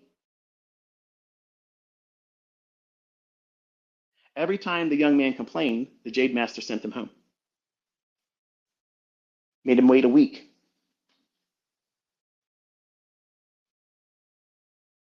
Okay, how's that any different to a trading week?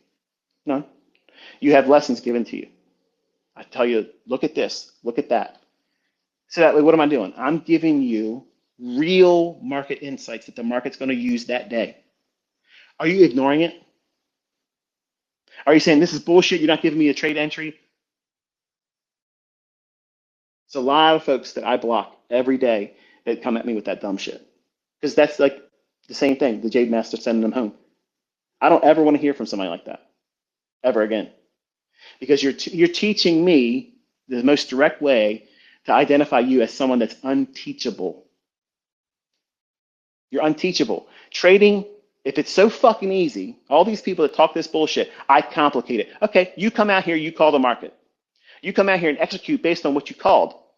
Do it every single fucking day like I'm doing. Do it every fucking day unless I tell you otherwise I'm not going to be here. I'm doing it every day. These same people that have their opinions like that, they're not going to do it. But you let them bother you. They don't fucking bother me. I'm on the wrong app if I'm trying to hide from somebody. If I'm trying to hide from somebody, I'm on the wrong motherfucking app because everybody can come at me here. And I've invited it. And it's comedy that all the excuses are falling away. Falling away. So Robin's Cup is the broom. So you think that the Jade Master, or in my case, the Trade Master, I'm supposed to tip dance into a fucking everything you want me to do to prove myself. Fuck you. There's no better way than what I'm doing right now. Because if I fail in front of you this way, this is embarrassing. Think about it. I created a Telegram channel so that way you could come in there and watch me in a controlled setting. I don't have to read your bullshit, your opinion. Took the same trade as you, boss. Get out of here. Whatever I say, that's it. That's the focus. You don't have to worry about remarks. You don't have to look at emojis supporting or taking shots at whatever I said. It's just right to the fucking point and delivering like gangbusters every fucking day. Proving what? I know what Jade is, and I'm teaching you how to identify it. So when people tell you, or you read other people say, ICT concepts or smart money concepts are bullshit rebranded and that nobody makes money with it and you can't see it and you'll never see them use it and you'll never see any consistency with it. There's no edge in it. These are people that are lying to you. They have no idea what they're talking about. Because now that you've been with me, even this year, the first 2 months, if I would have just stopped right there, yeah, that's enough. I had people come out and say straight up, say, you know what, I was a hater of you. I talked shit about you all the time, but what you did this year, I'm fucking convinced. Like you must really enjoy doing this stuff because you know how to trade, right? They get my humor now. I'm not hiding it from anybody. I've invited every shit talker out here, and all of them find the excuse to block me and find somewhere else to be.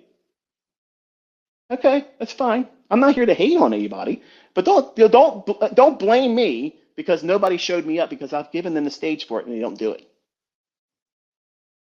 Because they know who the fuck I am. They just don't want to admit it. They know what I can do. They just don't want to admit it. And some of you are failing an IQ test because you're watching me literally fucking do it and you're denying it. You're fucking denying it. Guess what that shows you? It shows you that you have hero worship syndrome.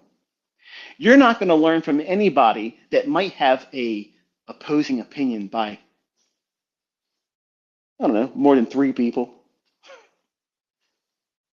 because you care about your own image. That means you're a victim of social media.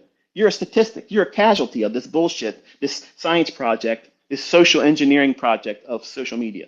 That's what this is. And you're fucking failing.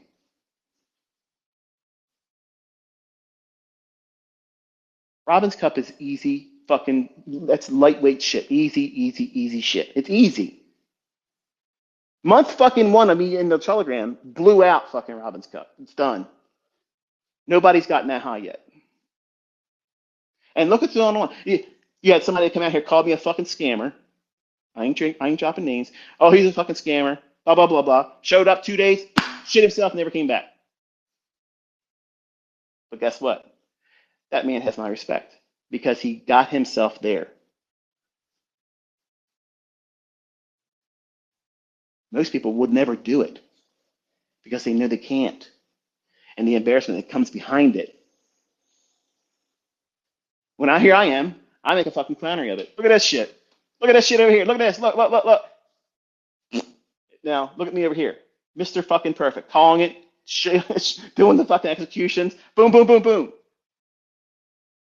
And telling everybody behind the scenes, watch how they react. There's still going to be people that ignore what I just fucking did right there. Proving that there's nothing that I'm going to be able to do for certain individuals to make them realize that what I'm teaching works, that it works well in my hands, and you can learn it too. Perception. Go back to being a magician for a second. If I hold a deck of cards in my hand and I show you a card and I ask you to sign that card, and then I tell you to put the card back in the deck anywhere the fuck you want, and then shuffle that deck, what do you think the chances are of me cutting to the card that you signed first attempt? I'm going to tell you it's 100%. I'm going to do that 100 fucking percent. How can I say that I have 100% confidence that I can do that? Because I have a PD array in that deck of cards. Huh? What the fuck did you just say? Yep, sure am. What I'm suggesting to you is that I could have a stripper deck. Now, some of you think that's a naked woman on a pole. That's not what I'm talking about. A stripper deck is where the deck of cards is cut narrow going to one end and left the same width of a natural produced playing card. So when I tell you to take a card out, I'm offering you the deck. When you take the card out, I'm going to reverse the deck in my hand, and I tell you to stick the card back in there. It doesn't matter how many fucking times you shuffle that card. As soon as I grab the deck, I can feel that wide separation amongst the narrower side, and it'll cut right to that card. Now, you don't know that as the person watching the magic trick, but as a magician, I know that there ain't nothing you can do to fuck this up. I'm going to be able to cut through it right away. And what is my resource in knowing that I can do that? I know that there's going to be one card, one fucking candle that's going to give me what I need as the edge. You see how this made that transition from magic to trading? You have to have a gimmick. You have to have a novelty. You have to have something as a real catalyst to get you into a trade. But that cannot be retail horseshit that has no bearing on why price goes up and down. Oh, he's just using support and resistance. Okay, how the fuck am I picking the right support and the right resistance every single fucking time? Nothing extra, nothing wrong. Ask anybody. Ask anybody. What time frame? Pick a time frame and ask everybody, show us all the support levels and the resistance levels, all of them that are available. And then say, now, out of all the ones that's on that time frame, which one is the one going to be used next for a buy or a short? Crickets. Crickets. Everybody's lost their fucking voice, folks. Laryngitis is now spreading. It's the new fucking epidemic. There it is. Put your mask on. That's how it's going to be. They always come at you after the fact to tear you down. That's the accuser. That's the enemy. And some of you are foolish and you listen to that stuff and you ignore and you forget what you just witnessed and what you were a part of and you watched happen. With detail, this is where it should go. And the time, because I'm using 1 minute charts. I don't have the luxury to outline every intricate detail. So when I do a review, I say this is the catalyst. That's what was going on behind the scenes. This is the reasons beyond what I pointed to. This is the reasons why I chose that to happen. And you all have the luxury of watching me do it right, correctly, consistently, every time I do it. And I'm leaving the decision, do you see value in that? Some think that, oh no, this is all bullshit. You're not telling me when to get in, there's no stop loss, so this is all bullshit, it's trash. Your Telegram's trash. You're an asshole. You're an idiot and you're broke. You want me to feel guilted into giving you trades. I've been around the block for a long time, folks. I've seen this shit. You're never going to make me feel like I got to do more. You're never going to do that. But for the people that are really wanting to learn, they're seeing it. They see the value and they're like, wow, this is such a wonderful resource to tap into for the time that you've been offering it to us, being able to spend time with you over the charts, seeing it and watch how it pans out. That's something that you can't put a sticker of price on, because that's experience that's gone. It's not gonna, there's not gonna be another group that's gonna have that time like you've been spending it with me. And it sounds crazy, like I'm like I'm Elvis and some shit, right? That's not what I'm talking about. Again, I'm not Gandhi. I'm not some kind of deity. I'm just saying that I'm offering that time with you here that I'm not going to do anymore in any medium. I chose to do it this year because I needed you to understand the separation between what your perception of me as a mentor or a person, what you think I can and can't do. Like literally, folks. Like literally. Competitions or trading competitions. Like you don't even see what I'm doing trading. Like you don't see it. So I'm able to do far better than feeling any pressure of coming out here and saying, okay, here's millions of people watching me. And there's going to be this overwhelming desire to see me do it wrong. And that's pressure. What if I choke? What if I got mom's spaghetti on my shirt? That's an Eminem thing, in case you didn't know. I'm not scared. If I was scared, I wouldn't be doing this. If I didn't have confidence in being able to do it consistently, I never would have started doing it. My image is nothing. I could care less about my image. My lectures and my teaching is where the heart of the matter is. That's what matters. And when I talk to you, I'm trying to speak to the rational side of you. What do you see? I have a lot of fun doing, the little stunts I do online for my own pleasure, because I know there's people that's not going to believe anything I do. And to me, that's fascinating. It's just almost like, wow, like that is ass backwards. Like that's really crazy. Like you're literally going to deny every single day results, every single day, right?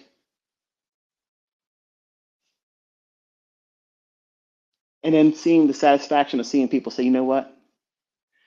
I didn't need to see you do this, but the fact that you did it just gave me a huge bump in confidence, and knowing that this is 100% rigged. You can see it before it happens when you understand what you're looking for. And it gives you a visibility that helps you fight off this uncertainty, this fear of missing out a move. See, that's the problem with all this retail horseshit. You can't tell me when the supply zone is going to form. You can't tell me when the demand zone is going to form. So you are forced to not predict price, and you must have to react to it. And I'm sorry, to react means that you're behind the eight ball. That means you're behind something. Something has to happen as a catalyst that you have to chase. That's not me. I want to know where that shit is. Okay? It needs to be in my scope before I squeeze the trigger. I need to be ahead of that target, so allow it to walk into my crosshairs. That's being in front of the charts at the right time. Knowing that your mark is going to walk in there's crosshairs. That is time-based delivery. Anything outside of time-based delivery is guesswork. I don't guess. I have zero fucking fear of telling you what I think is going to happen and where it's going to go next. I have zero fucking fear. When I do it, I'm confident it's going to do it. Because everything that I understand about price is signaled that it's going to do it. So I have everything firing that this is good. This is high probability. I know it's going to see happen. Every other school of thought, every other mode of trading, analysis concepts, none of them have that. None of them have that. And that's why they teach you to accept the randomness of price. Winning and losing in trading is a random, even distribution. No, it's not. The fuck it is. That's not true. That is not true. Because every time you take a fucking trade, if you had 3 losing trades, the next trade you're taking isn't based on sound logic. It's based on fear. Because you're going to watch your setup form. You're going to know it's forming. Then you're going to watch it form, but you're going to be scared shitless to take anything on it. And then once it runs a little bit, you're like, fuck, okay, well, I know it's probably going to go there now. Let me just get in here. And I have confirmation now. No, you're fucking chasing price. That's what's confirming. You're confirming that you're chasing price. So you're not following your model. You're not following your fucking model. So there's no even distribution of wins and losses that are randomized. That's not the only thing that's random is your ability to stay within the guidelines of your model. That's what's random. That's why supply and demand zones are horseshit and bullshit. That's why fucking trend lines are bullshit because they're too subjective. You know what? There ain't no subjectivity to the first presented fair value gap. There's no fucking way somebody's going to argue that that didn't exist right there at that time. You're not going to argue about the first presented fair value gap on Monday and extend that throughout the entirety of the week. Once you understand what that is, that's real Jade. We're all going to have the same first presented fair value gap on the week. We're all going to have that. We're all going to have the same first presented fair value gap between 1:30 in the afternoon and 2 o'clock in Eastern time for the PM session, any given fucking day. We all have that. I've given you that gift. I've given that to you. That no one can hide it from you. They cannot take it from you. They can't pry it from your fucking hands. They can't tell you that it doesn't fucking work. I have pissed in their fucking face and they thanked me for it. Because they could have done this in front of me and you, where they could have ran that fucking market the other direction and fucked me in front of all of you. They could have done that. Given enough opportunity, they will start doing it.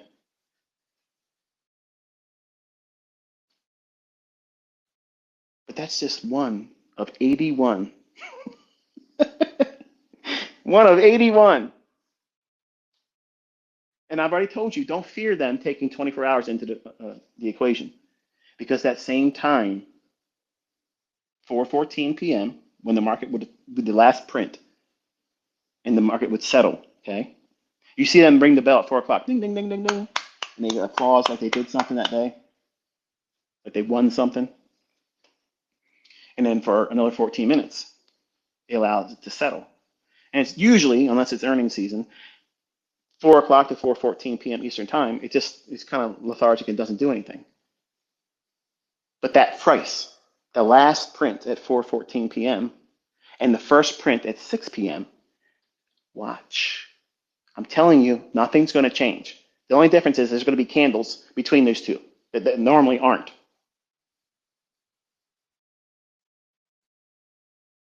You won't need to worry about having the electronic and regular trading hour tab toggled anymore.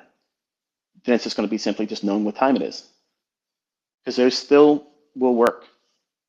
And I can't wait till they shift and they show this and it's still there. And then you're going to know who the fuck I am.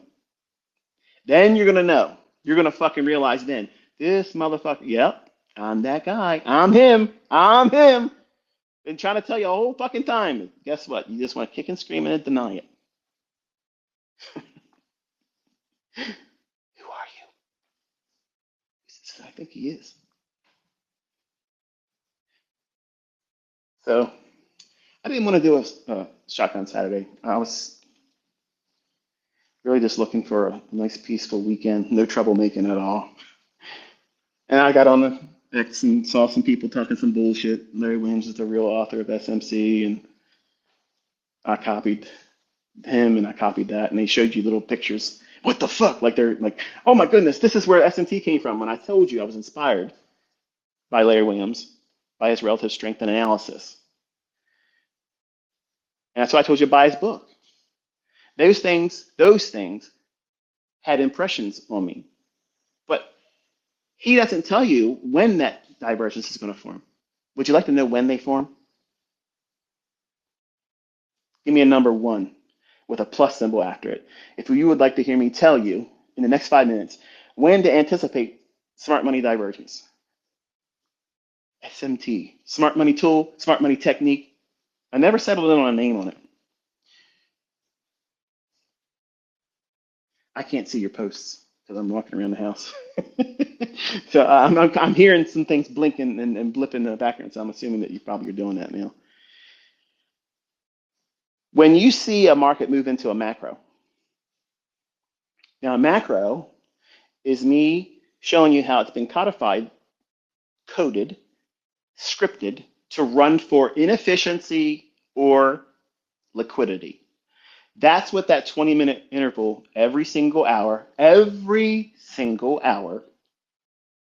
it does this. Now, if you understand that that is where price is going to seek to jump to reach for, to draw towards, move in the direction of a obvious inefficiency above or below the market, or an obvious relative equal high or low, or a singular high or low, like a London session high or a London session low. Sometimes they're not always a relative equal low or relative equal high. In London session, that one we treat a little bit differently because it can be a singular high, not relative equal highs. So a SMT divergence will form usually just before the delivery from a macro. So in other words, you're going to get that price run high. Like imagine for a moment, the market's been rallying and it goes up, creates a short-term high, and it trades off. And we'll say we're watching the NQ, NASDAQ. And then some period of time, and I'll leave that up to the time frame you're looking at, because this forms on every time frame. And then it rallies up and makes a slightly higher high than the previous high in NASDAQ as we approach the beginning of a macro time. It can happen inside of a macro time. If it does, then it's super fucking star. It's gonna rock. It's gonna be a rock star performance because you got best of both worlds right there at the same time. But usually S&T will form just before a macro, and that stop hunt is the damage that frees the market to deliver under the basis of that macro time. Because remember, the macro is where all traffic is removed. It's like when air traffic control says, okay, we cleared airspace, you have the right to have a safe landing here on runway so-and-so. That's what a macro is. It's air traffic control to allow all things get the fuck out of the way. Now we're going to the liquidity or the inefficiency above or below the marketplace. The SMT divergence is the damage before that's permitted. So Larry Williams did not fucking teach that. He doesn't even believe the things, like he thinks that there's no them against us. And that's where we defer. Like that was the separation point with me, because I love him to death. I'm so thankful. I'm absolutely thankful that I was exposed to his stuff, and it came by a mailing list. I didn't find him any other way, because I bought books from Trader's Library and had it mailed to my house. I was placed on a mailing list, and I got a hold of Ken Roberts' shit too. So it could have been from his mailing list, because he was selling the mailing list that everybody bought his course. So one of those two, I was placed on a mailing list that Larry Williams purchased, and then he direct marketed his course stuff, and I started buying it. And when I got to the point where I started seeing that there's measures of manipulation here that I can't escape. It's there. I don't know what's going on, but I know it's going on. And I do think it's a them versus me. They're stopping me out. I'm on the right side of the trade, and if I was not stopped out, it was going to go to my target, and I would have had the full run. I learned that real quick in my development, but I couldn't overcome it. I couldn't see it. So when I started looking for time cycles, and don't take that out of context, people are going to use that sign that right there. I don't believe in time cycles. Okay, but when I started looking at Fibonacci time, when I started looking at the element of repeating phenomenon, I didn't go in looking for it to occur at the same times. I just went in there looking for data.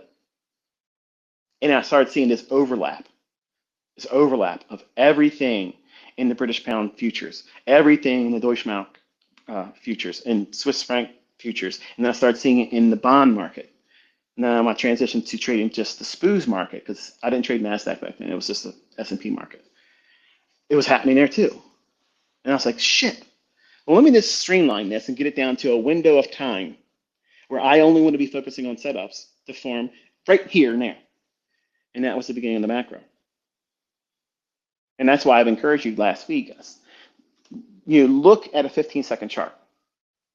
Look for relative equal highs and relative equal lows, because if you study them on a 15-second chart, you're going to watch how the market goes back and forth and bangs them, back and forth, bangs them, bang and bang. And you can literally sit there all day long and trade a 15-second chart, and everybody else calls it noise, but it's just literally like just anything else.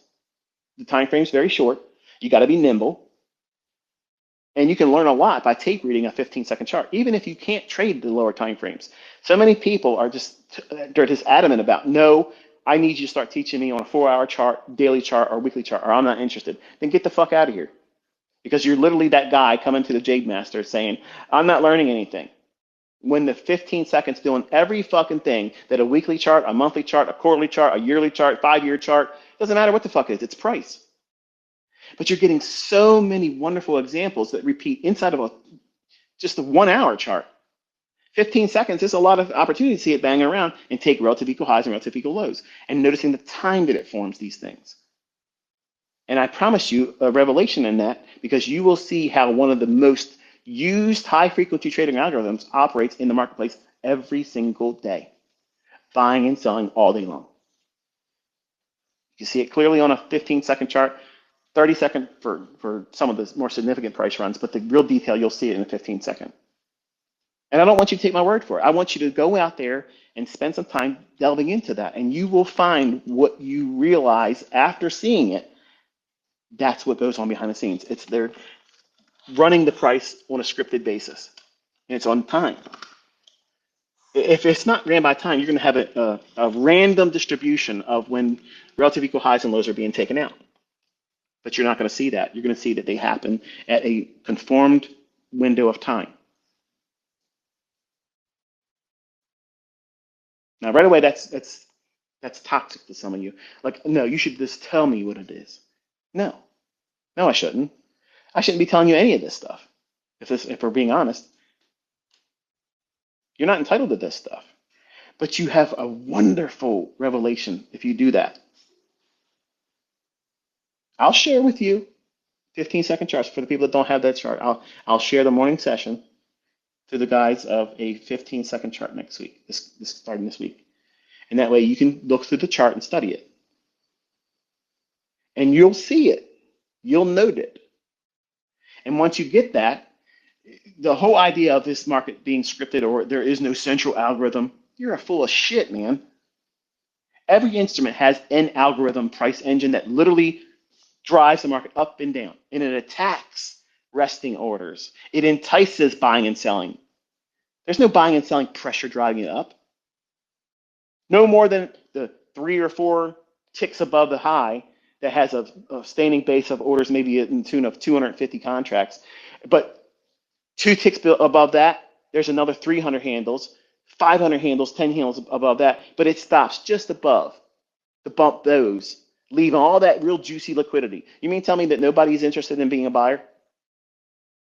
That they can't just rebook and send that price higher to higher to higher just to absorb that liquidity up there? They don't want it there. That's why it never goes there. It's controlled. They leave that up there because when they start sinking the market, more shorts are going to enter the market and that liquidity increases. Because what you're watching is the net longs that the smart money's holding, they need to exit the liquidity to exit out of that. So they want to build these big pools of liquidity above old highs. That's why turtle soups work. That's why they work. Linda Rash's book never covers that, and you can go and look at her book. Look and see if Larry Connors and Linda Rash mentioned that's the reason why the turtle soup forms. They just say they're capitalizing on a pattern that historically has been proven 70% effective by being contrarian to what the turtles traders methodology was, which was buying a breakout of 20-day highs and lows. You ever seen me using a 20-day high and low? Fuck no. But the concept of a false breakout, which I didn't invent that, they didn't even invent that. They just gave you a specialized system of entering around that idea or premise, which is why I think the book was great when I first got a hold of it. I paid $175 for that book. I don't know what it goes for now, but I don't regret paying that much for it because it gave me an insight about stop hunts that it solidified a concern I had that validated it for me. Because if these people are writing a book about it, then they saw it too. So if they saw it too, then hey, man, to me that validates it. It wasn't something that I'm just feeling like it's it's limited just to me, which in trading can trick you. But if it's a large sample set of data suggesting something that's there, then the premise is probably having weight to it.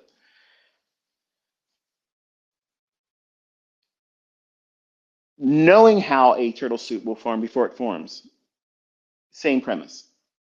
Turtle soup can form right before a macro or just after a macro begins. But knowing the narrative of how that daily candlestick is going to form a down close day or an up close day is going to be understood based on where the liquidity is and how we start the day. Is it going to rally first and create the high of the day, or is it going to sell off initially, trick people short, leaving relative equal highs that they run for later in the day? That creates the high of the day, and the only thing they're really running out is the engineered buy side liquidity. Then send it lower for the close, and that's your narrative. That's the bias is short, but it isn't always open, go straight down, close. How we trade initially after the opening, because in a perfect world, what we want to see is when we're bearish, it opens, rallies up, and takes out the liquidity above 7 to 9 o'clock in the morning, or London high, or Asia's high. And we use the economic calendar to bridge that. Which one do I really want to focus on? But we always, every single day, use the liquidity that's formed just after 7 o'clock Eastern time, prior to the 9:30 opening bell. Those pools of liquidity cannot be hidden from you. And when it's a clear, obvious relative equal high or relative equal low, and it would match how the daily candlestick should form for the purposes of power three. In other words, you're bullish, your bias is bullish. You think the weekly chart's going to keep working towards a level higher. Okay, wonderful. That means you're going to be looking for easy bread and butter idea is at 7 o'clock in the morning, go to 9:30. At 9:30, in that last 90 minutes, where is the relative equal lows? If there is no relative equal lows, just find the lowest low if it's a singular low. That's where you're going to expect the price to drop down in a perfect world.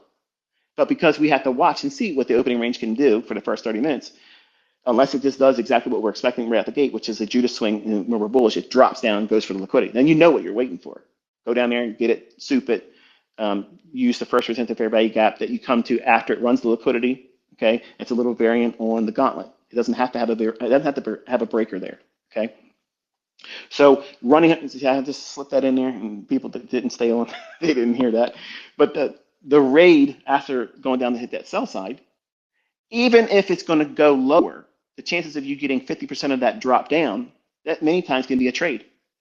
It can yield you 20 handles. It could yield you, and in today's volatility, it could be as much as 50 to 100 fucking handles. It's relative to what you're seeing in terms of volatility at the time when you're looking at the market versus, well, guessing what it's going to do. Yeah, there's a process of you determining what liquidity it should reach for. Perfect world, it drops down for liquidity, makes the low of the day, and then all day long, the rest of the day, it just keeps going higher. That's a perfect classic buy day. They happen about 4 to 6 times a year. I'm sorry, a month.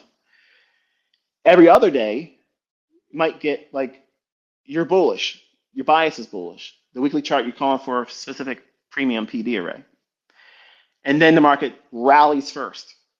That don't make any fucking sense. Like you want to see it drop down. What do? You wait, and then if it's left relative equal lows during the opening range, it's going to come back down for the silver bullet to get that.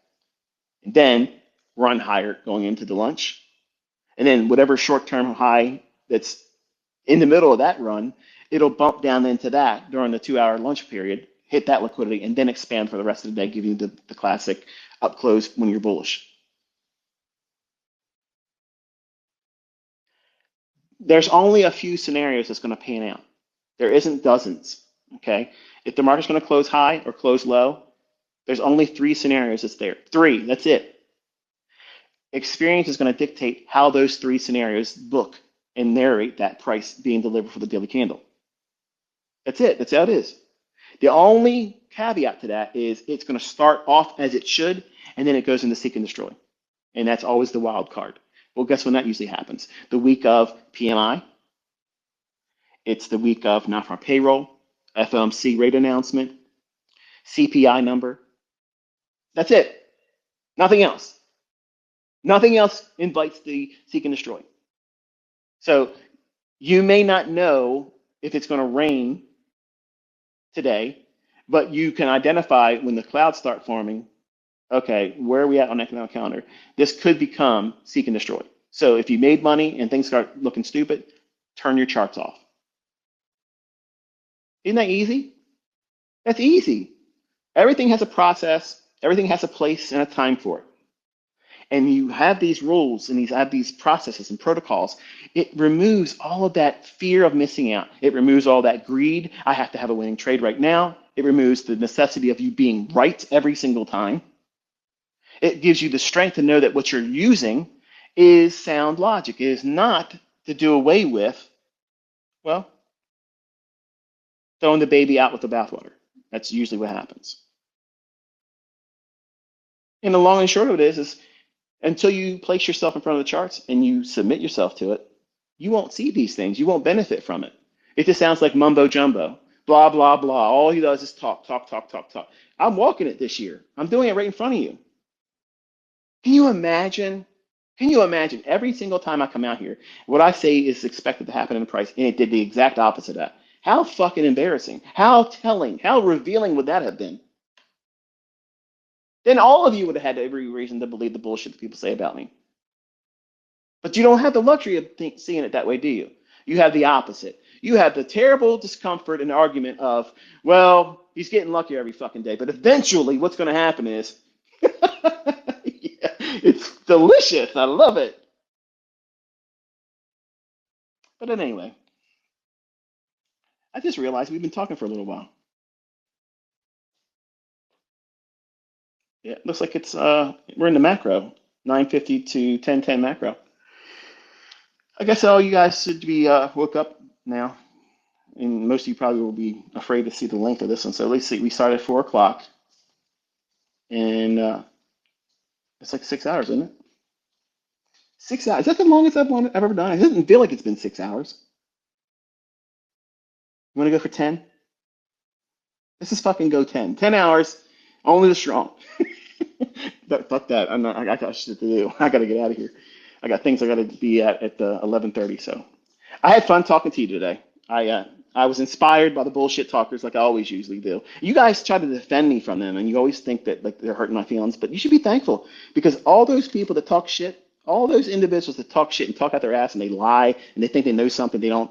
When I see that stuff, chances are it's going to inspire me.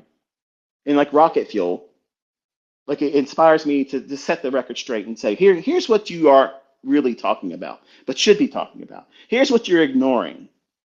And when people take a stop and they listen to this and they've been a student of mine, and if you've been listening to other people blow beat about bullshit that ain't true about me or whatever, it'll wear on you because you don't have the experience to say, yeah, I ain't listening to that. It's horseshit. I've been around him long enough to know that this is not what he is and this is what he's doing, and I've seen it in my own hands. That's experience that nobody can pay for. But they inspire me. I don't look at them as, oh, they're hurting my feelings. Like, I love it because I can come out here and remind you this, that, and the other thing, and you can't cancel it. You can't argue against it. It's not like I'm not telling you before it happens. Look at the look at the week. Look how we traded inside that range of non-farm payroll Friday high. We were aiming initially for Thursday's high of last week, and we used that daily fair value gap that was bullish. I shaded in yellow. I said no close below keeps it valid for it to send price higher. And we spent most of the week doing what? Reaching, reaching, reaching up. Now, a apt pupil, someone that's really interested in wanting to learn, they'll go down into the 15-second chart and look for every relative equal low when it formed and when they ran through that and then sent price higher. And that is your everyday model. That's your everyday deliverer. Every time you get in front of the charts, you're looking for that. And that forms every 60 minutes. You got to know what it's reaching for, though. You derive that from a weekly and a daily chart minimum, nothing less than a daily chart. But primarily, you want to use a weekly chart. What is it reaching for? And every relative equal low on a 15-second chart, once it's rated, if you take the first presented fair value gap, after that, you have a high frequency trading algorithm right there. For a short-term high or relative equal high or any inefficiency above it, that's your first partial. And then you hold it and see if it can start delivering to that higher time frame target. And then if it does, once you get up to 11 o'clock If you can afford to take a partial, do so, because you might have the lunch hour, which is really 2 hours long. It could retrace and go even beyond where you got in at and shoot for a London low, upset the people that are in there long. That's more likely to occur if you're in the discount area of that primary range that you're expecting to see delivered on a daily or weekly basis. In other words, that draw liquidity that you're aiming for bias purposes. When you're in the first half of that price run that would materialize, there's going to be stop hunts like that will occur. So you have to trade differently a little bit there. But when we get to a premium side of that price run, you won't see these big drop down. They won't need to come down there because they want to get closer to that exit strategy of getting out at that pool of liquidity or that inefficiency that's a premium. But anyway, we're going to close it here and be satisfied with this. I didn't spend any time with you yesterday. I'm sure you probably all missing me going through withdrawal, strung out on ICT. So I'm going to wish you a very pleasant weekend. Have a very wonderful Saturday. And for all of you that are students of mine and are mothers, happy Mother's Day. I hope you have a very pleasant, relaxing day. And Lord willing, I will talk to you all on Monday. Be safe.